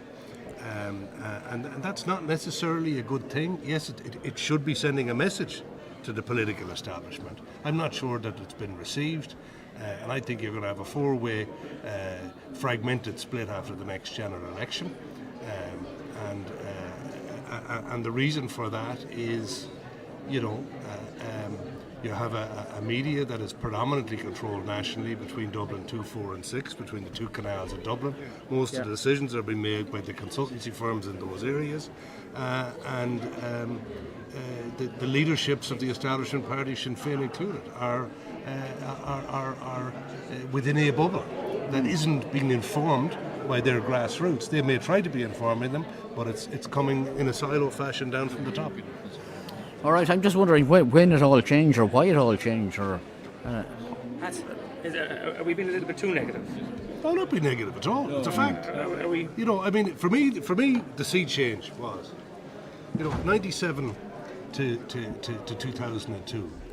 Bertie Ahern becomes leader of Fianna Fáil. He spends 3 years putting a plan together. Mm-hmm. Yet every grassroots member was prepared to get involved to start drawing up policies on everything you can possibly think of. They had a plan to get elected in 2007, and they implement the plan. Then the plan changes, and the plan becomes, how do you stay elected forever? So we decided to subcontract the entire health service out there. Well, Deputy, thanks very much for asking this very important question about Sligo Hospital, wherever else. As you know, this is a matter for the HSE under the 2004 Health Act, so I've written to the CEO and asked him or her to respond to you directly. Now, that's been replicated since that was the 2004 Health Act. That's been replicated in terms of the Higher Education Authority, Transport Infrastructure Ireland, and every other policy discipline that you can think of. So really, senior politicians now, they don't want to take decisions. They want to be commentators on the autopilot of that system. And, it's a good few hours ago when I said, when you had the Lamasses or Cosgroves or Highs or Springs or any of these people, there were people who took decisions. Got plenty wrong, but they took decisions. But is the system not too big now, Mark? And the system worked. The system is the same size it always was. There's more services, there's more things. I understand what you're saying about management and accountability, but I don't know, I just think we're being a little bit too negative around. No, I'm not being negative. I'm just stating the facts. And, sadly, I have the lived experience of the utter ambivalence of the executive of the day to the responsibilities on the first hand they're elected to hold, and secondly, to the Parliament that's elected and should be holding them to account. We better not hold Joe Queenan any longer. Joe, let's go back to Sonny and Scrone. Yeah. But I agree with a lot of what Mark was saying. And by the way, I don't know how I was listening to you today as you discussed on local government itself and where we are now and where we are 30 years ago. Yeah. And the role and the responsibility and the powers of a county councillor has definitely been eroded. Yes. Definitely been eroded. And they tell us, they gave us SPCs and they gave us all these talking shops, but they didn't give us power. The county manager, with all due respect, has the power, and Dublin has the power, and you can see the housing crisis where, when I started 25 years ago, we had a budget to build houses in every county. Now, it's up and down to Dublin every second day with a plan, mend the plan, down again, up again, and between red tape and delays, we have, we have no power really. In many ways, anyways. I agree with Joe. It's not that they don't have power. We have the most undevolved local government system in the world. Denmark has the most, where the local power stays locally. So if you take the budget of Sligo County Council, the discretional spend is less than 10%. And that's what the councillors in effect are being elected to do. The rest has been prescribed centrally by some of those organisations that I mentioned. And I mean, part of the housing crisis is in the absence of what Joe just said. Joe went on the council first, when Jerry was there, when others were there, John Perry in the past. There was a local budget for building houses. I can go into Sligo County Council, notwithstanding the issues that I said with Borpreneur earlier on that exist. And if I was a developer and had the money, I could apply to build 1,000 houses. The council have the expertise in-house to decide whether they're going to be good enough or not, whether they'll give me planning or not. But if they want to build 1,000 houses themselves, it's put into this administrative merry-go-round, up to Dublin, into the building unit of the department in Ballina, and back again and up again, and we have these layers and layers and layers and layers of people justifying their existence. And turnkey, when Jerry Healy was building houses, from today to a turnkey could be 18 months. If it's a county council, 5 years. And in the last 10 years, there's been one council cottage built in County Sligo. One council cottage. We call them a vote. Yeah. That's a fact. Right, okay, we'll talk with you more tomorrow when you do get elected, but if suffice to say you're not quite obviously not ruling out a return to Fianna Fáil if the conditions were right and the offer was right, Joe Queenan. Well, look, well, you know where my heart is, but I'm not even going to talk about that tonight. But I get elected first, talk to people, and we'll see down the road. But the one message I'm going to give tonight, there's a lot of talk about Queenan will be around for a year or two and then he's going to retire. Well, Queenan is as enthusiastic today about politics as he was 25 years ago. And if I get elected tomorrow, I'll be there for the 5 years, every minute of it. And I intend to fight for the people of West Sligo and County Sligo. Okay, who was putting out those stories? We can't name them on here now. But I don't doubt about Joe. You're working on the 2029 campaign. I want to congratulate Joe on an outstanding, and he's certainly a worker. He's a straight talker, and he delivers on the ground. I think that was very evident with the vote he got. He's certainly he's the principal man over in West Sligo and Enniscrone and Collins and all that mess. Look at the vote that he got, extraordinary vote. It doesn't surprise me in the least. Thank you. Thanks again, Joe. Thanks for. You're going home now. I know you are. Okay, safe home. Safe travel. Safe home, Dennis Cohen. That's Joe Queenan, who will be re-elected, of course, tomorrow in Ballymote at Tubbercurry, as well Paul Taylor and Michael Clark and Darragh Mulvey and Gerard Mullaney. And then there's a fight for the rest. Another count tonight, is there? No. There's the second Strandhill, Sligo Strandhill count 2, and then that's it. There'll be no Ballymote Tubbercurry count tonight. So we're just waiting on one more count. Ballymote at all tonight. No. It's 10 out. Oh, it's very good. Yeah. Right. Did you hear anything since, Jerry? No, just an hour. An hour from when I came back. From when Joe started talking, which is about an hour ago. It might seem like an hour ago, but it's only about 10 minutes ago, I'd say. Yeah. So an hour. I'd say Yeah. maybe half. Anywhere from Manor Hamilton, is there? There is. There's a second count. Did we tell you the second count in Manor Hamilton? No. Yeah, so I'll give you the second count in Manor Hamilton, which was the distribution of James Gilmartin's surplus. Yes. So Mary Bowen got 54 votes, leaving her on 889. Phelim Gurn got a good transfer of 112, so he's on 846. Pádraig Fallon, the Sinn Féin candidate, 33, leaving him on 812. Justin Warnock got 39 votes, he's now on 797. Eddie Mitchell, 73 votes, he's on a total of 585. Kevin Comiskey got 43, he's on 502. Michelle Brennan Schiabo of Sinn Féin, plus 27 on 425. Katrina Bergen of Fine Gael, plus 26 on 303. Blahin Gallagher of the Green Party, plus 10, leaving her on 132. Bernie Lenan of Labour, plus 8, she's on 111. And Dermot McConville, Independent, plus 3, he's on 37. So McConville, Lenan and Gallagher have been eliminated on count 2, and count 3 is underway, distribution of McConville, Gallagher and Lenan's votes. So I think the key that you're interested in, John, is the gap between Eddie Mitchell and Kevin Comiskey, Yes, which is now the key is the Comiskey. which is now 80. The key that you're looking for to understand is the Comiskey. Yeah. That's right. Yeah. So there's 83 votes in the difference at the moment. Do you expect that to be narrowed, Jane? Yeah, I do. Katrina Bergen, I expect to transfer more to Comiskey than to Mitchell, I would think. And then where these candidates' votes go now, I'm not so sure on the geography. Third counted indicated that. But definitely, Kevin Comiskey and Eddie Mitchell there, that's a battle royale for that last seat. Yeah. Looking at the Nationals again, it's up on 55%, Niall, of those tallies in. And look again, just I know people sit at home. And if there's anybody still at home, There's lots still at home, lots still in bed I listening. know you were saying the people from Hong Kong and Panama, maybe they're out of bed now in the morning, but Sinn Féin, after 55% of the tallies boxes in, Sinn Féin are on 11.9. Yep. Fine Gael on 24.2. Fianna Fáil 23.1. Labour 5.4. And the Greens on this 2.7. And interestingly, the independent vote has grown, it's 18.7. So yeah, Fine Gael, Fianna Fáil, Independents, Sinn Féin in that order, with 55% of the tallies boxes included in this calculation. Very disappointing for Sinn Féin, isn't it? Yeah, well, it's even lower than it was a while ago. We were talking, it's gone lower than 12% now. No, it's desperate. Yeah. And these are local election boxes, election not tallies. right? They're running updates. It's the tallies. Yeah, it's obviously a massive task to get the 166 into the system, but they're at 55% now.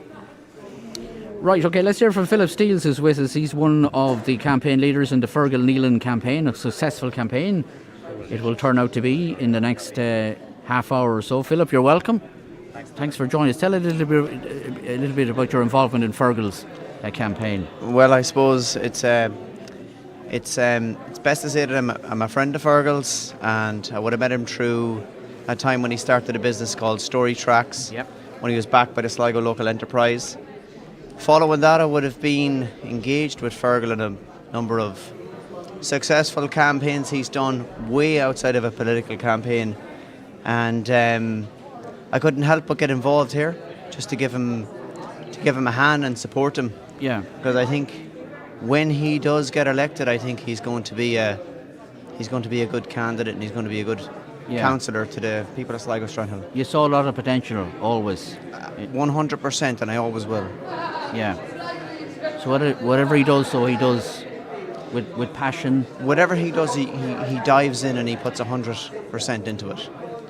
And I think that we could probably all agree, when you meet somebody like that, you have to get behind him. Yeah. So. And have you ever campaigned before? Or? Never. Right. Never. And how did you find that whole experience? Well, from somebody who works hard, myself personally, it was no problem to get in behind Fergal. And I think, as anybody would agree, and I speak on behalf of the whole team, it takes away from a little bit of what everybody's doing, but it's all to serve kind of a higher purpose. Because I think if myself and the likes of Cian and the other lads that have all got behind Fergal can get him elected, I think that it's been a mission accomplished. Yeah. That's the joys of bringing new faces. You got to be careful about what you say about him, because he's right behind you, as you can see. Oh Jesus, there he is. There he is. I'll have that €20 now, Fergal. Thanks. Yeah. But as you know, he'll be elected very, very shortly here tonight. Yeah. So that's a great honour for him and all his campaign team and his family indeed, isn't it? Look, I think he's going to do Sligo proud. I think that when he is elected, he deserves to be there because of the hard work that he's put in himself, and I think it's very hard to deny his place. He's come in very late, but he's done everything he could, and when I say day and night, Niall, I mean the man has been day and night working to get where he is, and I'm fully behind him, and I can't wait to see the results of the work that he does. Philip, this is the joys of a new face in politics. It brings new people, it brings new blood, it brings new enthusiasm, it brings new faces. I know Philip Steele's a long time, and I never thought I would have seen Philip down at the Fine Gael Ardèche. And I don't know if you want to share the story, but maybe we'll do that tomorrow. But you can share it, Blaine. I just think it's late night business. Let's share it. But I just love to see it. New faces, new energy, and you were brilliant on the campaign. You were behind on his videos and helping him out. Yeah. And I'm sure he would have been lost without you. I found it rewarding, and I just let you know on Monday morning there'll be a membership application in the post for you, and make sure you pay your €20. I appreciate that, but I do want to pay homage to all the other lads and to the likes of Phil Kelly, Cian Collins, to Martin Peacock, and to all the other Norman and all the other canvassers that came behind Fergal, because what I noticed was in Fergal's team and his campaign, everybody was as equal in as that what they put into it, and that is exactly what every candidate needs, and they need the support of the people from start to finish, and I think he's had that along with him doing a lot of the hard work himself. He's an unbelievable candidate, and I can't wait to see what he's going to do for people. Sligo. Blaine, thanks for the nice words, and any stories we want to share, Blaine, I'm ready to go. Okay, so there weren't all Fine Gael people out canvassing for Fergal. It was more of a personal. A mixture. A mixture. Okay. Yeah. Strong mixture. And a lot, no more than yourself, a lot of people out canvassing were experiencing it for the first time. That would be the case. I would say it's always personal first, Niall. Yeah. And then whatever party comes behind people, they choose that. Yeah. But when you meet somebody like Fergal, I don't think you can help but get behind him. And how were you received generally on the doorsteps? And I was asked this question a lot. I'd say personally I was received very, very well. But, there's always going to be mixed responses at the doors. Let's make this thing fair and balanced here. There's always going to be mixed response about the politics, the party, about everything that, people are worried about. But I do believe, and honestly believe, that high percentage of the reception at the doors was extremely positive for Fergal. And I'm actually surprised and proud to say that, because sitting here, it makes me realise why he's been elected. Yeah. All right. I have to say, you need to get a vote from every 1 in 20 people you meet. So they can be nice to you at the door, but they mightn't necessarily vote for you. But if there's 20,000 in the election, 10,000 turn out to vote, 50% vote, you need about 1 in 10. So for every 1 in 20 people you meet, you need one vote. And what we got on the door was that people said people aren't calling to the door. They would have named the number of different people who called. Fergal was one who said we're getting calls from Fergal X and Y, and he's been at the doors. He's put his face there. Well, I'm just wondering, are they not calling at the doors because they think people don't want them to calling at their doors anymore? It's harder. I definitely found this one. It's hard to get a gauge for when's the right time. Kids at bed, football matches, people are working. A lot more people are working from home now than before COVID. So you're annoying them when they're at work. I'd sort of there'll be some studies on the value of canvassing after this. Are we on here? Oh, we are, yeah. Did you want to say No, it's just great to have Philip. Yeah. Thanks, Mark.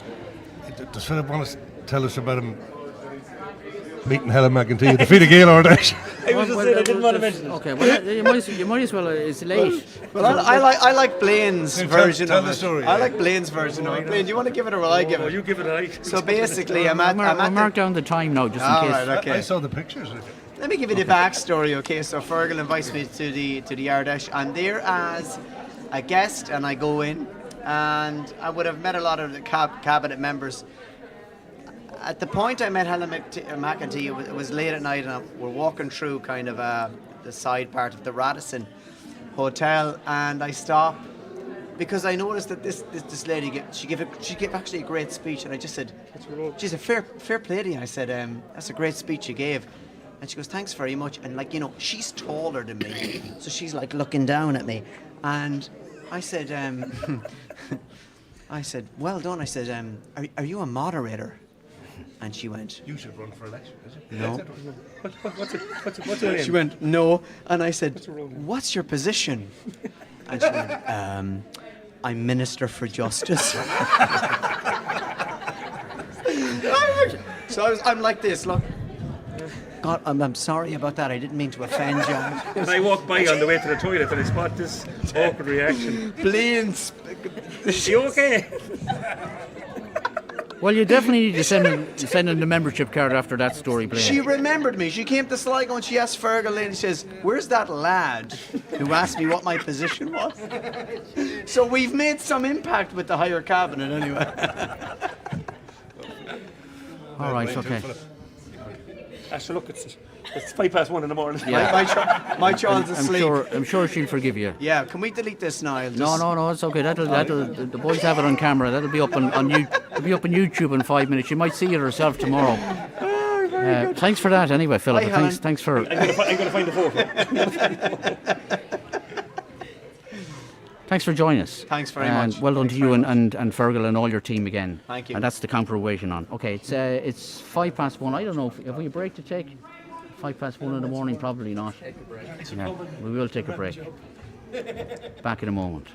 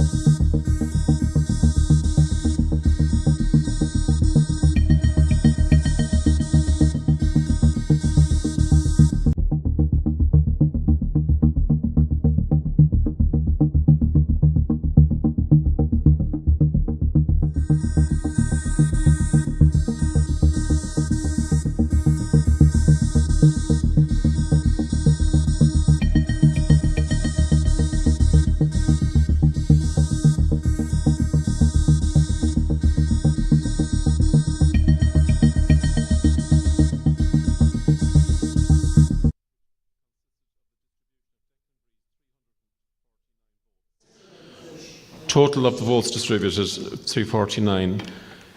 Cosgrove Nessa, Labour, plus 61, giving a total of 902. Donnelly, Pauline, Sinn Féin, plus 23, giving a total of 346. Phelan, Finbar, non-party, plus 39, giving a total of 445. Gibbons, Arthur, Sinn Féin, plus 49, giving a total of 790.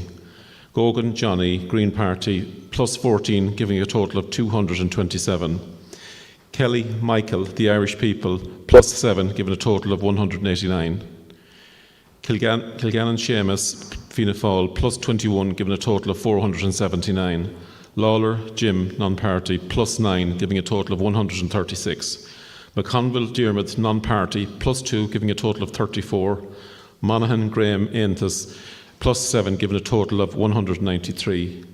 Neelan, Fergal, Fine Gael, plus 39, giving a total of 1,197. O'Boyle, Gino, People Before Profit, plus 78, giving a total of 815. Non-transferable papers not effective, 0.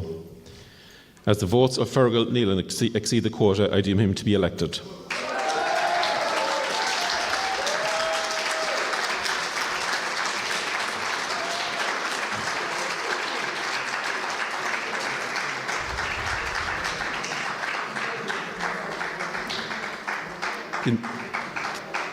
The next count will be the distribution of Tom McSharry's surplus of 186 votes, as it's the largest surplus, and together with other surpluses not distributed fulfills the following conditions: equals or exceeds the difference between the two lowest candidates and can save the deposit of the lowest candidate. And we will commence this count tomorrow morning at 10 a.m. Thank you.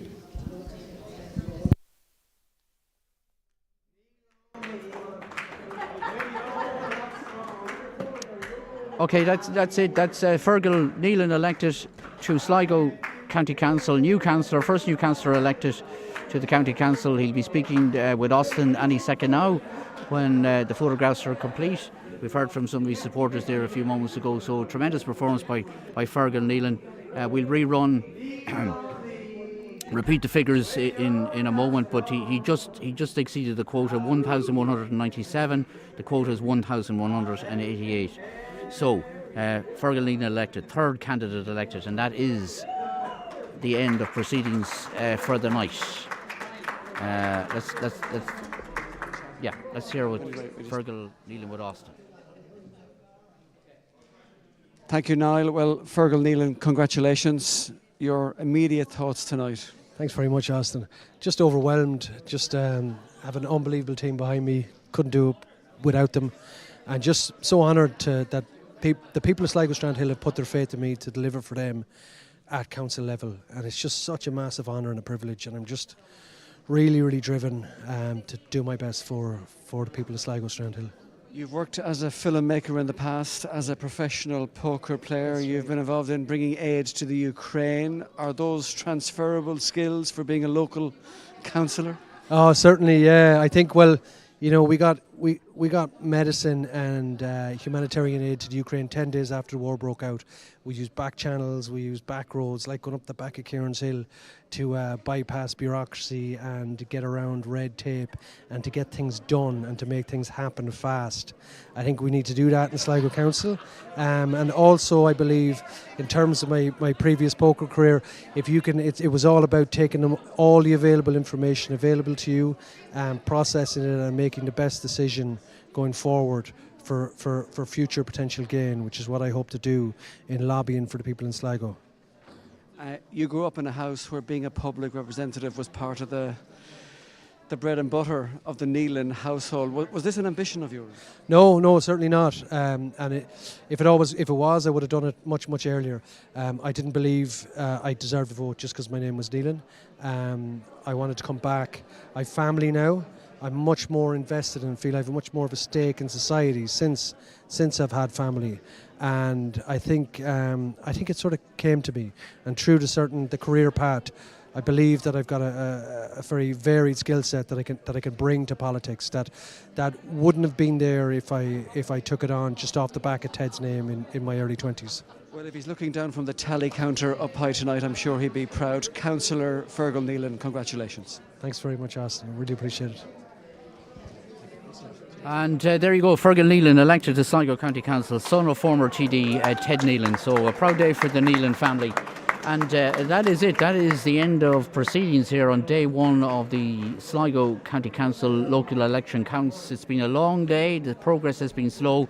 And at the end of it all, we've only had two counts in Sligo Strandhill. 3 councillors elected: Declan Bree, Tom McSharry and Fergal Nealon. The Ballymote Tubbercurry count will resume tomorrow morning, 10 o'clock we start it, and then we move on to Sligo Drumcliff as well. So there are some tight battles, particularly in Ballymote Tubbercurry, to be discussed tomorrow. It's time to let everybody go home. They've had an extremely long day, and we appreciate the efforts of everybody with us this morning. First of all, our panellists, Marion Harkin, Mark McSharry, John Perry, Blaine Gaffney and Jerry Healy, and hopefully we'll see them all bright and early at 10 o'clock this morning. They have done sterling work all day, and it's deeply, deeply appreciated by all our listeners. But a very, very special thanks to the extensive and very hard-working and dedicated Ocean team, to Dean and to Kieran and to Yatsik and to Austin and Ronan here in the Count Centre, and back at base to Andrew and to David and to Shamey and to Brian Kerrigan and Paddy Cunningham for all their hard work. And of course that hard work will continue tomorrow. We'll say good night for now from the Sligo Park Hotel, from the local election counts. The counts are ongoing in the Landmark Hotel in Carrick-on-Shannon, so we'll hook up with live coverage from the ongoing counts in Leitrim after a short break. And as I said, we'll be back here live in the Sligo Park Hotel tomorrow morning from 10 o'clock.